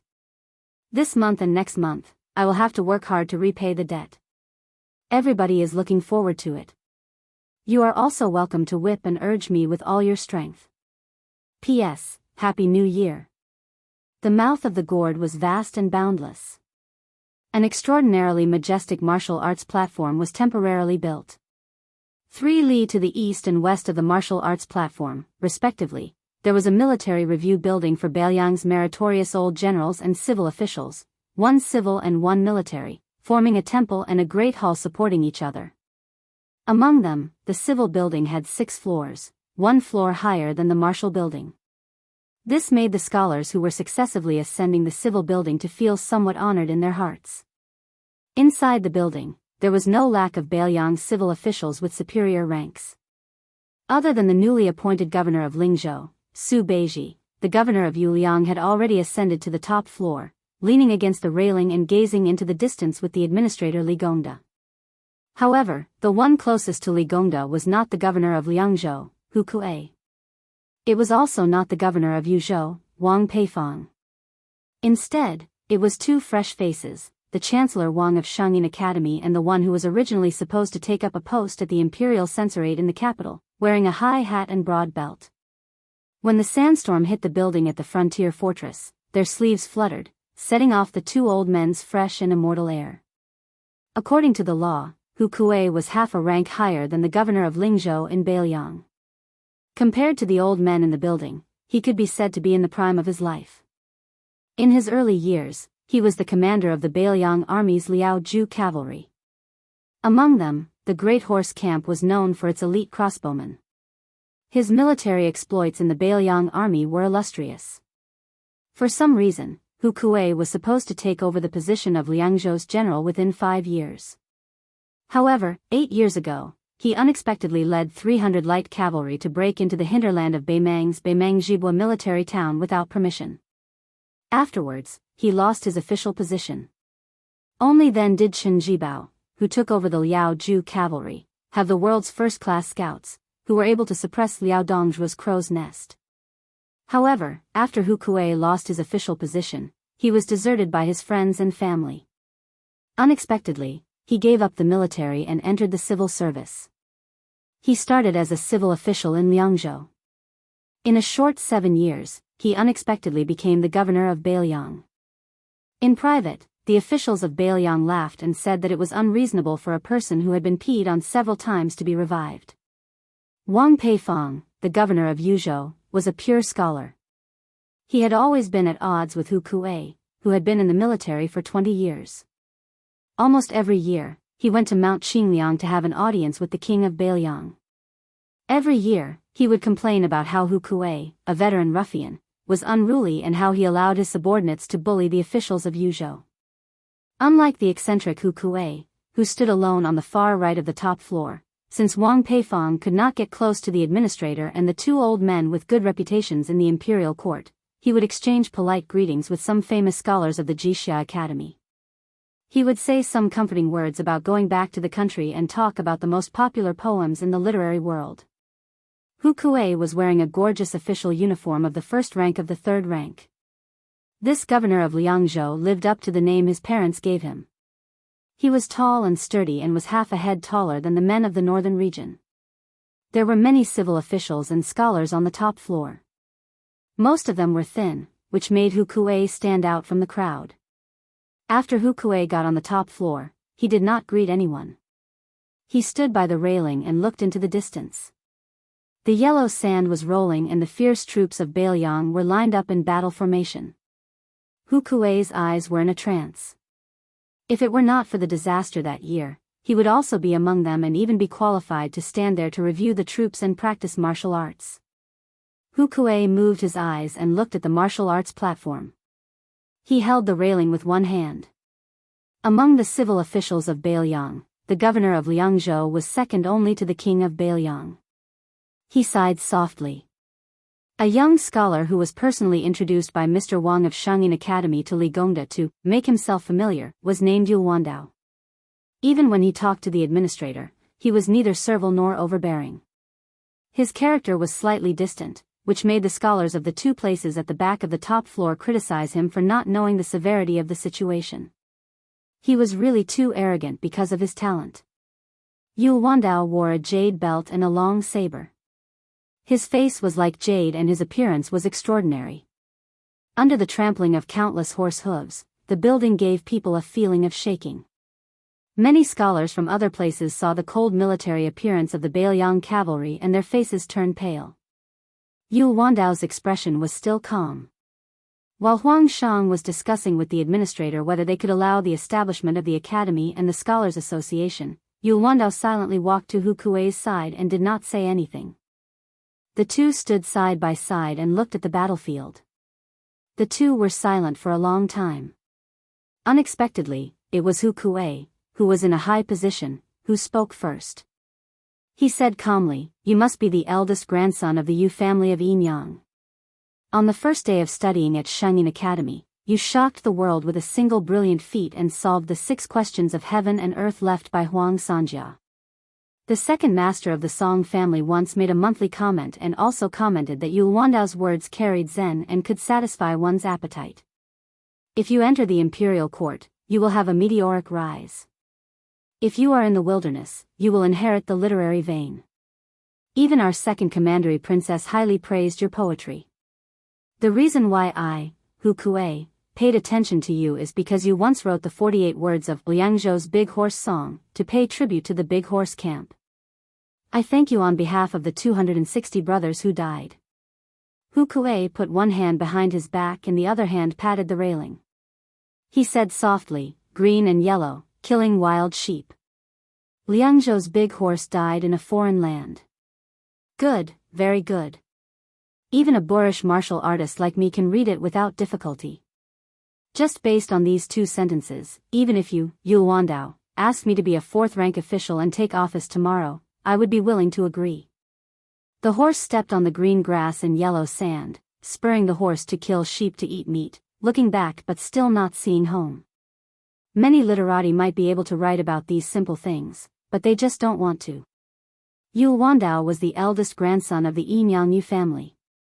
When he drew lots at the age of 1, he grabbed a copy of the Spring and Autumn Annals with one hand and a peerless famous knife Big Luan with the other. When he was 4 years old, he wrote poems and became famous all over the world. When he was 14 years old, he carried a book and carried a knife to study at Shangyin Academy, attracting the attention of the world. He was also one of the young talents that made the Liang imperial court feel the most heartache and annoyed. Because of this, the Yu family was angered by the Zhao family's emperor and was miserably suppressed in Guangling. Yu Wandao lowered his head to look at the knife and then raised his head to look into the distance. With a warm smile on his face and a determined look in his eyes, he said, "General Hu, I came to Beiliang this time not to ask for an official position from you. I just want to see His Royal Highness with my own eyes. Then I will have no regrets in this life. I can't stand the arrogant and willful noble families that break the law, the pretentious imperial college, and the imperial court that gets rid of the hounds after the hares have outlived their usefulness. Only your highness is pleasing to the eye. I also want to ask your highness, if one day Beiliang can't defeat the million iron cavalry of Beimang, does Su Fengnian dare to die on the battlefield? Does he dare to guard the northwest gate for the central plains? If Su Fengnian is willing to nod his head, then in the future, Yu Wandao will be added to the pile of corpses. We scholars seek fame in peaceful times and study in troubled times. We use our deaths to exchange for peace for the people." Hu Kuei said calmly, "I'm afraid that you scholars have high standards but little ability. On paper, you talk about good soldiers, but under the paper, you are just a bag of straw." Yu Wandao heard the Liangzhou provincial governor's words, which spoiled the mood, and laughed instead. "I'm also afraid of this. So after the military parade and martial arts training, I'm going to join the army and be a pawn. Whether I'm a mule or a horse, I'll know once I walk it. But along the way, I've seen many graceful northern beauties who are not like the Jiangnan women. They are tall and have bold personalities, very much to my liking. Before I die, I have to marry such a tall wife so that I won't let down this life in Beiliang. Yu Wandao doesn't have any elders here. When I send gifts to a woman's family, I hope that official who can do it for me." Hu Kuei didn't comment and said something even more ominous. "I, Hu Kuei, don't have any great abilities, but I'm good at collecting corpses. If you, Yu Wandao, die one day, I'll collect your corpse for you." Many scholars on the top floor were standing in the building. They didn't have the right to come to the corridor and stand by the railings. Seeing that this eldest grandson of the Yu family was able to join in on the fun with the administrator and chat happily with Liangzhou's general Hu Kuei, their eyes were red with envy. Yu Wandao's laughter was somewhat ear-piercing. They didn't know that this disciple of a famous family had come to Beiliang to seek death. Snowflakes fell sparsely and gradually grew. Beiliang was bitterly cold. As long as it snowed, there was no stopping it. It was destined to be a never-ending snowstorm. Yul Wandao reached out a hand to catch the snowflakes. His 5 fingers were white and slender. If he were in the rich Guangling Road, whether it was playing the zither, holding books, or placing chess pieces, he would be able to make women fall in love with him. Hu Kuei sniffed. There was still an hour before the examination of this martial arts university. He was originally a first-class crossbowman, and he had many incredible and diverse skills. Among them, he had the ability to smell the breath of the dead. Compared to relying on experience to determine the time by observing the sky, it was more accurate. As for the principle of Taoism's ventilation of the mountains and lakes, carrying Peng Ai to dig pits and burn them, and using this to look for the breath of the well to find water, it was an unorthodox skill that the Northern Liang army had to be proficient in. It was indeed not without reason that the Su family's iron cavalry set off at the beginning of spring and autumn, and the reason why Zhao Shi was so afraid that he could not sleep and eat in peace was indeed not without reason. Not only were there many fierce generals under Su Zhao's command, but the rogue immortal craftsmen who were proficient in unorthodox methods also made it difficult for the other great generals of Liang to catch up. Hu Kuei suddenly pointed at the martial arts platform in high spirits and said with a smile, "Yul Wandao, after an hour, why don't you open your eyes wide and see who will be there? Then you'll know whether Beiliang's 300,000 iron horse cavalry can withstand Beimang's 1 million cavalry." Chapter 973. The Wu Tower in the west was 1 floor lower than the Wen Tower. This caused a large group of old warriors, who had been scolded by the Liang imperial court as the old men of Beiliang, to gather together and curse. They all said that it must be His Royal Highness's rotten idea.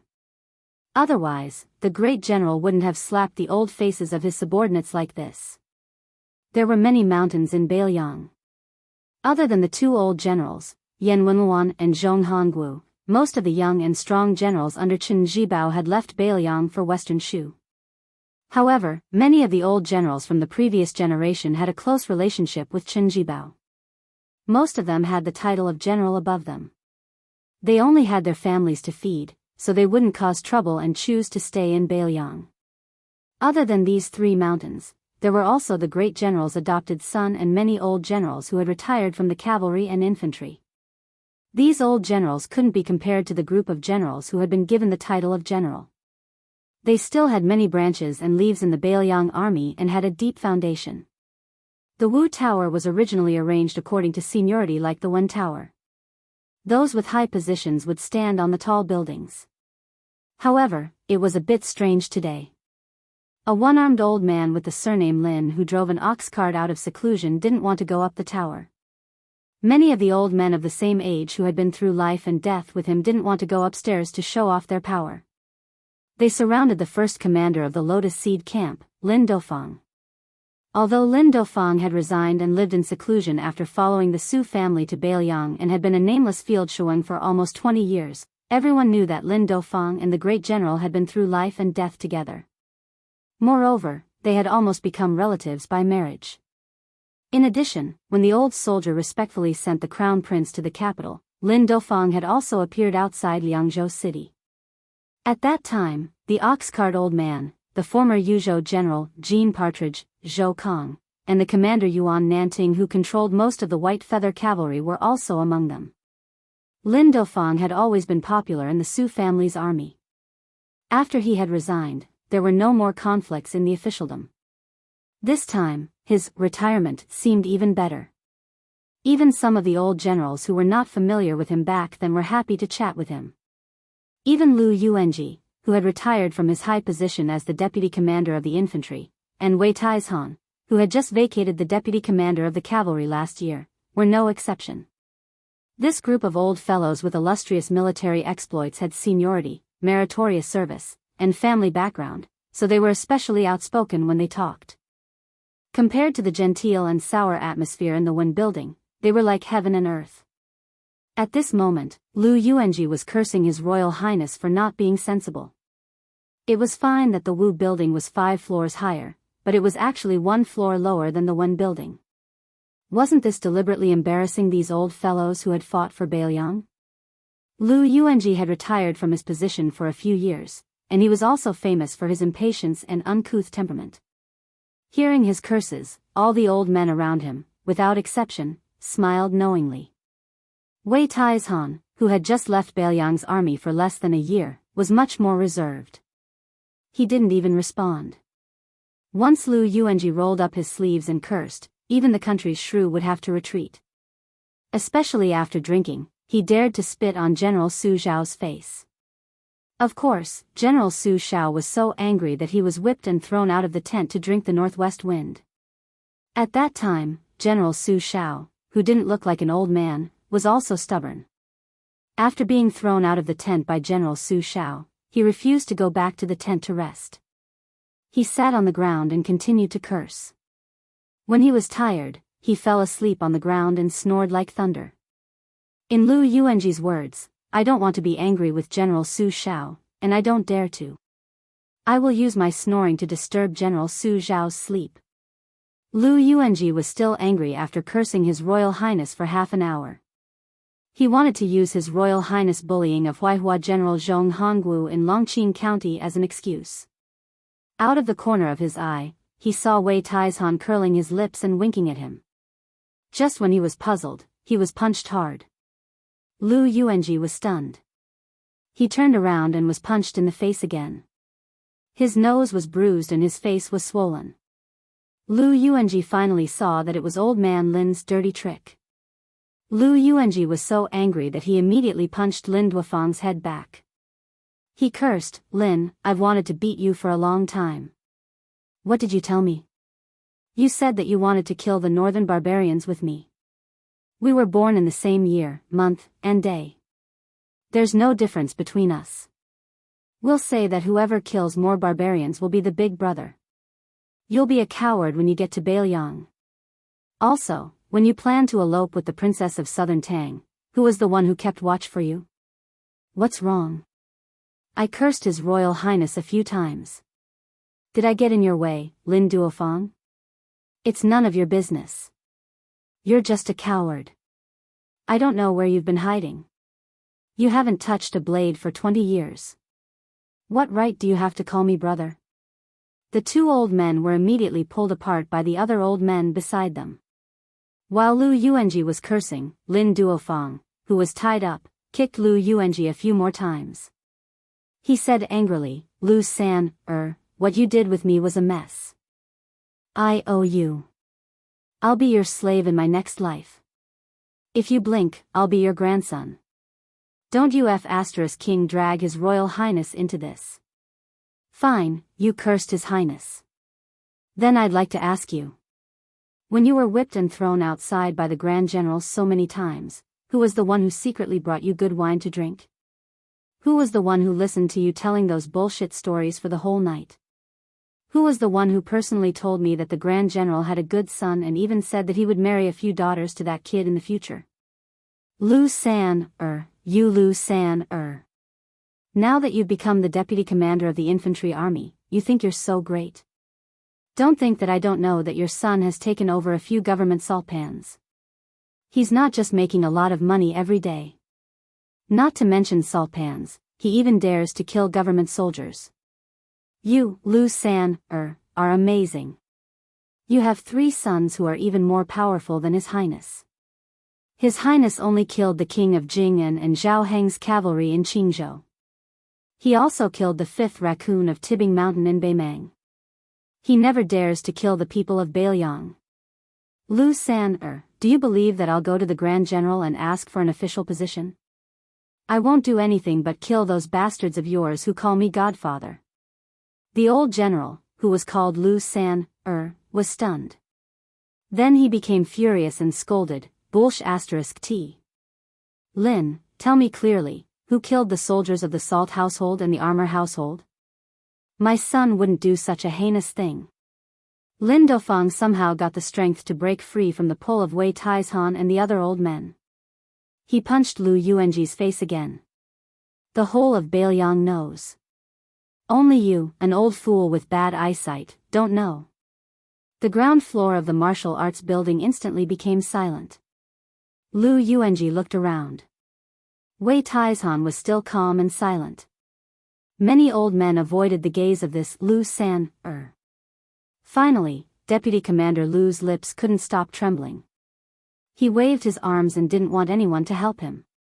He sat down on the ground and panted heavily. Lin Dofang was still angry. He wanted to step forward and kick Lu Yuanji. Fortunately, Wei Taizhan hurriedly held him back. Only then did they manage to stop the old man who built the Lotus Seed camp. The scene inside the building was enough to stun any outsider.